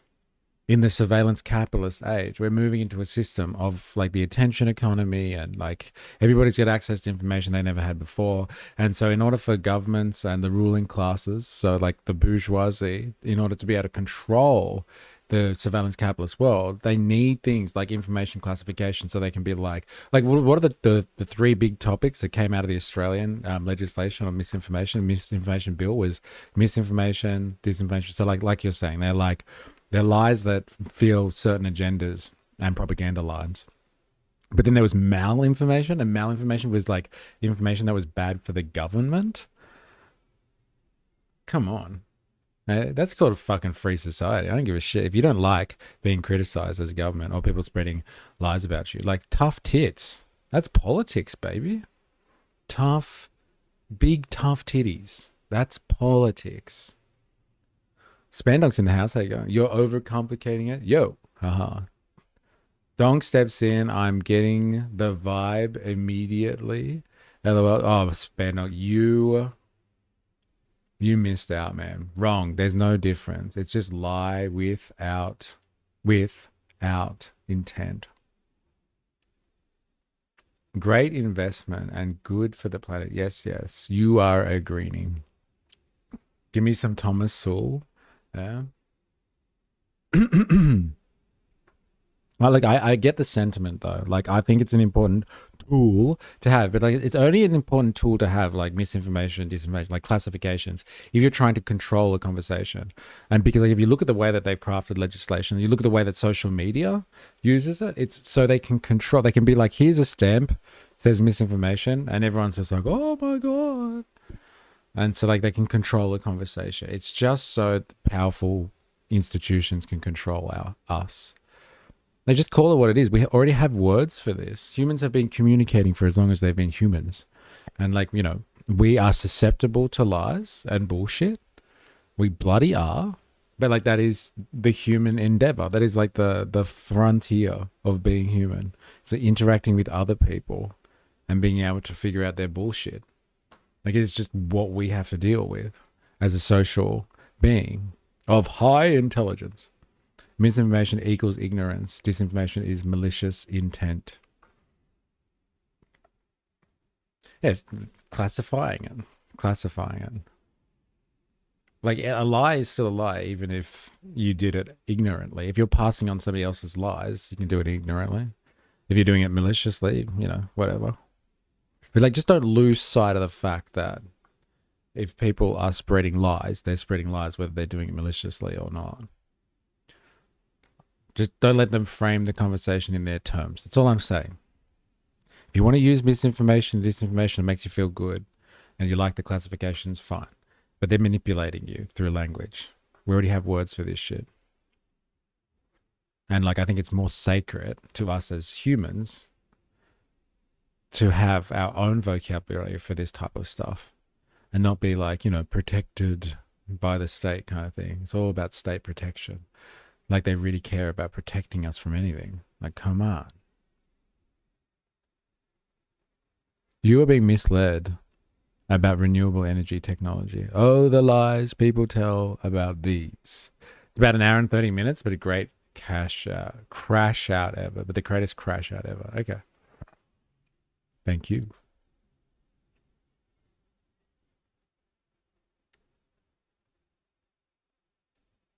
Yeah, I'm down with that. I think we finally have agreed on a semantic argument here, Spandonk. Even if it's unintentional, you still lied. Yeah. Yeah, we're used to just say spreading a lie because we didn't want to make people do it unintentionally feel bad. We changed the language for no reason. I think we've changed the language for like policing purposes. It helps like in the information age. Like look at how much shit we get bombarded with. It just helps institutions categorize things and say like you bad, you okay. Like that's all it is.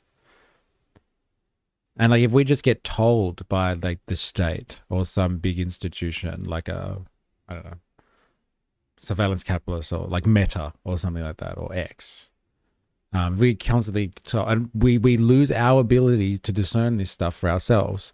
We're like, please tell us, Master Zuckerberg, what is misinformation? Or like, tell us, Australian federal government, please. I need to know. What's the misinformation? What's the disinformation? Like, oh my God, like we start to lose a skill there. We lose a skill. And that's discerning bullshit. And like, you know, how long did we spend today like trying to figure out whether or not, like whether that's stacked up on the bullshit, like Richter scale or not? And there was some seismic activity going on in that piece of content we watched there. There's a lot of people calling bullshit on that guy. And I guess, you know, we shouldn't just hand that over to an institution. That's all I'm saying. Han, I am kind of disappointed. This is supposed to be Far Right Friday and we watched a video about power generation. I don't know, man. It's pretty right-wing talking points in Australia. But like, how far do you want to go? Because I'm going to hit you up with something far right in a second. See how you feel about it, Han. I'm disappointed. I feel robbed. I don't know how the government uses it. Oh, I don't care how the government uses it, but I care how I use it. When I use it, it uses it in a way that accurately describes the intent of a person spreading the lie. Fair enough. Fair enough. Fair enough. But like, you're not using that language because you came up with it. Remember that. You're using that language because some big organizations, some big institutions started spreading that vocabulary, and now you use it. It's something that organically evolved through meme culture online or through colloquialisms amongst people. This has been forged by institutions who want to control conversations. So if you're comfortable, I want to say you're comfortable using it, use it. Don't forget, we already had words for this shit.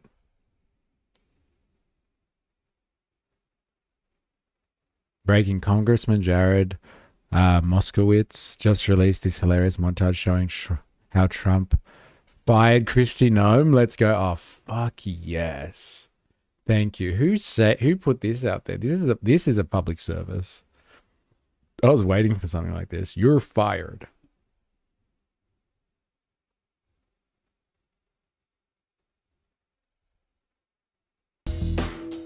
I put you over here to help this team, and you didn't help the team. Well, I tried the best I can. I know Mr. you Trump. did, but you didn't help the team. I can't be completely responsible for repeating. I put you over here to help the team. You know that, right? Yes, Mr. Kristi, you're fired. Wow. He's just on the phone. I put you over here to help this team, and you didn't help the team. Well, I tried the best I can. I know Mr. you Trump. did, but you didn't help the team. I can't be completely responsible for repeating. I put you over here to help the team. You know that, right? Yes, Mr. Kristi, you're fired. You're fired. There it is. Fuck you, Kristi. Hey? This is what AI was made for. This is real, bro. How dare you? This ain't AI. They had a camera in there and everything. So good. This is what AI is made for. Yes. Oh man, so good. Thomas Sowell. Lad seems based. I can't believe it. The black family survived centuries of slavery and generations of Jim Crow, but it has disintegrated in the wake of the liberals' expansion of the welfare state. Thomas Sowell. Wrong Thomas, bro. Wrong Thomas.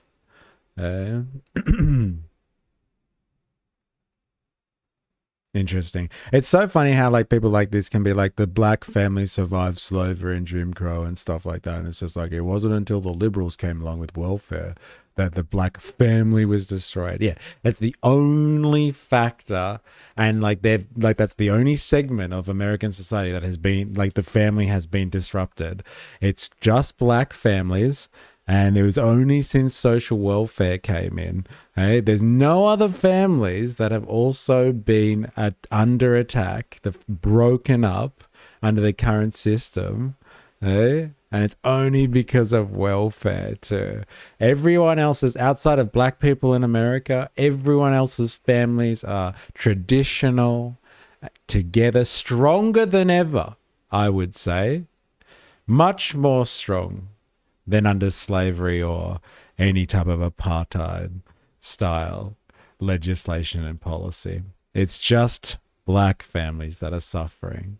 Isn't that right? Hey? From welfare. Hey? It's definitely got nothing to do with market society. Hey? It's got nothing to do with market society, i.e.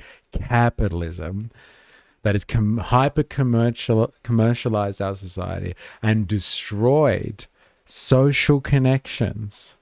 Destroyed social connections.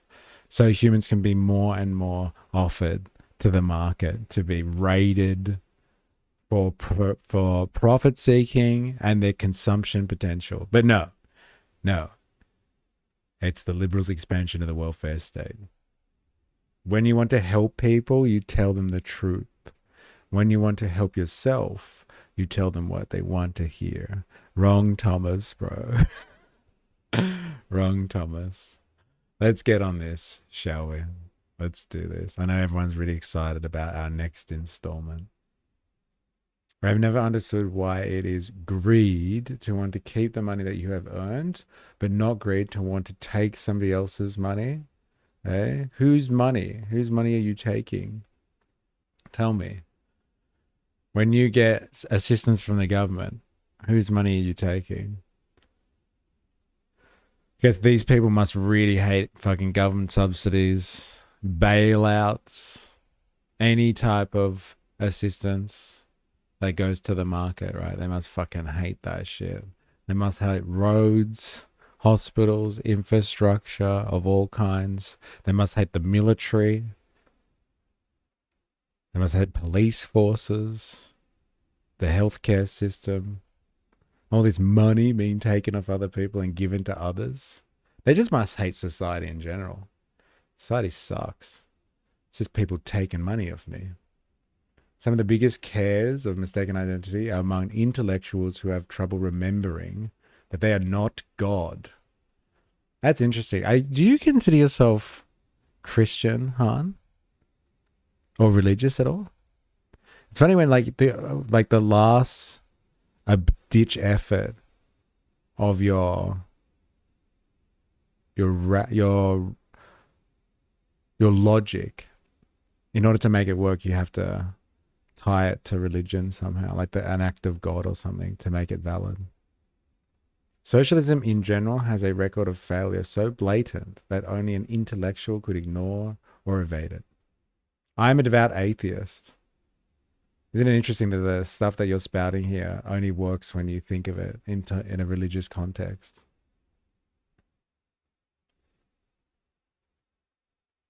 All these people think that they're playing God. They don't know what's really going on. Only God could know this. Devout atheists. Interesting. Interesting. It's an interesting contradiction there, I must admit.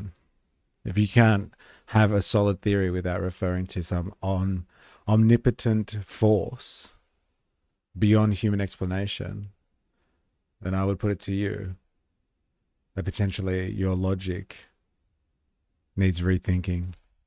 I would put it to you. Put it to you. It might be a stretch.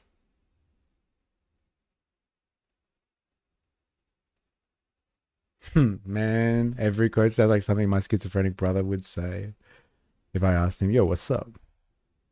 It is amazing that people who think we cannot afford to pay for doctors, hospitals, medication somehow think that we can afford to pay for doctors, hospitals, medication, and government bureaucracy to administer it. Isn't that people who think we cannot afford to pay for doctors? Who thinks that we cannot afford to pay for doctors, hospitals, and medication? I'd actually argue that most people would be like, no, we should be spending money on that, right? Am I right? Let's spend money on that stuff. Fuck everybody else. All right. This is the man. This is the Thomas Sowell that we're talking about, bro. Not the Thomas Sowell who, I used to be a Marxist and then I woke up and saw the writing on the wall and now I'm like a neoliberal, I guess, a libertarian of some sort. Wrong Thomas Sowell. I don't think this Thomas Sowell would like Thomas Sowell so much. I don't think so. I don't think so either. Tax dollars going back to the taxpayer equals communism. Let's see what this guy has to say about communism, shall we? Oh, man. So what's this? Thomas Sowell talks we all bleed red. One race, the human race. This will be interesting because I know how this guy feels about his like eugenics and stuff like that. So, yeah, we're going to find out what a white supremacist thinks of collectivism. About to find out. Thanks to all those smokers paying 700% tax on smokes. Hey, Nixon's not bringing the smokes. He also put medication on the can and can't afford lists. So, perfect sense. All right, let's go. So I'm sharing some resources that I found going through my computer. This is all stuff from, I think, Thultide's Telegram channel from back in like 2021. Obviously, he's got all his sources. If you want to scroll all the way back, you might be able to find a lot of this material. But I thought I'd make a really basic video explaining, I guess you could call it like biological racism, or just racism looking at it from a genetic level or a scientific level. A lot of people might get confused seeing all these graphs and charts and all these numbers. What does it mean? You'll often hear leftoids and other midwits. Leftoids, so good. Isn't bro a migrant too? Yep. Ask Voltaire. Ask Voltaire.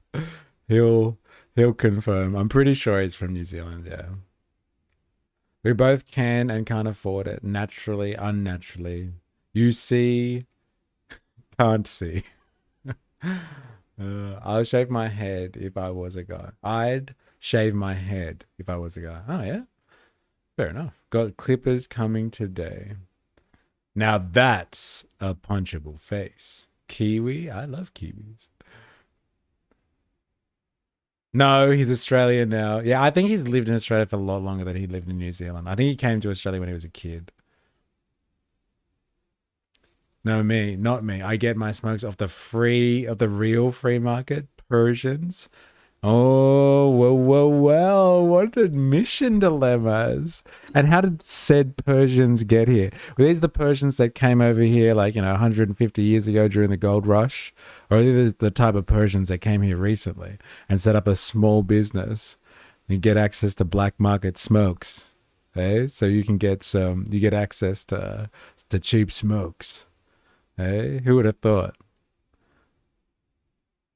Stupid mass migration. When I shave my head, people clear a path in busy shopping centers. It's so handy. Now back to it. Say nonsense like, we all bleed red and, we're all one and, stuff like that. And obviously, of course, we all bleed red. We're all mammals. I mean, dogs bleed red. There's not many living creatures that don't bleed red, but that doesn't mean we're the same as a dog. It doesn't mean we're the same as a cow. So the way genetic distance works is it can be explained quite simply. Let's say all living forms are everything on Earth is related. I think we tried to look last time, didn't we? And we couldn't find anything. Basic writers, maybe? He's learning how to write.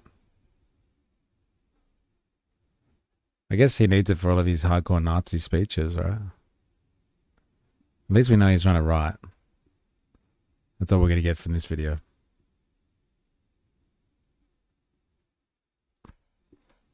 Those immigrants are keeping the smoke and vape market alive. Bless my local milk bar. I got a free packet last time. Elbow cuff. Double Dragon Happiness. Only $20. I beg to differ, you fucking dog. I never had an issue with immigration. My issue is lack of infrastructure to support immigration numbers. Got it? Sorry. That was low. I was taking low shots there. I was.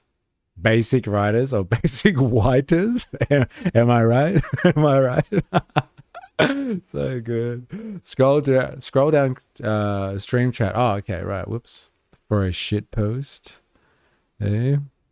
There we go. Very good. Very good.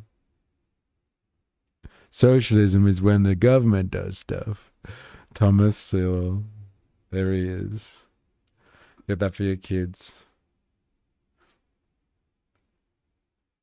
Related to one another. Every living thing on Earth. Like, I think it can be explained quite simply. Let's say all living forms are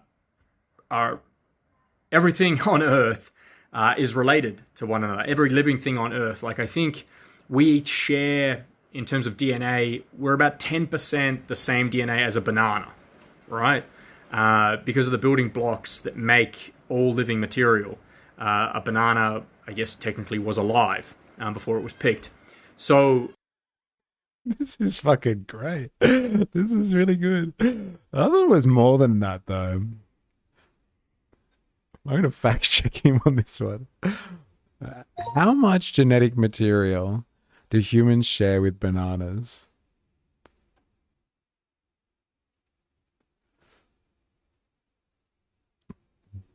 Boom, look at that. Humans share about 50 to 60% of their genes with bananas. This doesn't mean that we're half banana. It means we're around half of the genes found in bananas. All right, so before anyone gets any fucking bright ideas, don't do anything suspicious with a banana, okay? All right? This isn't hump day. Don't do anything crazy with a banana. It's not going to work. Our genes, we're not half of a banana. That's fucking hilarious.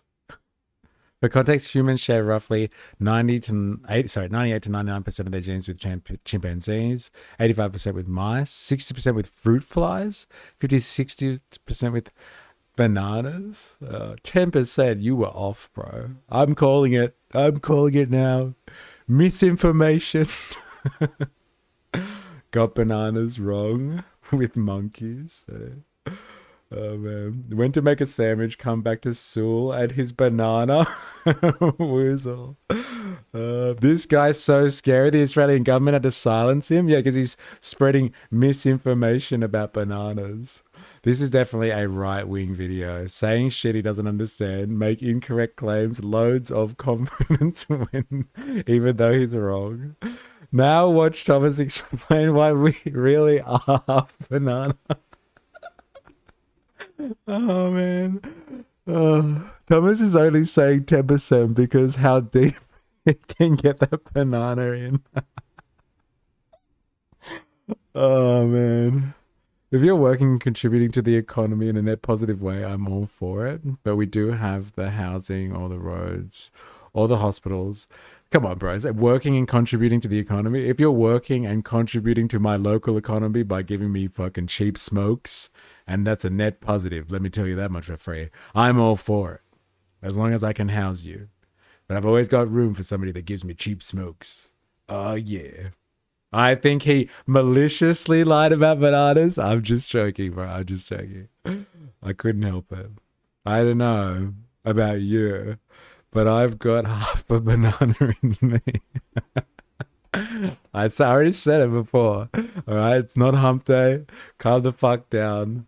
No one try anything dangerous, please. Just because we share the genetic material doesn't mean we can do anything like that.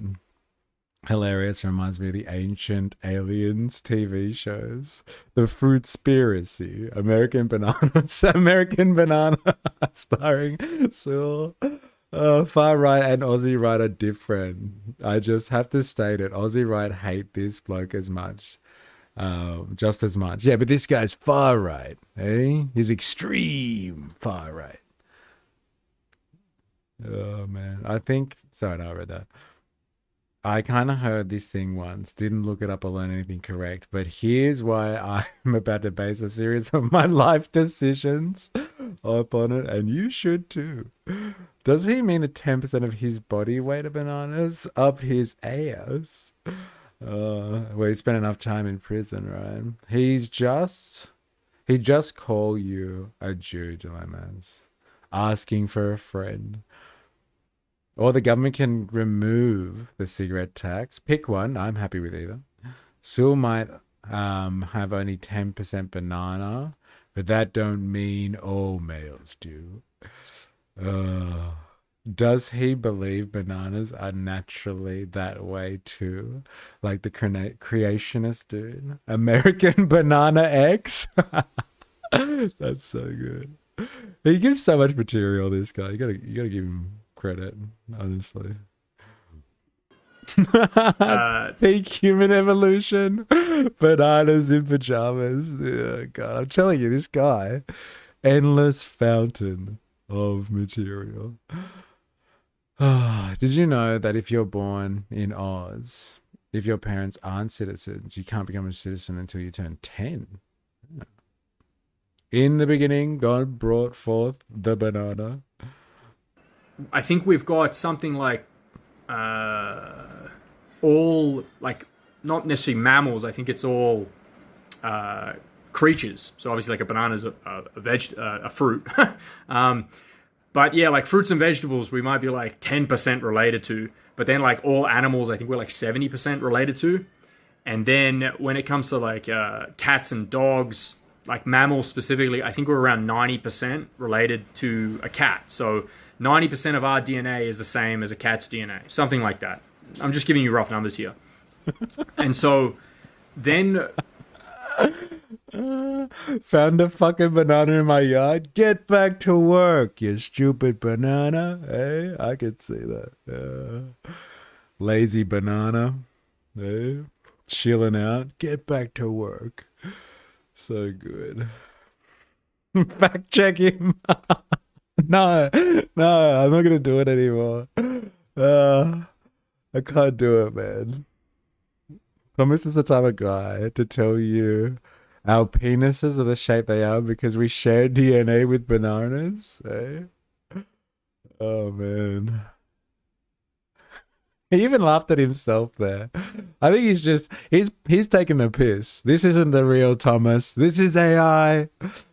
And leftists try to use this as like a self-own against related to a cat. So 90% of our DNA is the same as a cat's DNA, something like that. I'm just giving you rough numbers here. And so then, and leftists try to use this as like a self-own against genetic racism. They'll say things like, all human beings are 99% related to one another. And when you put that into perspective that we're 10% related to a cucumber or banana, that's not actually very related to one another. When you consider that that's only 9 times more related to one another than, say, to a cat. Again, that's not very encouraging, is it? So I think we are 98% the same as a chimpanzee, or 98.5%. So you can see as that number starts getting higher, you start seeing like closer and closer relations between, just the physical appearance. The phenotype is the physical expression of the genotype. You see more, observable similarity between creatures or living things. So when we're talking about, upright walking apes in general, they all have about 99%. Just here to watch Trash Fire. How you going? Didn't know you were in. Welcome to the stream, Far Right Fridays. People have been waiting fucking all day for an actual Far Right Fridays segment. Han, are you more impressed now? Like, this is our fucking neo-Nazis. You wanted Far Right Fridays. You got it. This guy, why is this guy trying to explain science at all? He's fucking building up to it, all right? Everyone just calm down, okay? Thomas is cooking here, bro. He's going to hit us with something huge and we're all going to be like, scratching our heads at how we can counter-argument him.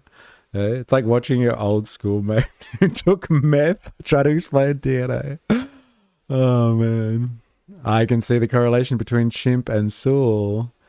Oh, man. Thomas Sewell is half banana, half cat. Finally got a Friday off. LOL. It's so good. Just glad you're here. I'm disappointed this guy had to be silenced. It's like the Australian government admitted this retard was too smart for them to debate in an open forum. Yeah, I know. It does feel like that. Han, when you're fucking right, you're fucking right. I'll give you that much for free, mate. He's going through basic evolutionary theory at the moment. We're going right back. Oh, man. I haven't seen something ignite the chat today quite like fucking Thomas and his science lessons. It's not gay, it's science. Give me that banana now. Enough. Let's let him speak. It's not gay. DNA in common. Observable similarity between creatures or living things. So when we're talking about upright walking apes in general, they all have about 99% of the DNA in common. And when we break down that 99%, that's what really counts. If we consider all human beings, what we define as human beings, to be within that 1%, we're all within 1% of the same DNA as each other. And that's why we're capable of breeding with each other, because we're the same species. But we're not the same subspecies. So to be 99% the same DNA is generally around the point where you're the same species, you're capable of breeding with other people within that set. Is it true?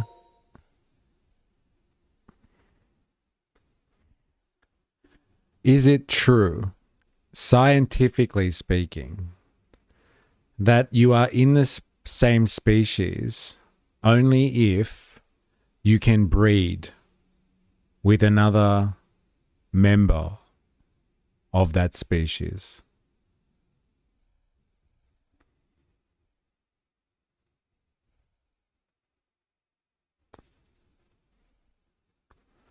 It's not universally true, though it's a common guideline. Hybridization happens between species. A liger from a lion and a tiger. Some organisms can reproduce without sex. Bacteria and many microorganisms reproduce asexually. Populations separated geographically may be classified as different species, even though we don't know if they could interbreed.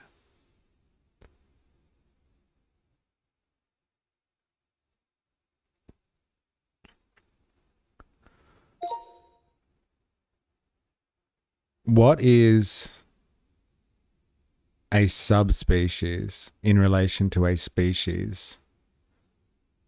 I'm looking for a scientific definition.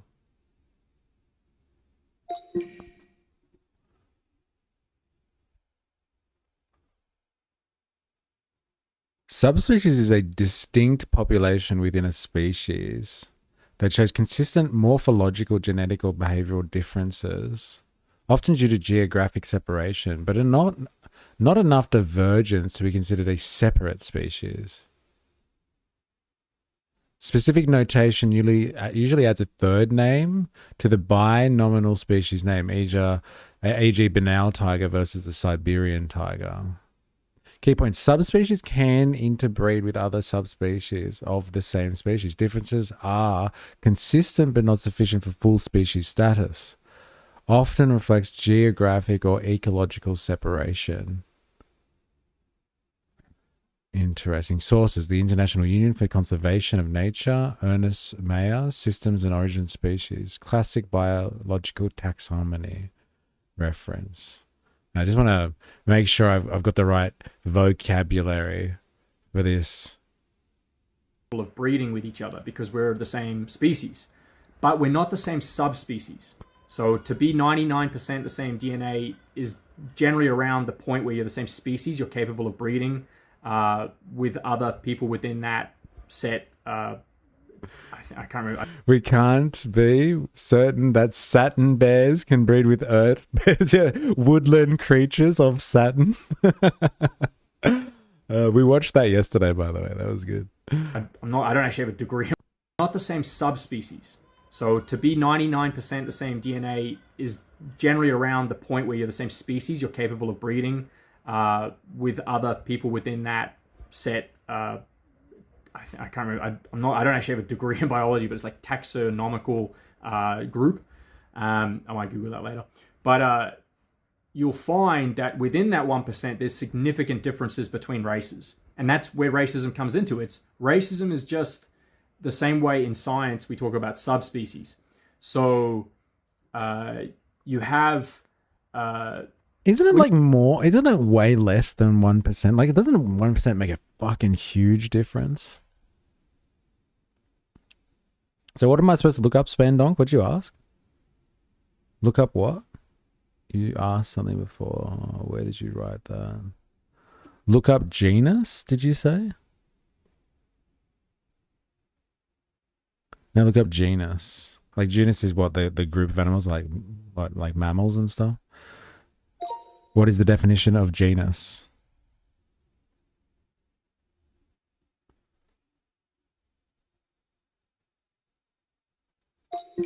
Above species and below family. Oh, okay. It's a group together species that are closely related and share a common ancestor.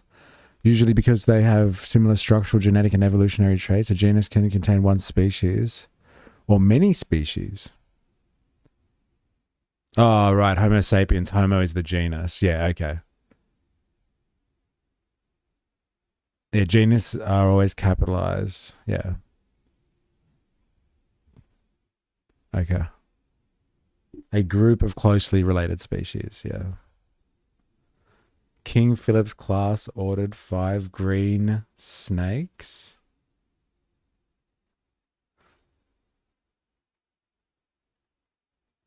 Kingdom Philum class.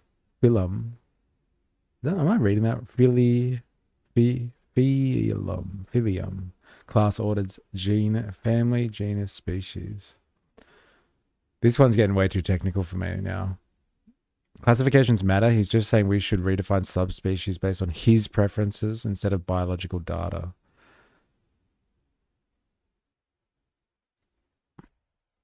When you look at those graphs that I put up, and if you're watching this video just randomly with no context, you don't know what I'm talking about. But in on my Telegram, alongside this video or near it, you'll see graphs that show the genetic distance between different European populations. Ah, right. King Philip's class ordered 5 green snakes. Taxonomic rank. And potentially put up. And if you're watching this video just randomly with no context, you don't know what I'm talking about. But in on my Telegram, alongside this video or near it, you'll see graphs that show the genetic distance between different European populations and potentially between different populations. And so when a graph says 0.04% genetic distance, imagine this as if it said 90% genetic distance, that would be you and a cucumber. If it says 0.04, that could be the difference between an Englishman and an Irishman, or an Englishman and a Dutchman. Often in cases, obviously it's individually based, you could have an Englishman and a German, and their DNA could be 0.01% different. And so what that means is within the concept of what it means to be human, within that 1%, if we now make that the new boundary of DNA for that set species or subspecies, what we're looking at is different ethnicities are somewhere between 1 to maybe 5% or 10% different from one another. So the difference between a German and an Englishman is quite close. They're a similar ethnicity, but the difference between an Englishman and an Italian is probably more like it's probably 3 or 4 times the genetic distance as that between an Englishman and a German. So instead of being 1 to 5% different, it could be somewhere from 5 to 10% different. I know that might not have added up, but on average it's probably 3 to 5 times the distance. So then you got to look at, well, what do we define as races? If within the human condition, all Europeans, whether you're Russian, whether you're French, whether you're Italian, whether you're English, all Europeans within the human condition are about 8%. Like that big circle around what it means to be European. And if you want to include, Sardinians and, some Sicilians, and there's some outliers, of course, that are around probably the 9 or 10% genetic difference within the human condition. If you compare that, to... I'm a pickle, Rick. You're trying to figure out what you share with a cucumber. I'm a pickle, Rick. Oh, man. I'm Pickle Rick. Fuck. What is going on? And you thought tofu was cringe. LOL. Oh, man. We're figuring it out. I'm unsure where we're going with this line of argumentation. All right. I got to figure this out. All right. Can you give me an understanding of what is the genetic variation or difference between Homo erectus and Homo sapien?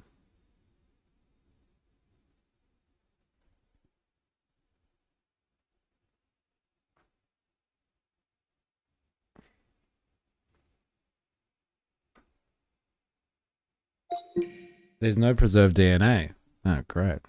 How the fuck does Thomas know all of this stuff then? Where's he getting his sources from?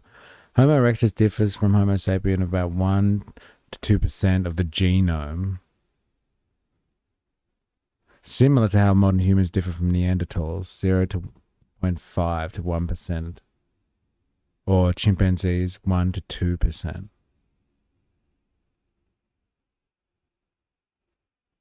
And what was he talking in before?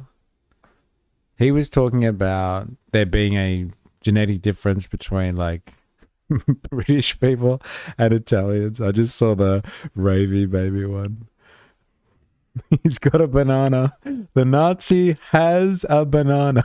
Oh, man. Okay. Everyone calm down here. Genetic differences. I'm gonna go out on a limb here. I'm listening to someone who is alleging that there is a genetic difference between Italians and Englishmen.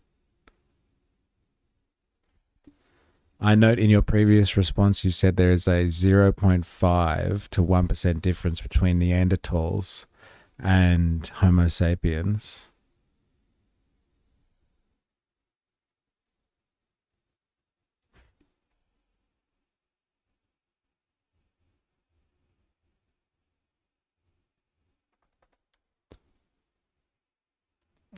In that context, can you please explain what this person is talking about when they say there is a difference between groups within Europe?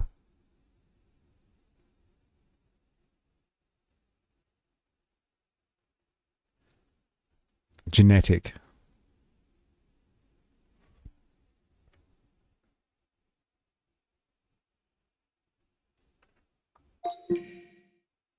We're all monkeys, hence the bananas. I'm Calabrian. Yeah. Man, I wouldn't even know what the fuck I am. Fucking fruit salad.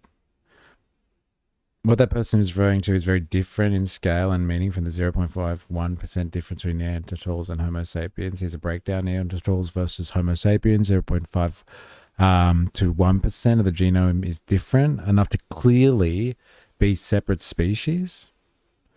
Interesting. Italians versus English or other Europeans, the genetic differences are tiny fractions of a percent, far, far smaller than the difference between species or even subspecies. Humans are 99.9% genetically identical across the entire species. Difference between European populations, north versus south, are often 0.1% or less of the genome. What the differences actually are: most small variations are allele, allele, I'm going to go with frequencies, not unique genes. These differences can relate to skin pigmentation, lactose tolerance, resistance to certain diseases, and subtle ancestry markers. Hey, it's really cautious, isn't it? Italians might have some higher frequency of certain alleles common in Southern Europe, while English people might have slightly higher frequencies of alleles common in Northern Europe. Italians and English are not separate species or subspecies. There is no meaningful genetic gap affecting intelligence, behavior, or anything socially relevant. I think ChatGPT knows what's going on here. It's like, I smell a neo-Nazi. There's no meaningful genetic gap. Saying there's a genetic difference between Italians and Englishmen is technically true in the sense of allele. I don't know how to say this properly. I'll look this up. Confusing the fuck out of me.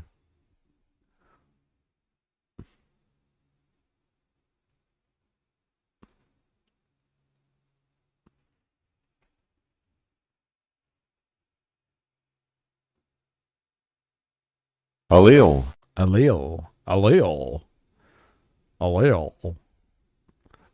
True in the sense of allele frequency differences. But the scale is minuscule compared to the difference between the species like Neanderthals and humans. It's most likely ancestry and population genetics, not about a different kind of human. Oh, well, he said it. ChatGPT said it. There's differences, but it's minuscule. Eh?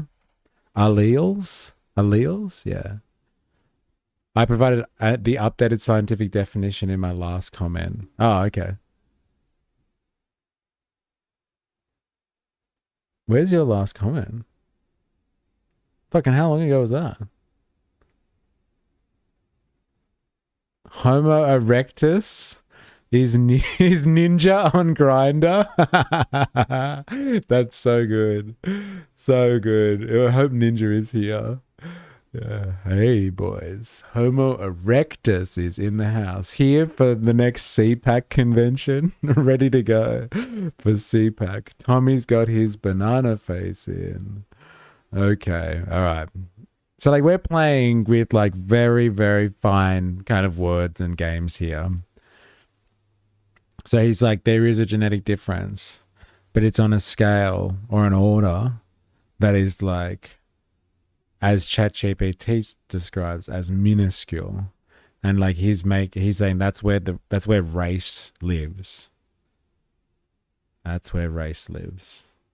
Okay. Other races, you'll find Jews and people from the Levant, people from Syria, people from the Middle East. They'll be more like 20% or 30% genetically different. When you look at specifically like Ashkenazi Jews, they're like kind of half Jewish genetically and half European. They're Jews that have taken European DNA. They might be say 15%, or a half Ashkenazi might be say 7 or 8% different. So you can start to see how genetic distance becomes the building block for different ethnicities and different races and basically different subspecies. It's just basic scientific classification.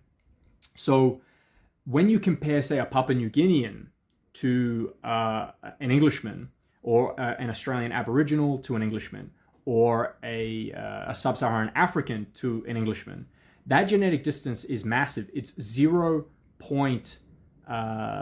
it's usually around 0. I'll have to double check the exact statistics. I'm being put on the spot here, but the estimate is that it's around. You're making a video. Just fucking pause it, check it, and then start again. Fuck. Or whatever. I'm gonna let him finish. LOL. Massive 0 point something. 80% within that human condition. So what that would mean is 99.2. You would have 99.2%. Whereas a German and an Englishman is like 99.98. So that's a big difference, like 99.2% the same DNA versus 99.98. So within the decimal. So what's the red line for a fucking Nazi then? It's just like, well, like I'm English, and I guess that I can get with a German because like we're talking about a tolerance here of 2%. But like when it comes to a Papua New Guinean or a Sub-Saharan African, we're 80% different. So like, is there a red line? Like I don't go any more than 10% genetic differentiation when it comes to the species or the subspecies Homo sapien sapien. Like, is that what we're talking about here? Is there a red line coming up? And what's the acceptable red line on this one? Places, a German to an Englishman, within what we define as the human species. That's so good. That's good. I'll pay that. Lots of words for Tom just wanting to fuck his cousin. Is that him getting out his equations right? By his math, it'd be 99.92. Fucking cooker. Not 99.2. Hey. Genetic variation is good when reproducing, from what I've learned so far. Opposites attract. Wow, that's some dangerous talking there, Heidi the Sausage. Dangerous, dangerous. I say cross all the lines, damn it. Melting pot. What did he call them last time? Caramel people? I think he said. Imagine the world full of caramel people. That'd be awful. If everybody just started crossing lines, the whole human race would just be caramel people. Like the South Park, they've already said it. They've done it again. Back to the pile. We're just going to have caramel people. Fucking caramel people. Oh, what if my great-great-great-great-great-grandmother banged the blackest dude on the planet, but after generations of white breeding, now I look white? Is that cool, or am I genetically different too? I don't know. I guess you have to have one of those tests. You do like the genetic test with the saliva, and then Thomas Sewell gets to decide whether or not you get to march with them in Victoria someday. Caramel or toffee? Yum. LOL. Yeah, tell me about it.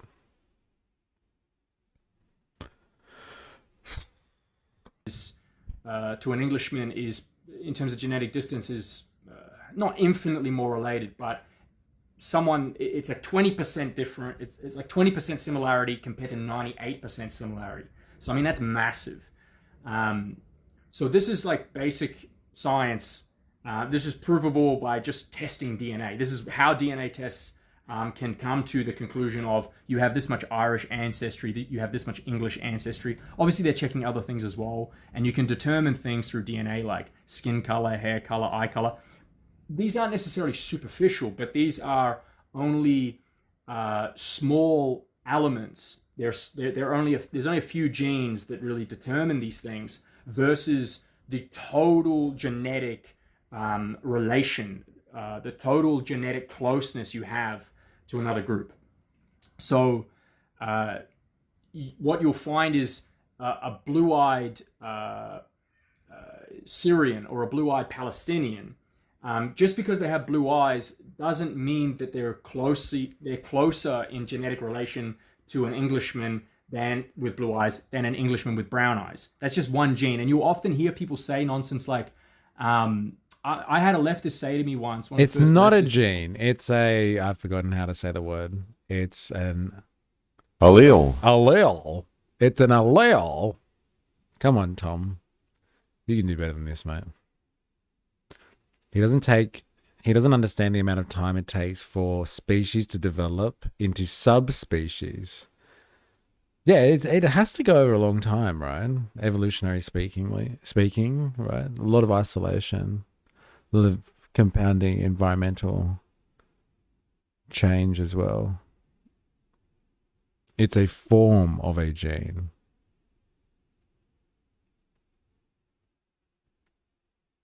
Is Jewish an ethnicity? That's a good question, actually. I ever met at a political rally, he said, "You're such an idiot for being a racist because, did you know that if you had short-sightedness, you would have more genetically in common with an Asian man that had short-sightedness than with me that doesn't have short-sightedness?" And this is obviously another white guy saying this. And I said to him, like, that's not how genetics works, bro. Like, you don't need to be a scientist to, like, that's obviously ridiculous. You have millions and millions and millions of different, genetic potential variations. And, short-sightedness could just be one of those millions of things. So, as we've said on stream many times, like Joel and I have talked about this on stream, like brain chemistry, the way you think, the way your brain is works, the genes that code here it comes. for temperament. Here it comes. Like I'm all down with the hey. We've all got different eye colors, and there's different skin colors and hair types out there. Hey, some people got nice curly hair, and other people don't. Some people got man buns, and other people have mustaches. Like I'm down with all that sort of shit. But like, here we go. I was wondering when we're gonna get to the fucking. So like these people are superior because of their brains. Can't you tell? I was wondering if we're going to go there. I was wondering. Both my parents have blue eyes. Me and my sister have green eyes. Someone told me that was genetically impossible. Hey, you broke the exception to the rule. Here it is. We're about to get into brain territory, everyone. Strap your fucking selves in. Here we go. As we've said on stream many times, like Joel and I have talked about this on stream, like brain chemistry, the way you think, the way your brain is works, the genes that code for temperament and behavior and IQ and creativity and value systems.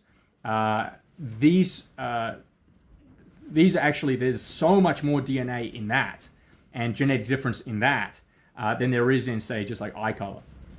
So obviously, real basic racism is like if someone has a similar skin tone as you and basic racism. I didn't know there was a fucking like a scale on this. Hey, he's basically saying, oh, that's kiddie stuff. Looking at someone's skin color, we're about to get into somebody's mental conception and their ability to compute the world around them. No Hail Hitlers, no Nazi slurs, no goose stepping, no white powers, no Zig Heils. Worst white supremacist ever. Wrong video on. Wrong video. I'll give you his fucking link if you want. You can check it out for yourself. Brain chemistry is not the messiah. He is a very naughty boy. Wait till you get to advanced racism. Yeah, wait, right? We're just scratching the surface. Isn't the theory that we white is the inferior adaptation of black?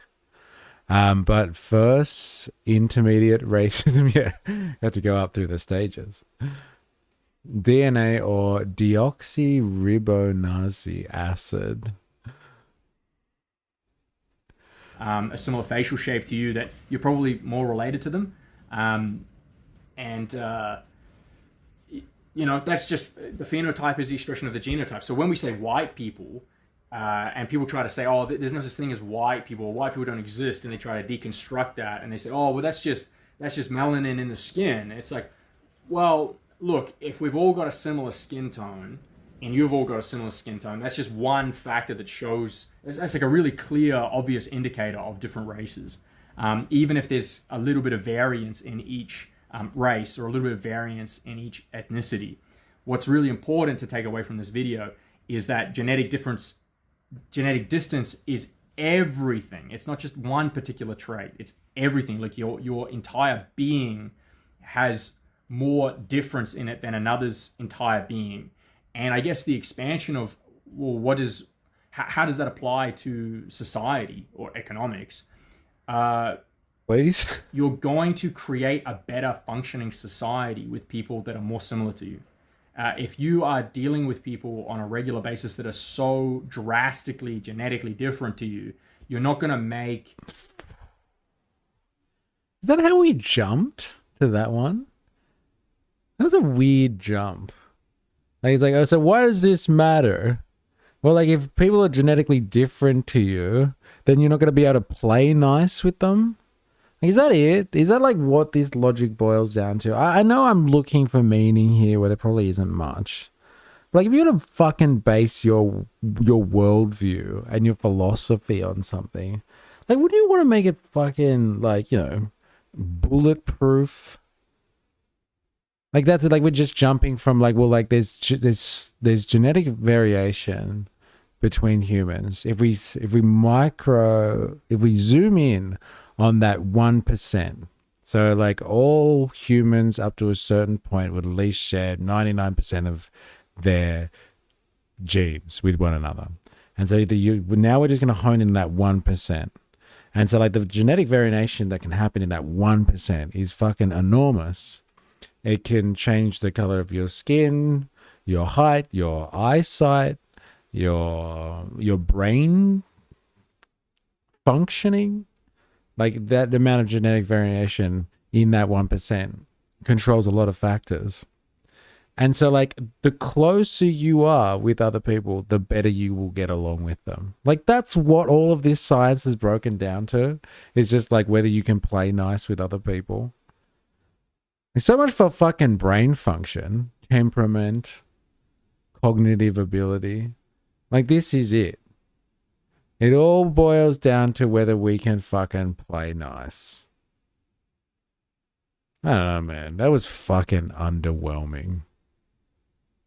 Like, it would be better if it was just supremacist shit. Like, honestly. It's not just about, like, whether we can play nice. It's just like, no, I want people that are my gene code because this is the best gene sequence you can have. We just rock. So fuck everybody else's gene sequence. But it's just like, no, we just can't play with each other. I don't know, man. That's pretty fucking lame. That was one hell of a jump because genetically it's better to share genes, and culturally, well, that's cultural, not genetics. So what the fuck? We were wrong. He doesn't want to just fuck his cousin. He also wants to fuck people who look just like his cousins. So what about men and women? Zionism exists where it's not a religious ideology. It's a supremacist one. Then I've got to say it would have been super handy to not burn in the Aussies' sorry, to not burn in the Aussie sun like an Aboriginal? Does that make white people less superior, less adaptability, or does building shelter counter that? I don't know. This guy is rambling. 3 out of 10, no slurs. The common theme is these guys are afraid of non-whites for immigration, imaginary things. Yeah. Mixers are also always the best lookers. Yeah, I'd still find him retarded, but he's have slightly more respect if he just came out and said his preference or his opinion instead of trying to make it sound like some scientific argument. But like he almost built up a scientific argument and then was just like, oh yeah, and they don't play nice. Really? Is that, can he like scientifically prove that? Like just, yeah, like if you're just going to make a leap like that, like you said, just make it about some fucking preference thing. It's just like, you know, I just want people that are genetically close to me as possible. And so like people should double down on whoever's genetically close to them.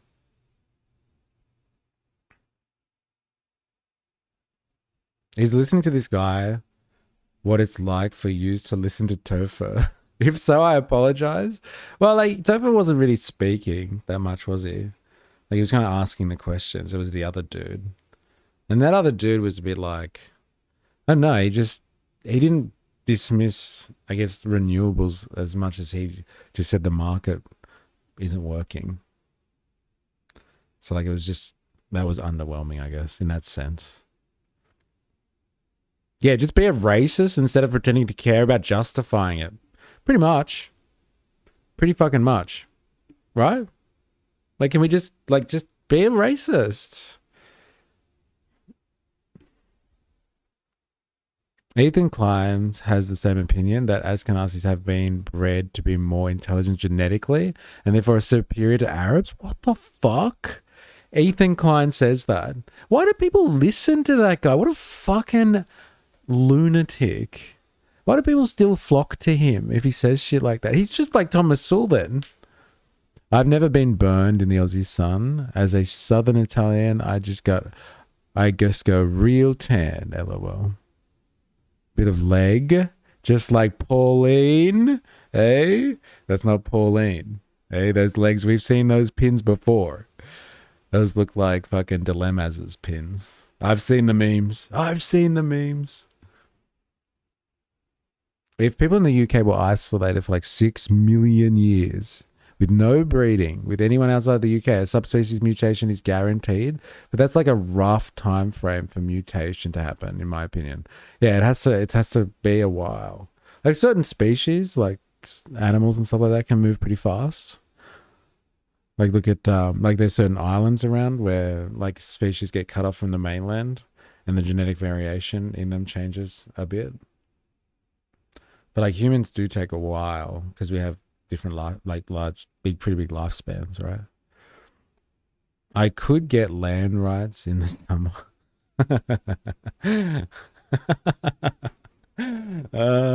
That's hilarious.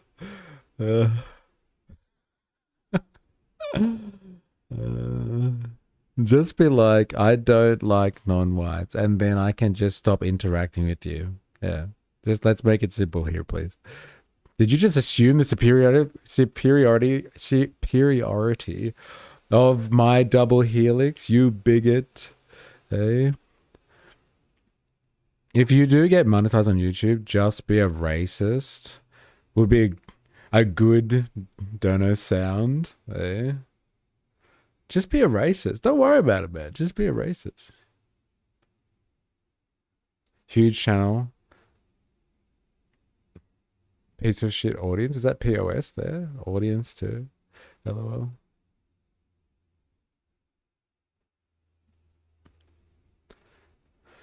Yeah. That was the study of birds, right? Those birds could still breed, but those changes were very minor changes, okay? People listen to Ethan because they're Destiny fans or sunk cost fallacy. They've spent dollars on merch and memberships. Yeah, well, fucking hell. Yeah, no 30 plus sunscreen when I was growing up. This is like watching 2-year-old throw paint, then thinking it's a work of art. No, it's just a 2-year-old throwing paint. Genetic mutations happen through generations. So short span organisms naturally evolve faster than longer. Yeah, because they do experiments on like fruit flies and stuff like that, right? Because they breed really, really fast, and so they can do like kind of genetic experimentations on them like that. To be honest, I only ever listened to Ethan after all the drama, but hadn't heard him mention the superiority of genes. That's kind of fucked up. Like it is, right? Especially with that fucking elitist Jews versus Arab stuff that goes on. My God. Don't they understand they're pretty much all the same people? Like, let's be honest here. Hey. They've been doing a lot of mixing, let's say. What we would call a high trust society. You're not going to have a society of familiarity or a society, and I use these words specifically, like, the idea of family implies a blood tie. And so like a nation is a people that are familiar with each other. They recognize each other. They say hello to each other. They are of the same fundamental stock. They're of the same kin. They're an expression of a genotype. They're an expression of a select group of people. And yeah, it just is better that way. It's better. Like, is he like saying that like he's, is he like claiming to be English then? Do you reckon, this guy? Because like, honestly, if you just want to be around like English people and stuff like that, there's only one real group of people to blame for that one. It's fucking English people.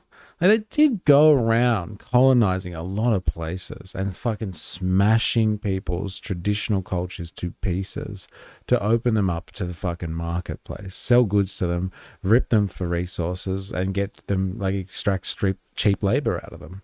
Like, there were a lot of cultures around the world that had no intention of changing their likeness in terms of their genetic code.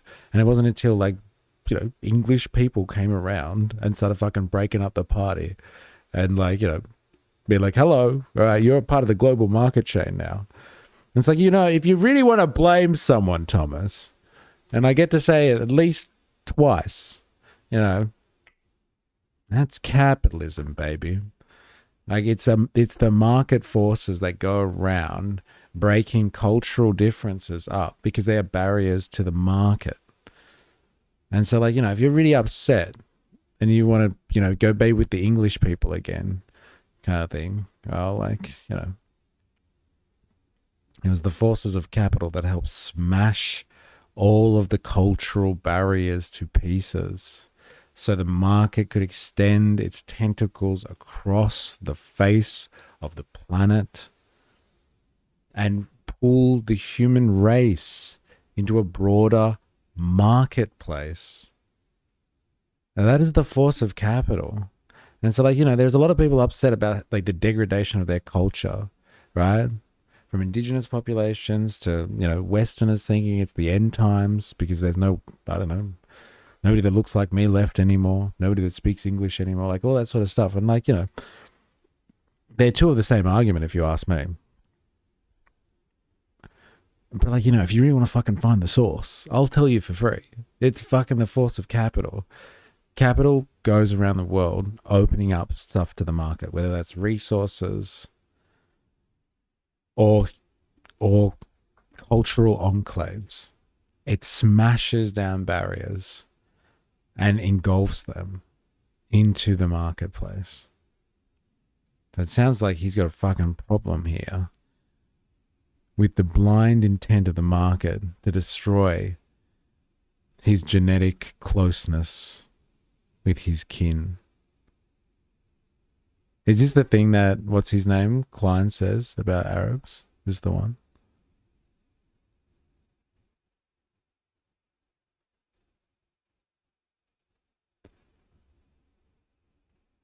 He said we did not leave Iraq because we were Zionists. Is this the one? Is it the actual thing he says? Ethan.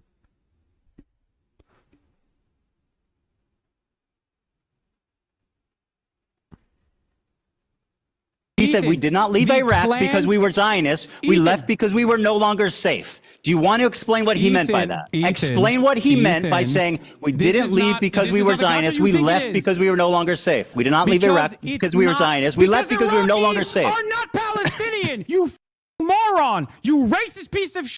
Because Iraq What? and the pan-Arabic nationalist They movement left- that arise out of You Zionist are violence out of your is mind. not about Palestinians. You Okay, cannot so make what this did the Jews in comparison. Iraq have to do with Zionists, Israel? ones You who actually bigot. terrorize the You are Palestinians, so out of your and mind. then Dude, you cannot screaming and point to the grandstanding Iraqis doesn't or mean you're Iraqi right. government's This is pathetic. racism during the Okay. pan-Arabic nationalist movements as a vindication for why, or a comparison as to why Israel had to do the Nakba. Do you think that? Racist piece of shit. Thanks, Do you son. think Iraq? Do you think all Arabs have one mind? Is that what Why you think? let's talk Ethan, facts. you don't know. And You Egypt. got a Chat GPT summary. Let me explain to you. Hey, Hassan. So you can not look like a dumbass. Egypt, Iraq, Morocco. Each of these countries where Jews lived in the MENA region all the way to the Levant had different reasons. Some of them were direct pogroms. Others Lie. were You're a liar. the colonial. You are a tangibly, historically Do you think that proven do you think liar. That Jews, and I just feel said let that me. some of them were because of pogroms. You're not hearing anything I'm saying. You're so conditioned into saying No, liar no, no, no. that you're The amount undermining that your own left. point. You've tried to Between- say that they left by choice. That is a gross historical no, there are Jews that inaccuracy. left by choice. That is true. Yes, some did. There are Of Jews the that absolutely 900,000, the left by vast majority choice. left because they were afraid. Ethan, because they were being there are discriminated against. Jews That is a that- historical fact. Have Six-day you ever war actually aftermath. listened to a clip of me talking about this? What? Oh my God, you have no idea what my perspective on this is. You're just yelling at nothing. Well, what are you doing right now? Oh what are you my wasting God. time for, buddy? This is the reason why you're repeating. No, I have that heard you have talk not- about it the time shit that and I time don't again. actually believe. Like, is he just like coked up all the time, this guy? Like, I haven't watched enough of him to figure it out yet, but like, he's really fucking twitchy. Is he just fucking coked up all the time? This guy's the weirdest ticks. Yeah, like, is he just fucking off his chops? Like, I've seen people like this at raves before. He's got Tourette's? Tourette's? I don't know, man. Sounds like a good cover. Hey? Cocaine. Am I right? Bro, you are continually, okay, not acknowledging. God. So, like, that wasn't the clip where he talks about fucking why he's superior to Arabs, right? Oh, he has Tourette's. Nah, he actually does. Can't it be both? I'm sure you afford a lot of coke. No, different one. I find the others just an example of his opinions regarding Arabs being one of the mind. In my opinion, yes, he has Tourette's, and some of those tics that have been consistent, but they've increased dramatically because of cocaine. Anyone? Yeah, as if he can't fucking afford it. The more distance there is, the more conflict there is. Ultimately, the more genetic distance there is, the more conflict there is. The opposite of that is always inbreeding, and you know, this idea that you could be inbred to the point of damage to the genome really comes down to really tiny gene pools. So, like when you're talking about like gene pools of less than say 16,000 people. You know, that could cause long-term negative effects. But even then, that's a massive gene pool compared to like our ancestral groups. Like what has created, I don't know, I think there's like 750 million white people. We descend, all 750 million of us descend from very, very few people. Like a much smaller gene group or population group than 16,000 people. So look, there's so much variation within genes. There's 750 million white people out there. Hey? Whoa, whoa, whoa. Yes, I'm a chud. Excuse the Reddit link. Whoa, whoa, whoa. I knew it. I knew you were a chud. Don't have to be embarrassed about it. It's okay. We all forgive you. He badly wants to be special. Hey. Yeah, let this guy finish and then we'll watch Ethan be a fucking Thomas Sowell. Hey, I can ignore it if it's a genuine disability, but don't make arguments that don't make sense. LOL. There's so much variation. Like one person's seed and one man's seed and one woman's egg. There's so much DNA in that. There's so many potential outcomes. Like you carry so much seed as a man, and you carry so many eggs as a woman, and it's like there's so much variation just within small population groups. So the inbreeding meme is just a meme. Like it's just another dumb leftist. It's just a low IQ talking point. It's akin to like, we all bleed red, and if we didn't have other races, we'd all just become inbred. These are all just like the dumbest talking points. Hit them with the genetic distance. Study it a little bit, try and understand at least what I'm talking about here with genetic distance. And if you are studying science at uni, you should go even further than that. Obviously, you should understand a lot more than that. This is kind of like a basic high school take. This is the level that all high school students should be able to understand race. If we weren't in like gay brown communism, if we weren't like a really messed up woke society. God, I wish fucking Ninja Nurse was here. What did he just say? If we weren't in gay brown communism, is that what he said? So close to what was it? What was our one? Gay space communism, I think it is. So close to our version of communism. Gay space communism. One more time. Study it a little bit, try and understand at least what I'm talking about here with genetic distance. And if you are studying science at uni, do they encourage that? Like people to study science? Eh? I thought they're supposed to be lifting weights and hanging out on compounds and shit like that. You should go even further than that. Obviously, you should understand a lot more than that. This is kind of like a basic high school take. This is the level that all high school students should be able to understand race. If we weren't in science is a broad term. Gay brown communism. If we weren't like a really messed up, he said it. Woke gay brown communism. This is the level that all high school students should be able to understand race. If we weren't in like gay brown communism, gay brown if we weren't communism. like a really messed up woke society, this is what just normal high school kids would understand and learn. So anyway, that's 2 videos one day. Look at that.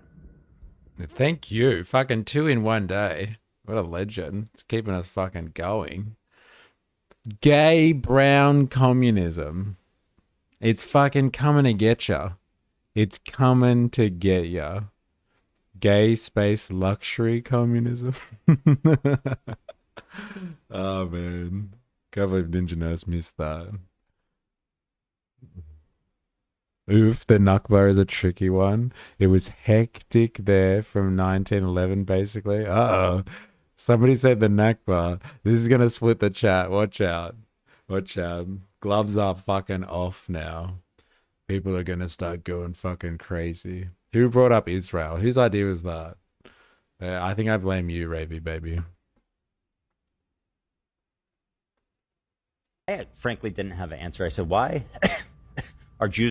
Because I frankly didn't have an answer. I said, why are Jews overrepresented in all these fields? There's all these conspiracy theories, but like there is overrepresentation. Why is that? And he says the best explanation I've heard for that was from a evolutionary biologist who said for thousands of years, 10,000 years, Jews lived in the Middle East. And at the time, all they did was study Torah. And it was... I want more gay brown communism. Yes, I know. I want to find this gay brown communism. I want to spread it to the people. Hey? Gay brown communism. So good. I'm always splitting the bloody chat. Hey? In that culture, the rabbi, the scholars, the people who studied Torah were the desirables. Those were like the leaders, the guys who cleaned up and got all the wives and all the cuties and reproduced and had like 25 kids. Okay. So the guys who are the ones in studying all day, who are prone, who, you know, appeal to more kind of cerebral, intelligent people, right? Who are doing these analytical books, reading all day for 10,000 years, procreating.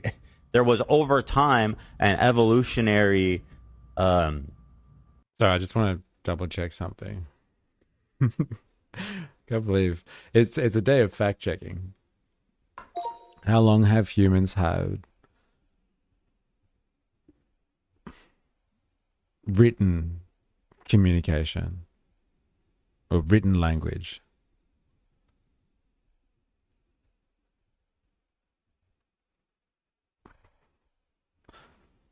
This is incredible if it's true.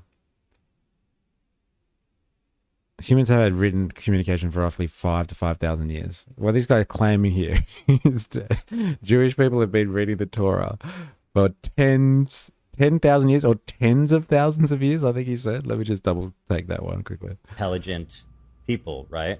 Who are doing these analytical books, reading all day for tens of thousands of years. Tens of thousands of years? Or did you say tens thousands of years? Cerebral, intelligent people, right? Who are doing these analytical books, reading all day for tens of thousands of years, procreating. Let's just say 10,000 years. It did sound like he said tens of thousands of years, but like, fuck. These people that he's talking about, so far ahead of the curve, like by 5,000 years ahead of anyone else. It's fucking incredible. It's fucking incredible. Where does he get his sources? This evolutionary biologist that this guy's been talking to, my God, this is cutting edge science right here. There was over time an evolutionary tens of thousands of that years. Is some bump in IQ or aptitude or something like that, right? There was like a selective breeding happening unintentionally over tens of thousands of years in the Middle East. Obviously, that's no longer happening now. Say that that whole theory of genetically people getting smarter over time is like, that's not true. That's what okay. Yeah, it's how you don't think that it's possible for.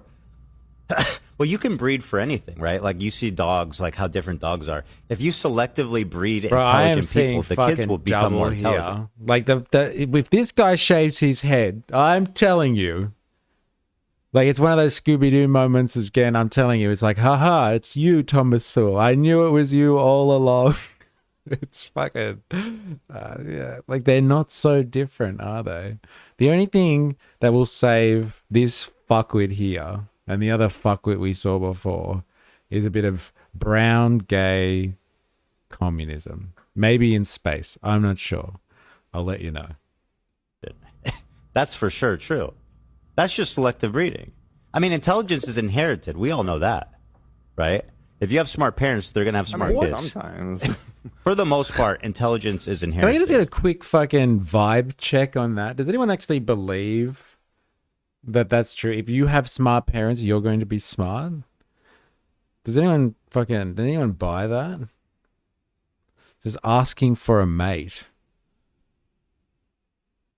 My favorite Ethan clip is women were put here for breeding while Joji gives shocked Pikachu face. Women were put here for breeding. I think like organisms were put here for breeding, right? They do like to reproduce their own existence. It's kind of the point of being an organism. Right? It's probably more about the environment would be my guess. I mean, it's nature both. versus nurture? I think it's both. What? You never heard nature versus nurture? Dude, there's people that are just born dumb as hell. Oh, for sure. And you meet their parents who are dumb as hell. But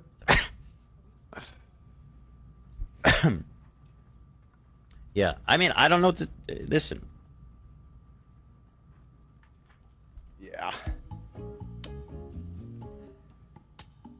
I'm not talking about race. I'm just talking about how genetics works. That's it. That's all I'm talking about. I'm not in favor of it. I'm saying it was accident. I don't know that that's what. This is so good. Like it's that was the Thomas Sowell defense when he started. He's like, I'm just talking about genetics here, okay? We're just talking about science, eh? And we're just looking at the small difference. Like there's 99% of us, 99% of our genome, all humans share that 1%. It makes all the difference. I'm just talking about evolution here. Come on now. Am I right? What happened? The rabbi told me, and I was like, that kind of makes sense. Mamoopus in the house. How you go? Now Google IQ by race. LOL. I don't know, man. I'm fucking up my algorithm already. Like I'm getting put in a classification here because of today's stream. Yeah, I'm a bit scared. We go down this path. I'm gonna have to apply for the NSN.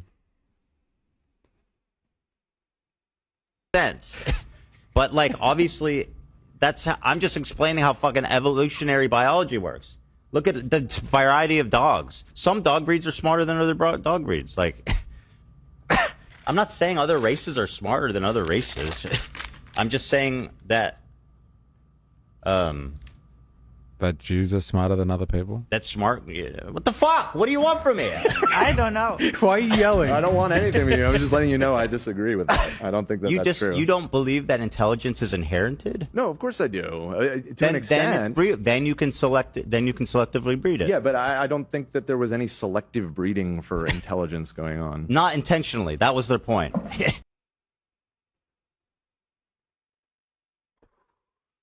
I'm getting Thomas Sowell vibes going on here, honestly. Joji's actual face. When Filthy Frank has this response, you know you said some dumb shit. Filthy Frank and Genetics, apologies in advance, but this must be dropped. Pimp my wheelchair. We've just destroyed race theory with a banana. Oh man. Doesn't meet the IQ test. Doesn't the IQ test have a lot of criticisms and is based towards how some education systems work? Don't know. Yeah, I think there are a lot of critiques of IQ tests and stuff like that. Obviously, critiquing it, people are critiquing it because like the system doesn't work in their favor, so they gotta critique it. Nah, but like I do think there is a lot of criticism. It cops a lot of flack. People are big fans. It doesn't measure things well, or it might be very select in what it's measuring. Say the line, mystery. What, that's capitalism? That one? I did one when I was a teen, and I don't believe in IQ tests. See, this is what I'm talking about. Like, people don't believe in them, and they don't like them. No, I'm joking. But they do get criticized. Definitely do. And like Thomas Sowell was using it as well before. It was like, oh, it's such a low IQ lefty take. Fucking low IQ lefties. They're the worst. Fucking lefties that piss me off. God damn. Very interesting. Very interesting. Can't believe we just went through that. And here we are. And we made it through to the other side. Now, this is time for... It was Remag in the house. Tell me Remag is here. Remag, if you're here, can you put your fucking hands up? Because I want to go through that Why Marxism is Incoherent by that Taggy guy or whatever it is. I would love to know if you're here, Remag. Because if not, I'm going to wait until you're here. Because you asked us to do this. Remag, calling out Remag. Are you there? Are you there, Remag? I'm only going to do this if you're here. Because this is just for us to nerd out on. Everyone else is not going to like this, I'd say. Oh, Jag would like this too. I'm not sure if Remag's here. Damn. Han, the fixer, Northern blacks were higher than Southern whites. What are you talking about? In IQ? Okay. Ethan's known to say some pretty dumb and horrendous shit. He's even got a button for being a dumb fuck. Yeah, I've heard they just fucking... He hits the button kind of thing and just like cuts the stream.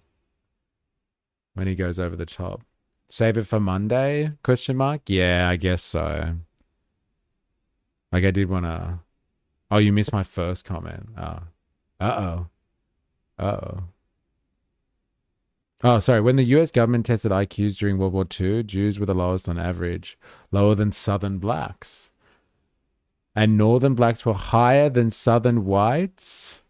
But that's not what Thomas Sowell said. He said if you group people together somehow based on the genetics of their origin, I guess, even though they can have overlapping trends, like Asians can have short-sightedness and so can white people. Like, don't worry about that sort of stuff. Like, white people are still a group, even if they are short-sighted or have black hair like Asians or something like that. Don't worry about it. This goes directly in contradiction with what we were just taught by Thomas Sowell.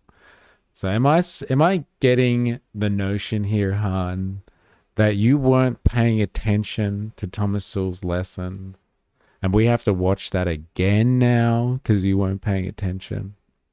Did you not learn anything today, Han? Seriously, I'm fucking disappointed. Really, really disappointed. Have you plugged in a while? What, you saw 4IS come out and you're like, shit, I haven't plugged in. He hasn't plugged in hours. You better do that. No, I haven't. I haven't actually. That's my line. Yeah, but I was covering for you this morning. It's so good. All right, I'm going to do a plug. If you're watching this and you haven't seen us before, come join the community. Hit the subscribe button. If you're on Twitch, hit follow. If you're watching this on YouTube and you haven't already, you can hit the like button. Do yourself a fucking favor, seriously. And, hey, are you ready? Come join us on Discord. This is where we share our propaganda. It gets pretty fucking lively over there sometimes. Oh, and here is the Patreon too. Now, if you are watching this and you like the streams, and can I say, maybe you should think about financially supporting the channel, help us keep it going. Here's the link to Patreon. If you can't financially support, at least just go over there and become a free member. I get you on an email list and I can get notifications to you forever. Notifications don't come through social media. So like you won't get stuff through YouTube all the time. I think you won't get it through Twitch all the time, I guess. But going on an email list, and it helps me too. Yeah, go to Discord if you get censored too. It's a good call. I love that Han came here to shit on some low IQ lefties and has become a regular part of the fam.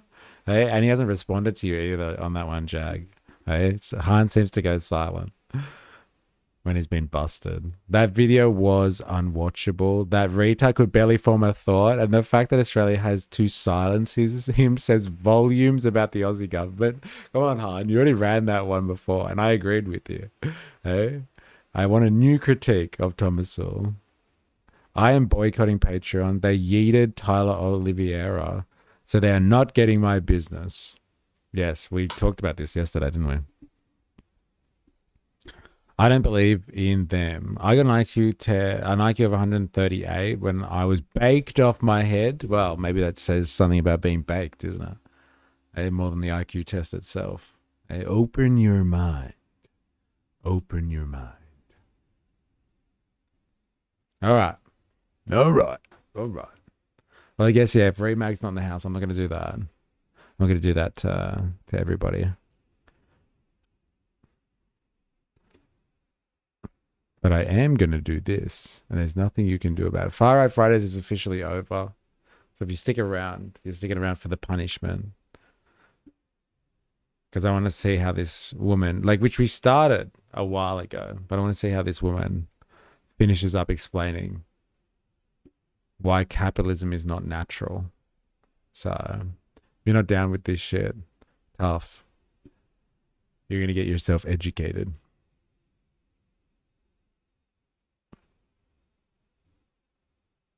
I think we watched about 10 minutes of it, I'm going to say.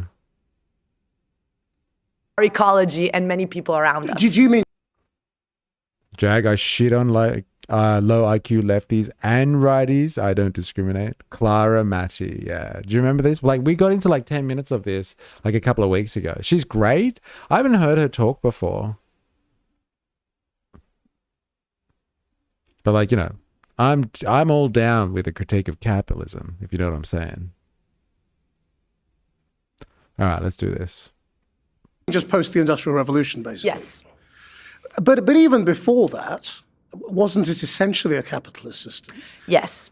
Definitely. It was, capitalism was born in the UK. So the cradle of capitalism is right here where I stand today through the enclosure system. And this is very important. This is a story that economics never tells you because economics as a discipline is deeply ahistorical, purposefully to make you think that this is a natural, spontaneous order. The reality is that if you look at history, our economic system was born through violence. And what was this violence? It was the exclusion of people from the land. The land was the basic means of subsistence in which people could reproduce themselves autonomously from respect to the market. Once you eliminate the self-sufficiency, then people become market dependent, and thus, in a way, necessarily have to accept going to work for whatever. Speaking of low IQ lefties, Richard Wolff is the poster child. Don't pretend, Han, that you've ever actually paid attention to what he's saying and not just sit there and hate watched him spitting at the TV, throwing fucking popcorn at it. Be like, fuck you, Richard Wolff, you asshole. Hey, come on. Come on. Lava would be up in arms. Yes, he would. He'd be upset with that one. Richard Wolff is like, come on. He's a pretty fucking decorated professor. Eh? That commie scumbag has a job teaching young people. He's a professor. That is a joke in itself. All right. Fair enough. He's definitely a commie. A dirty commie. But is he low IQ? Hey, is he an idiot? I don't know. Come on. Situation they can find. Well, wasn't that a product of natural human nature to acquire and to exercise power over others? I don't think so. If you look at all the indigenous cultures in many places in the world, I'm in Oklahoma right now. This was the reservation land after the indigenous people had been kicked out. They had the Trails of Tears. Many died, and they reached this reservation land, and then all the oil was stolen from the indigenous people. But the indigenous people, the Cherokee Nation, for example, was based on circular horizontal organization through councils. And actually, women had a very, very big role there. And it was about caring for the commons, caring for nature rather than extracting. So, indigenous values tell you that actually humanity has no essence for self-interest. This is the adaptation under capitalism. We can be different according to what social relations we construct. In Tulsa, the Forum for Real Economic Emancipation I now founded, very interesting experiment to try to bring back these different social relations that need to start locally, because it's at the local level that we can associate through assemblies in which you show how collectively we can think to be together in a different way and pressure our local and national institutions to do not austerity, but democratic decision-making over the budget and much else. Well, where does democracy come in? Because the defenders of the system will say these are choices that people have made. Yeah, she must have read Dawn of Everything. Isn't this why we talked about Dawn of Everything last time? Because she started talking about indigenous populations. She's like, oh, yeah, but come on. Greed is good, and greed, dominating human society, it's not natural. It's a response to whatever economic system that you're a part of. And so enough of the commie gobbledygook. Hey, look, we've been fucking going down a right-wing trajectory all day. Let's hear someone try to critique capitalism and you tell us why she's wrong. I will speak for 10 minutes straight and say nothing. She needs a I'm not reading the rest of that one. We do the whole sexual connotation thing here. We'll leave it at the connotation. Mean mode, medium. All right. It's also human nature to disagree once the group gets large enough. With size comes variation. Interesting. Yeah, there's a lot of social theory about that sort of stuff out there. I think it's 150 people, and more than 150 people, then a community is no longer what's the word, able to support a communist style of working together where everybody's equal, a perfect equal society kind of thing. It's all just theory stuff, though. Made deliberately through their democratic rights. Well, I would say that these choices have been made by a tiny elite since the very beginning. And they are choices that by definition require the lack of economic agency of the majority. So what you see is that democracy, liberal democracy, is really only a superficial facade. And this is why in my work, historical work, I also show how in moments in which people challenge this capital order, liberals and fascists are great allies, and this has been my work on the post-First World War period, is you see that Benito Mussolini was adored by the Bank of England and by Montagu Norman because he was the right man at a critical moment to keep workers in check and to avoid post-capitalist experiments. So this is the whole point, is that you see that liberal democracy presupposes economic coercion.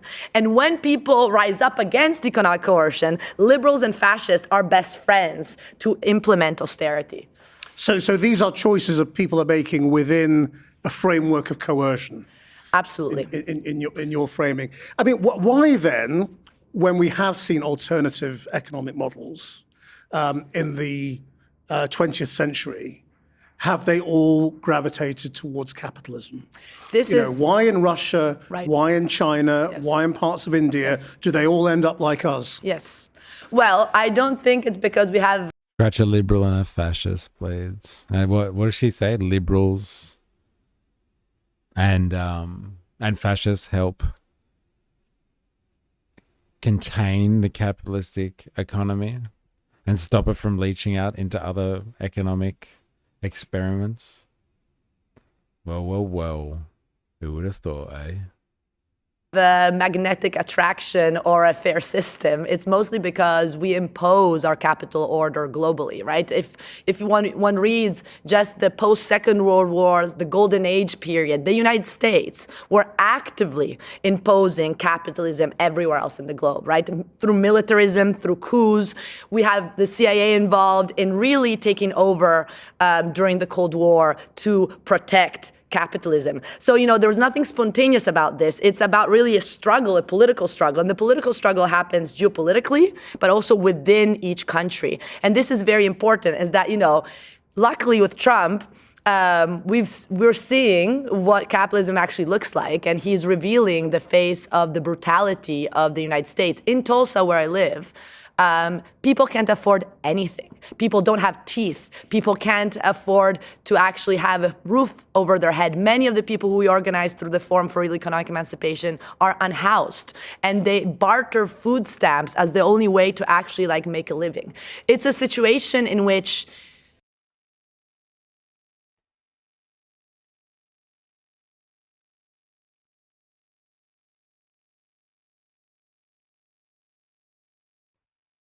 Where does this woman live? Where's Tulsa? What is she talking about?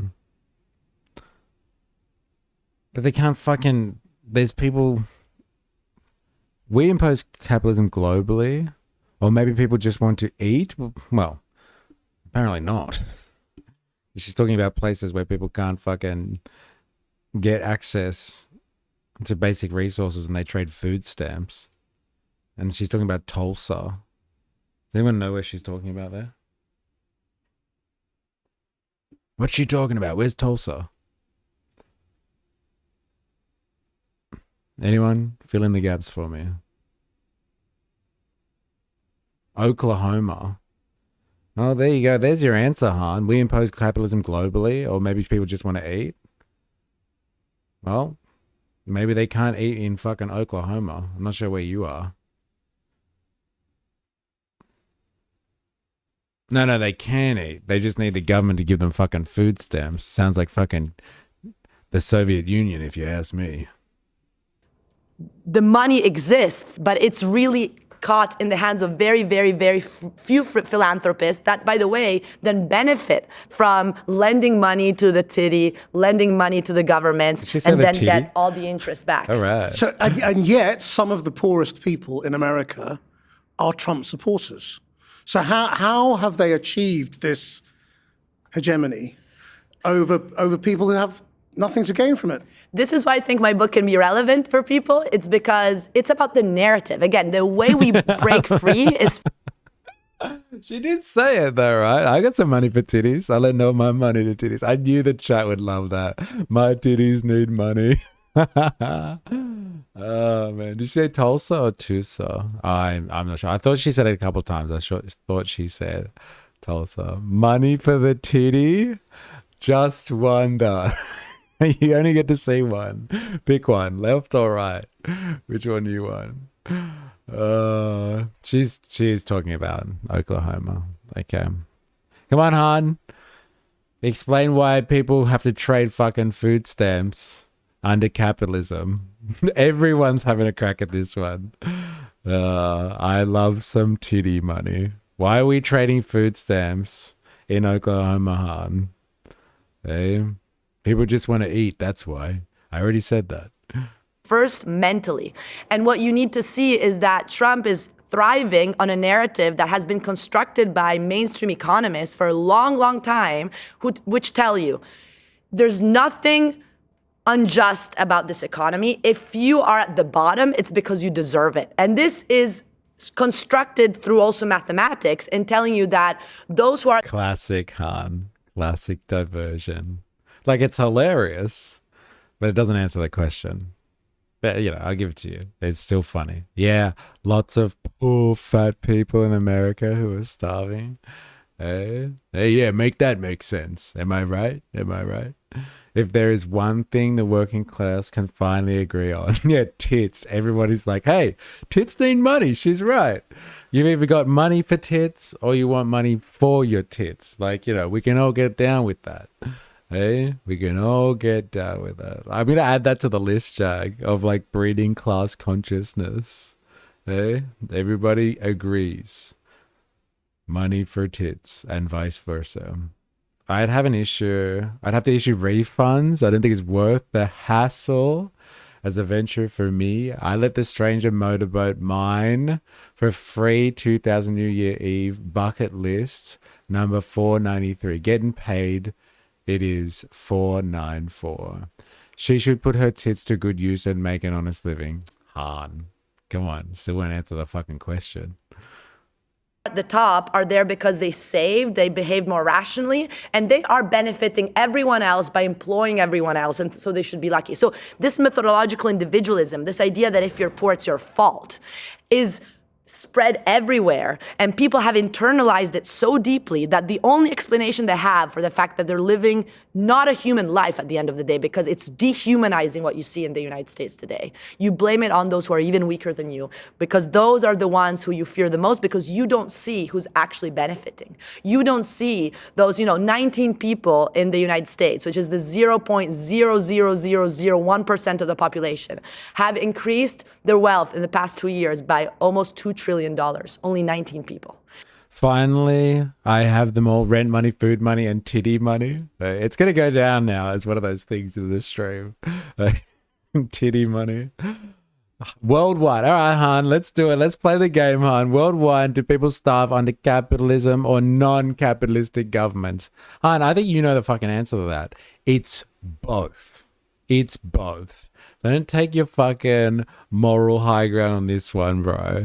If people starve under non-capitalistic governments, they definitely starve under capitalistic ones. All right? So get off your fucking high horse. I think you know the fucking truth behind that one, bro. You know it. You know it.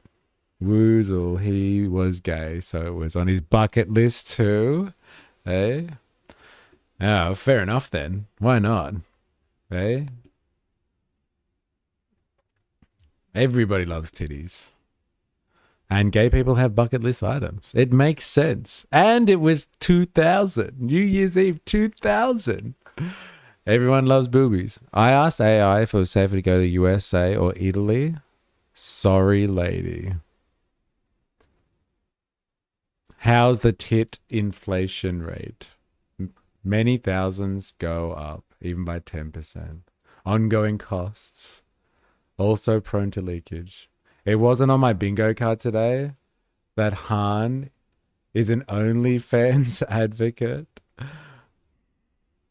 This is what we're talking about when we talk about. Now Mystery is trolling me, thinks people starve under capitalism. Bro, enough. Okay, man, okay. Naughty. This extreme red. And these people are not taxed because capital gains are not taxed. This is part of the austerity policies I was mentioning. But isn't it the case as well that when you have very little and when you have great economic insecurity, you are desperate to hold on to whatever you have? So talking to people about breaking the system means that they will lose everything, is what they fear in the short term. I think right now, first of all, many people have very little to lose at this point in the United States, really. I mean, 77% of American workers live paycheck to paycheck. Half of the homeless population that keeps skyrocketing. Is that fucking true? God, she's coming out with some wild claims here. Have you got any information that can verify the claim that 70% of America's working population are living paycheck to paycheck?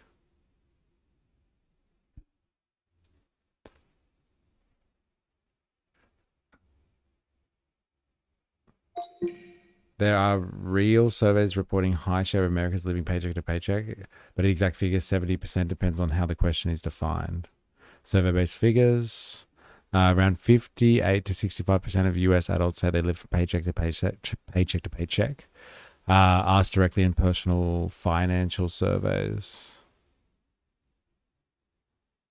In some surveys, reporting on working adults specifically estimates climb. In a recent 2025 financial wellness report, about 67% of respondents are living paycheck to paycheck. That's fucking crazy.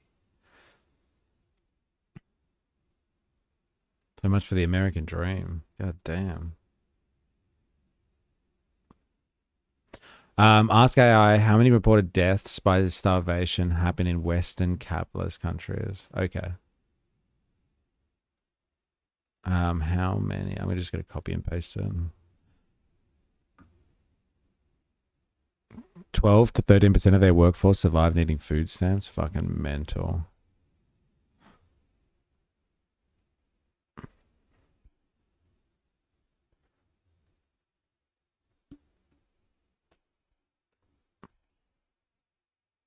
Oh, won't let me play.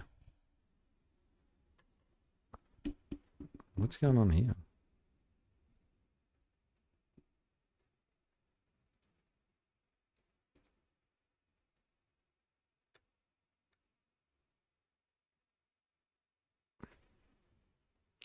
I think I've been cut off. Han. Give me a sec.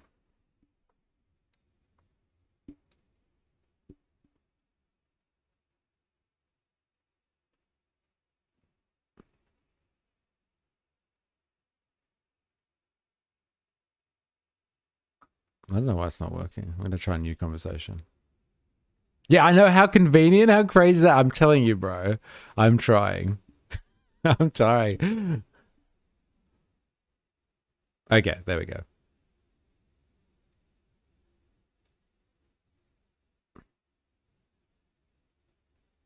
I've just put in your question, okay?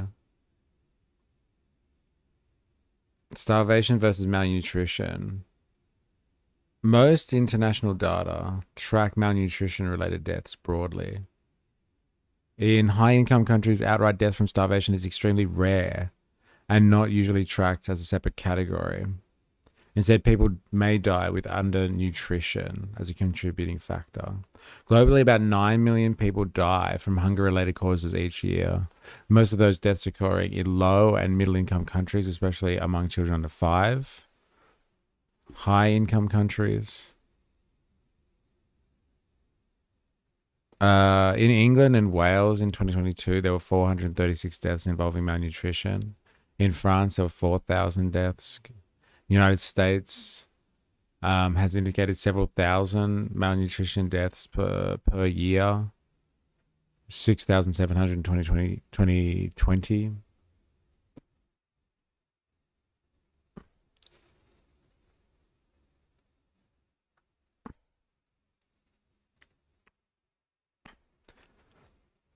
from the 9 million people that die of hunger-related causes each year, give us the top 10 countries, the numbers of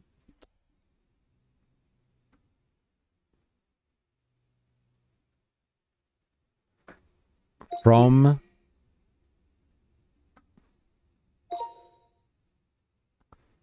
the 9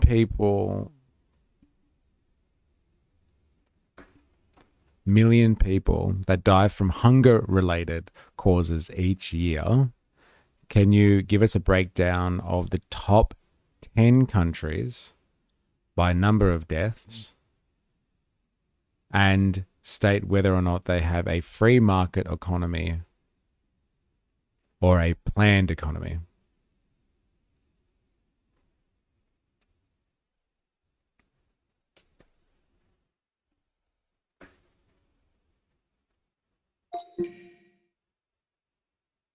India, 32,000, mixed economy with strong market orientation, pro-market reforms, private sector driven.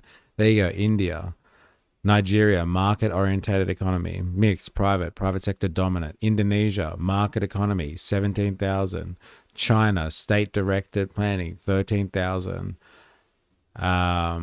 Niger, market-oriented. Ethiopia, 6,000, market-oriented. Bangladesh, 6,000, market-oriented.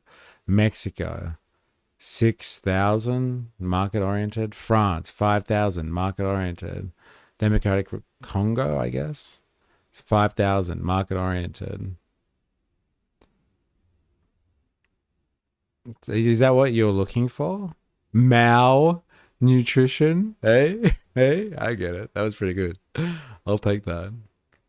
Surprising about France, yeah. Must be all those immigrants, that's for sure. Capitalism would kill itself through starvation. Hein, is that what you're looking for?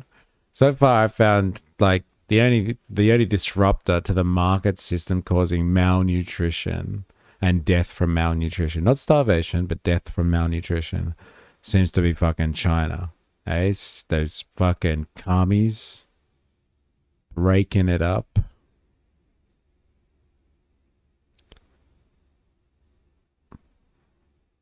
But again, this is malnutrition.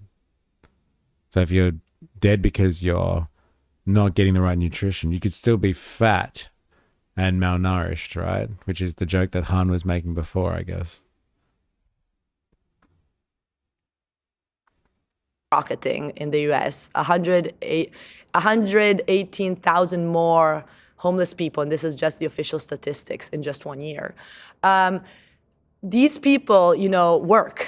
Half of the homeless population actually has a job. So, working is not enough to secure your survival. So this is what I'm seeing with the Forum for Real Economic Emancipation, is that people want to come. 13K out of 1.4B, planned economy is failing. Calling some of those countries market economies is a stretch, just like Nazis were not socialists. Yeah, well, look, if Nazis were socialists, then like more definitely than them being socialist, they were definitely capitalist. They didn't get rid of the market economy, that's for sure. Definitely not. Yeah, the planned economy is failing. It is. You can see it here. Really, India is the only contender in terms of population levels, I guess you would say, if you were trying to compare apples with apples here. Together with alternative models, with solidarity-based economies, with mutual aid, with the idea that let's breach market dependence, let's take back our relation with nature, with land, with resources. We need to create this alternative infrastructure that can actually serve the logic of need, that the governments, both at the local and at the federal level, and also in Europe, can no longer support. Because our governments are there to maintain the capital order in place. And the fact that Europe is militarizing like crazy while people are losing their social services is not by chance. It's not to be, attributed to the bad person in power that moment. This is the tendency of the system that we, though, have the power to fight against, because the system is us. And this is the empowering message of the book, is to say, we've built it. We need to see how the systemic forces trap us and shape us. but we're the architects. So there is space for alternatives if we build them. Are we also trapped by our education system and the way economics is framed and taught? This guy's a Chad. How can he just sit there and let her talk without laughing at her or giving her a backhand?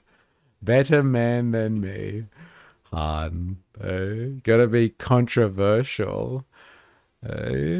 Come on, hit us up with your stats on the market system. Apart from these places, I wouldn't call them market societies. What are they then, if they're not market oriented? Wouldn't call them communist. Definitely not India. India had a good communist party. They got fucking wiped out. Hardcore. Indonesia had a good communist party. They got fucking wiped out by the free market. 2-bit dictatorships. So what? You don't think capitalism, like what? Capitalism can only exist with democracies? No way. Capitalism loves a dictatorship. Dictatorships are actually preferable for capitalism. Like much more preferable. I don't think the type of political orientation or organization actually stops capitalism from working. Like, to be honest, it makes it better. Capitalism loves a dictatorship, man. What you're describing is whether you're in the fucking imperial core, like America, or you're on the peripheries, and they love a good dictatorship on the periphery. America has a history of taking out dictators, almost as many as they fucking create. I would say America has a history of creating dictators. Capitalism and democracy is a contradiction. I guess it depends how you define democracy then.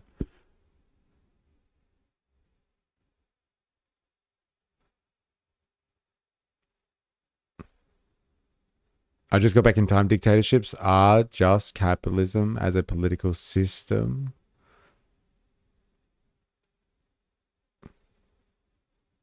Oh, you know what you're back in time for, man? I'm telling you, you loved this chick last time. We're going back with this one again. Completely. So I'm a professor of economics, and I've for years tried to introduce alternative frameworks in the economics discipline. They do exist. They're at the margins. So anyone who teaches, who studies economics rarely gets exposed to alternative frameworks. And in my book, I try to expose the classical political economy framework. So it's built on not just my ideas. Yeah. This work is built on a tradition that is very strong. It dates to Adam Smith himself, the founding father of modern economics. Well, people are taught about Marx, aren't they? And that's the only alternative way of looking at the world. Yes, well, I think absolutely the important point is that, Marx has been demonized in all ways, but at the end of the day, he was one of the most important economists ever existed because, again, he did not accept the narrow idea by which things happen because of individual choices. Things happen because of systemic forces that have been built by us. And what Marx says that is very important and liberating is that capital as wealth, as money, is nothing but this surface expression of capital as a social relation, of the fact that we relate to one another in production processes that are very anti-democratic. I mean, what I mean is you say people are not taught any alternatives. Ever. I'm saying they are taught about Marxism. Are you saying the way Marxism is taught? Okay, so this is important. I think very few people are actually taught about Marxism. Definitely if you take an econ class, you will not hear his name or even the word capitalism, as a matter of fact. You only hear about markets and individual choices and maximization. So when you do hear the word Marx, it's usually attributed to some crazy deterministic way of seeing the world, which doesn't make any sense because, again, the critique of political economy that Marx brings about is exactly to say, you economists take for granted capitalism. I, as a scholar, a historical-minded scholar, will tell you that capitalism is a specific socioeconomic system that requires specific social relations, and we can change it because it's us who have built it. So are you a neo-Marxist? I've definitely been inspired by Marxian political economy, and I think this is really important for... She said Marxian. She refused to be called a Marxist. Did you hear that? I thought that was interesting. Hey? Very interesting. IRGC spokesman, Iran is fully prepared for a prolonged war and is set to introduce advanced weaponry that has not yet been used in the conflict. Interesting. That's what I have heard as well. Obviously, Iranian propaganda, from the Iranian propaganda machine, I should say. But like they've been firing all of their old stuff first in terms of missiles. They haven't been using the new equipment yet, and they're ready for a prolonged war. I've heard that Trump is pushing. What did he say earlier today? I think you put something in, Ravy Baby. That he was basically saying something along the lines of, we'll give you complete immunity or we'll give you death. So you come to the party now and we'll let you off the hook. Sounds like the Americans want a bit of a break. They want time out because they didn't realize what was going to happen. Censored comment in Discord. Oh man, there's been heaps of comments here I missed. 2 more schools hit by the US. Tom is noticing the banana. Fuck, I wish I saw that before. Damn it.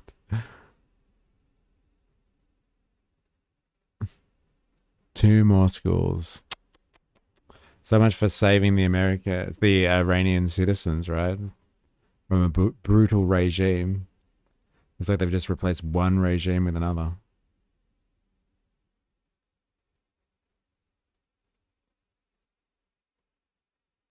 The CIA took out a lot of democratic movements and installed right-wing dictatorships. They sure did. At least we're all on the same page here. Economic students to go back to the original texts. Does that make it almost impossible for you, given everything you said, to gain traction? No, I think the opposite. I think right now, historically, we're in a moment in which people are fed up by the liberal narrative that can't explain the current crisis of humanity we're living in. And so the Marxian tradition is a tradition that actually speaks to people who consider themselves on the right or considers themselves, Trumpist or whatever, because it goes to the real root of the problems. So in the end, if you want to get fed, you are an anti-capitalist, and you will see that only like a critical, really a critical lens, not a superficial lens, a critical lens that I try to develop in this book.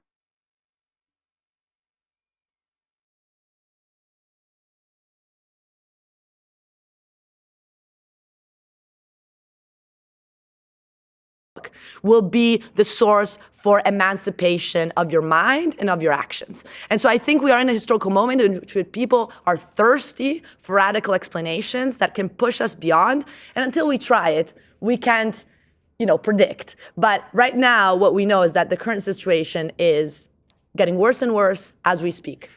What I mean is, if you are taking a lot from Marx, does that make you, for huge numbers of people, public enemy number one? If you think about how America responded to communism after the Second World War in this sort of almost hysterical way, but much deeper in terms of foreign policy and all the rest of it, that is still deeply ingrained in American psyche. Yes. And in Europe to some degree as well for different reasons, but the fall of the Berlin Wall and all of that.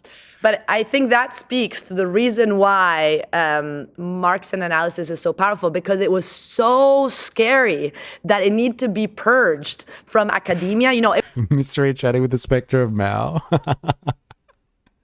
Oh, man. I'm going to have to get a picture of Mao up in the background now. No, what do we say? What did we say yesterday, 4AS? 4AS came with me and we went to see Yanis Varoufakis yesterday. And I was like, I need a spectre of Mao in the background. And he's like, no, it doesn't work with you. It works with fucking Pauline Hanson because it's ridiculous that she would have that one there. So I need something like the spectre of Margaret Thatcher or Reagan or something like that. Someone real neoliberal and evil. This is torture. At least we could laugh at the retard and his bananas. Hey, you can laugh at her, bro, but you're not really dismissing anything that she's saying. Then we could all laugh.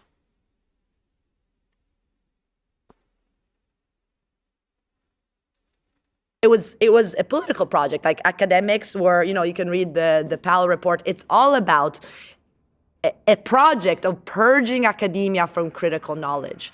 And this is the whole point, is that part of it is this demonization of Marx. But, you know, the most emancipatory tradition, you see the Frankfurt School, Antonio Gramsci, Rosa Luxemburg, people who were for the liberation of humankind. So what I do is to say, let's drop old categories. Let's think about ways, reclaiming words. Like freedom is a word that should be reclaimed in the radical tradition. You know, we're not for the state. The idea that Marx is a statist. You know, it probably would look better, right, with a spectre of Mao, because they've got the same type of like head shape and type and stuff. You could easily confuse it, Milton Friedman's head, for a spectre of Mao as well. She is a Marxist. She believes in an economic theory created by a philosopher with no economic training, which I can debunk in one sentence. Go. Debunk Marx in one sentence.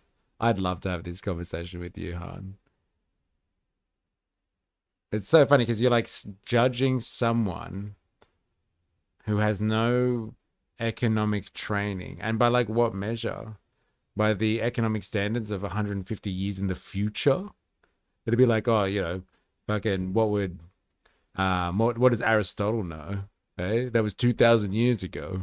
He's completely irrelevant philosophically. Marx. Economic theory created by a philosopher. It's interesting. I want to know this one this one sentence that will break down his entire theory. You know, you should be here, Han, when we're going to watch a video like next week or sometime, I guess. We're waiting for Remag to come back. Where this guy through like philosophical justification debunks Marx, and we're gonna talk about that. If the labor creates the value of an object, what is the labor value of a chair that nobody wants to buy? He's explained that. Oh my god, is that it? That's interesting. Like, that's the silver bullet that people have against Marx. If nobody wants the chair, that's very interesting. It's got to have use value. Value doesn't exist in and of itself. It exists in a dialectical relationship. And in a capitalist system, it has to have exchange value and use value. Like, nobody's going to exchange for it, as in like pay money for it, let's say. Unless it has use value. So if the chair is useless to everyone, because everybody's got a chair, let's say, for argument's sake, and nobody wants to buy the chair, that doesn't mean that the labor has no value. That labor has no value. That means there is no use for the chair. It's kind of what you would describe it, I guess, as demand, supply and demand kind of stuff. Or someone of your economic training, I should say. But like labor is what has created value in that circumstance, in the sense that there was new value created in the form of the chair. We call them the reserve supply chairs. So yeah, labor creates value. But like, you know, if you're using your labor to create stuff that's fucking useless, like, I don't know, like if I drew a cat like 100 times on a piece of paper or something like that, like that's my labor going into that. But like, if nobody wants my fucking picture of a cat, it doesn't matter how many I fucking, like if I do 1 million and try to sell them all for $1, I'm not going to become a millionaire because nobody wants my fucking cat. So like, if you're just doing labor for the sake of labor, like if you just dig a hole, like you love to use that. Oh, you know, government, so pay somebody to dig a hole and then another person to fill it in again, kind of thing, or whatever your usual libertarian style critique of government services is. And it's like, yeah, it is stupid, isn't it? Like it is really dumb. Why the fuck would somebody fill a hole, like dig a hole just to fill it in again? That's just illogical. Without profit, there's no feedback. Profit is feedback. Take away profit, you take away any feedback, but profit is evil, according to Marxists. Well, like, you know, if you believe that that's what Marxists are supposed to all think.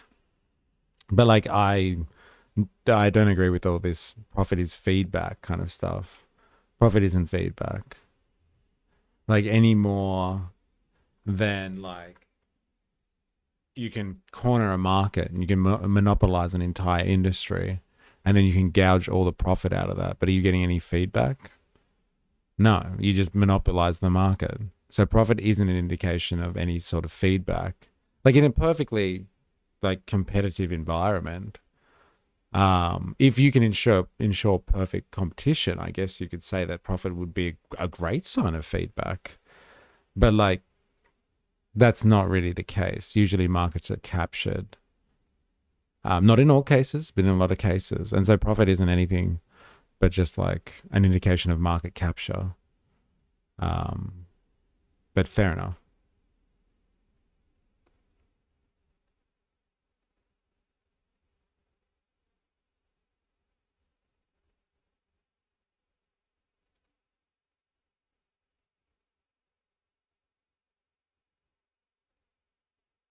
Baltazar, what is Jeebus? Ravy, it's okay. Nobody wants my kitty either. Yeah, Marx's theories were only half right. He didn't consider the value premise properly and focused too much on just surplus value. He didn't. What is the value premise anyway? Like, is the value premise just, oh, if somebody wants this, so then I can charge for it? Like, that's it? Like, that's the only thing that produces value, supply and demand? Draw a cat someone wants, then you call me. Get good, scrub. LOL. Draw a cat someone wants, then you call me. Right, sorry, I read that wrong. Okay, next time I will make sure I actually draw a useful cat. I got it. But like, it's still labor, but it's got to have a use value. To work in capitalism, it's got to have a use value. Now, that's a massive distinction. And I don't think that like people, like libertarians, take into consideration that value can exist outside of capitalism. But it was fucking one of you. That Sleepy Joe over there. Objectively, profit is feedback. Like, objectively, yeah, in a system where you profited in a competitive environment, yeah, I guess so. Yes, it would be. I agree. But like, it's not feedback in the sense that, like, you know, let's just say like I need to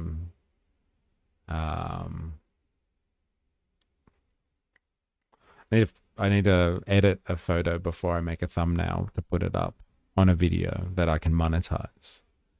Like, I can't just go and pick among, you know, endless options of editing software. Like, I got like Photoshop and like a handful of other options to choose from. So like, if they get profit from my purchase of their software, it's not exactly because I chose them because they were the best product, and then the market will somehow sort out that is the best product and everyone will want it. And if other people don't catch up, then they will die and be eaten by the system and left in the dust because they just don't provide the best service. Like, no, it's because they've got market capture, usually. Or they're like working within a constrained market.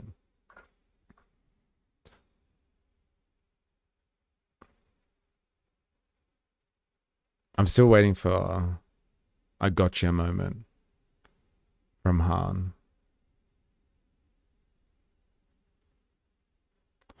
Oh, just where the value lies in the means of production. True, but it's not the only place. Say it with me. It's a factor. All right, bro. All right. Well, in any currency system, objectively, there's a value in production. But there also has to be value in application/use. Yes. But like that in a currency system, that's a good point, because I would say in a system that produces commodities, that's a very important distinction that I think is a divergence between like what Marxists would say compared to like, I guess, libertarian thinkers. I don't know. Correct me if that's the wrong classification here.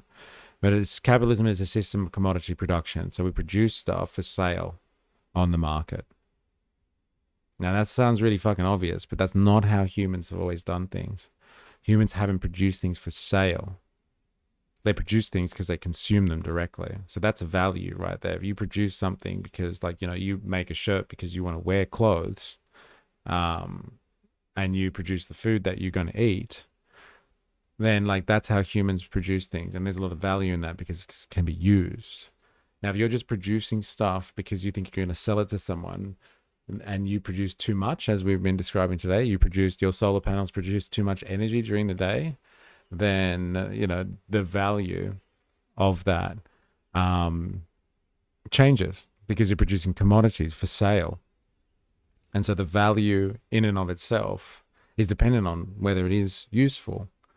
And so that's a relationship in the capitalist system, in commodities, between its exchange value, how much you can sell it for, thus how much profit you can get off it, to how useful that thing is. But the electricity itself through those solar panels, that value itself, I guess you would say, has only been there because someone thought to make solar panels and came up with the design.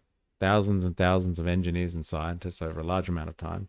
And then all the workers, I guess, that worked in all the various components in all the various factories and processing centers and manufacturing hubs that made the fucking solar panels.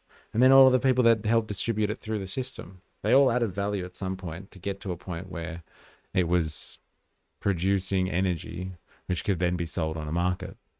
And so, like, if it wasn't for all of those people producing that value there through their labor, then you wouldn't even have the use value and the exchange value, the commodity, in the first place. And so, like, that's where this idea of humans create value or labor creates value comes from. Like, value doesn't just pop out of the sky in terms of, you know, the commodity itself doesn't just have value because it comes out of the sky. Even in the case of solar panels, where energy does actually come out of the sky.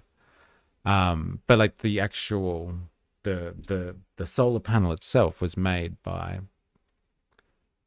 thousands and thousands of people, and over a long period of time, all of their labor and all of their effort culminating in this one solar panel, let's say, that produces a commodity which is sold on an energy market. And then, you know, that's, someone decides whether that's useful or not, and somebody decides there's what the exchange value is based on all of that. So you have to look at capitalism if you want to like explain this, or like value. If you want to explain value, you have to look at like capitalism as a system of creating commodities. And so like all of the people that produce those commodities for sale on the market, then like, you know, it makes a big difference in that sense. Mooble's gonna start Halo 4. Have fun, lurkies. Enjoy your lurkies.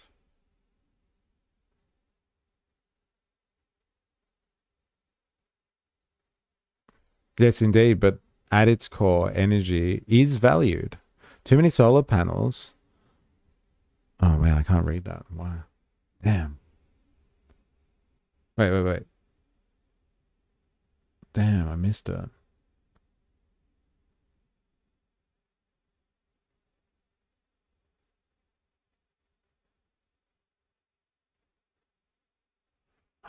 Where did it go? Yes, indeed, but at its core, energy, which is valued. Too many solar panels so that there is more than needed to supply energy, and they become redundant because they have no use. Yes. Yeah, the commodity itself becomes unexchangeable because it doesn't have any use, because there's too much energy to be stored. So there's not enough batteries, but whatever. So it doesn't have exchange value anymore. So like for the capitalist system, it becomes useless. But that doesn't mean it doesn't have any value in it anymore. Like there's still people that need fucking power. It's just that we don't have a system designed. Capitalism doesn't give us a system that is designed to distribute it to people, because it only values commodities and the commodities that it can sell and profit off, which is ultimately the critique of capitalism. Because like, unless you can move it on a market, then it's like you can't do anything with it. And so if this market system itself sucks at distributing it, then like you could produce all this power and you could have all these people wanting power. It's really useful for them. They fucking need it. It's valuable to them. It's value because someone's human labor went into creating it. It's value. and they need access to it, and they can't get access to it because the market system has just failed them. So like commodities have exchange and use value, commodities, but labor is the wellspring. It's where value comes from. It's where value comes from. Like if there were no humans, there's no value. Like humans make stuff. They manipulate their environment. They do stuff. And that's what makes value. By humans interacting and engaging with their surrounding, with their surrounds, their environment. That's the value. That's the basis of value. That's the argument is behind labor. And like this wasn't a Marxian idea anyway, can I just say? Labor, like the labor theory of value was like, you know, Adam Smith and people like that championed that idea. What you're talking about before, which is important, I think someone brought up this distinction, was the idea of surplus value. Marx developed the idea of surplus value. But like the labor theory of value was like fucking a classical economics. All of those people, the Adam Smiths of the world, they believed that labor created value. That wasn't very controversial. I didn't think that was controversial at all, actually. The commodity loses value because there is value in use. Agree. Labor is harder to value unless you base it on use, is all. Basing it on only the value of the work can lead to redundancies in production, supply, and trade. I think that was the point of Hans Gotcha. What was the point? I don't get it anymore.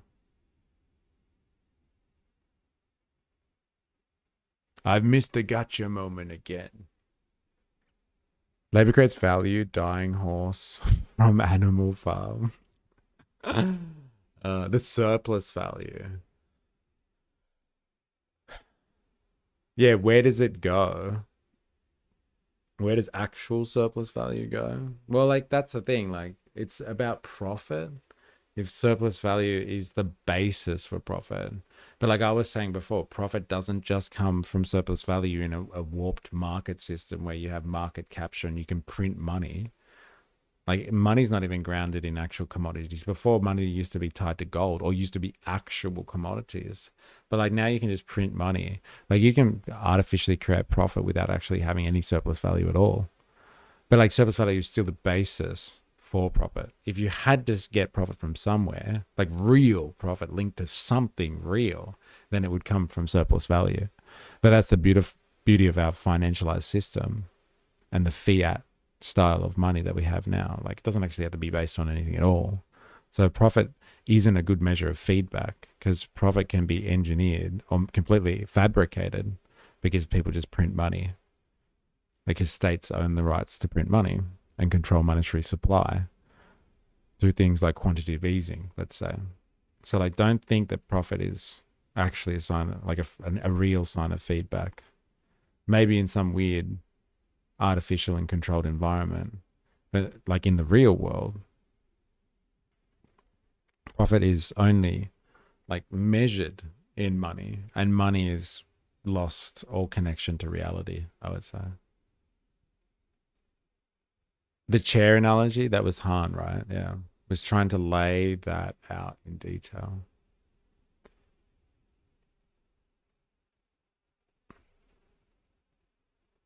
Getting philosophical on a Friday afternoon. Very nice. I'd love to continue this debate, but I have got to bounce. I got to bounce. You can't just print money, unrelated. Starting a mystery coin chat. We'll post the details soon. Yeah, thank you. That's what we need to do. Get into cryptos. That's where they make the real money at the moment.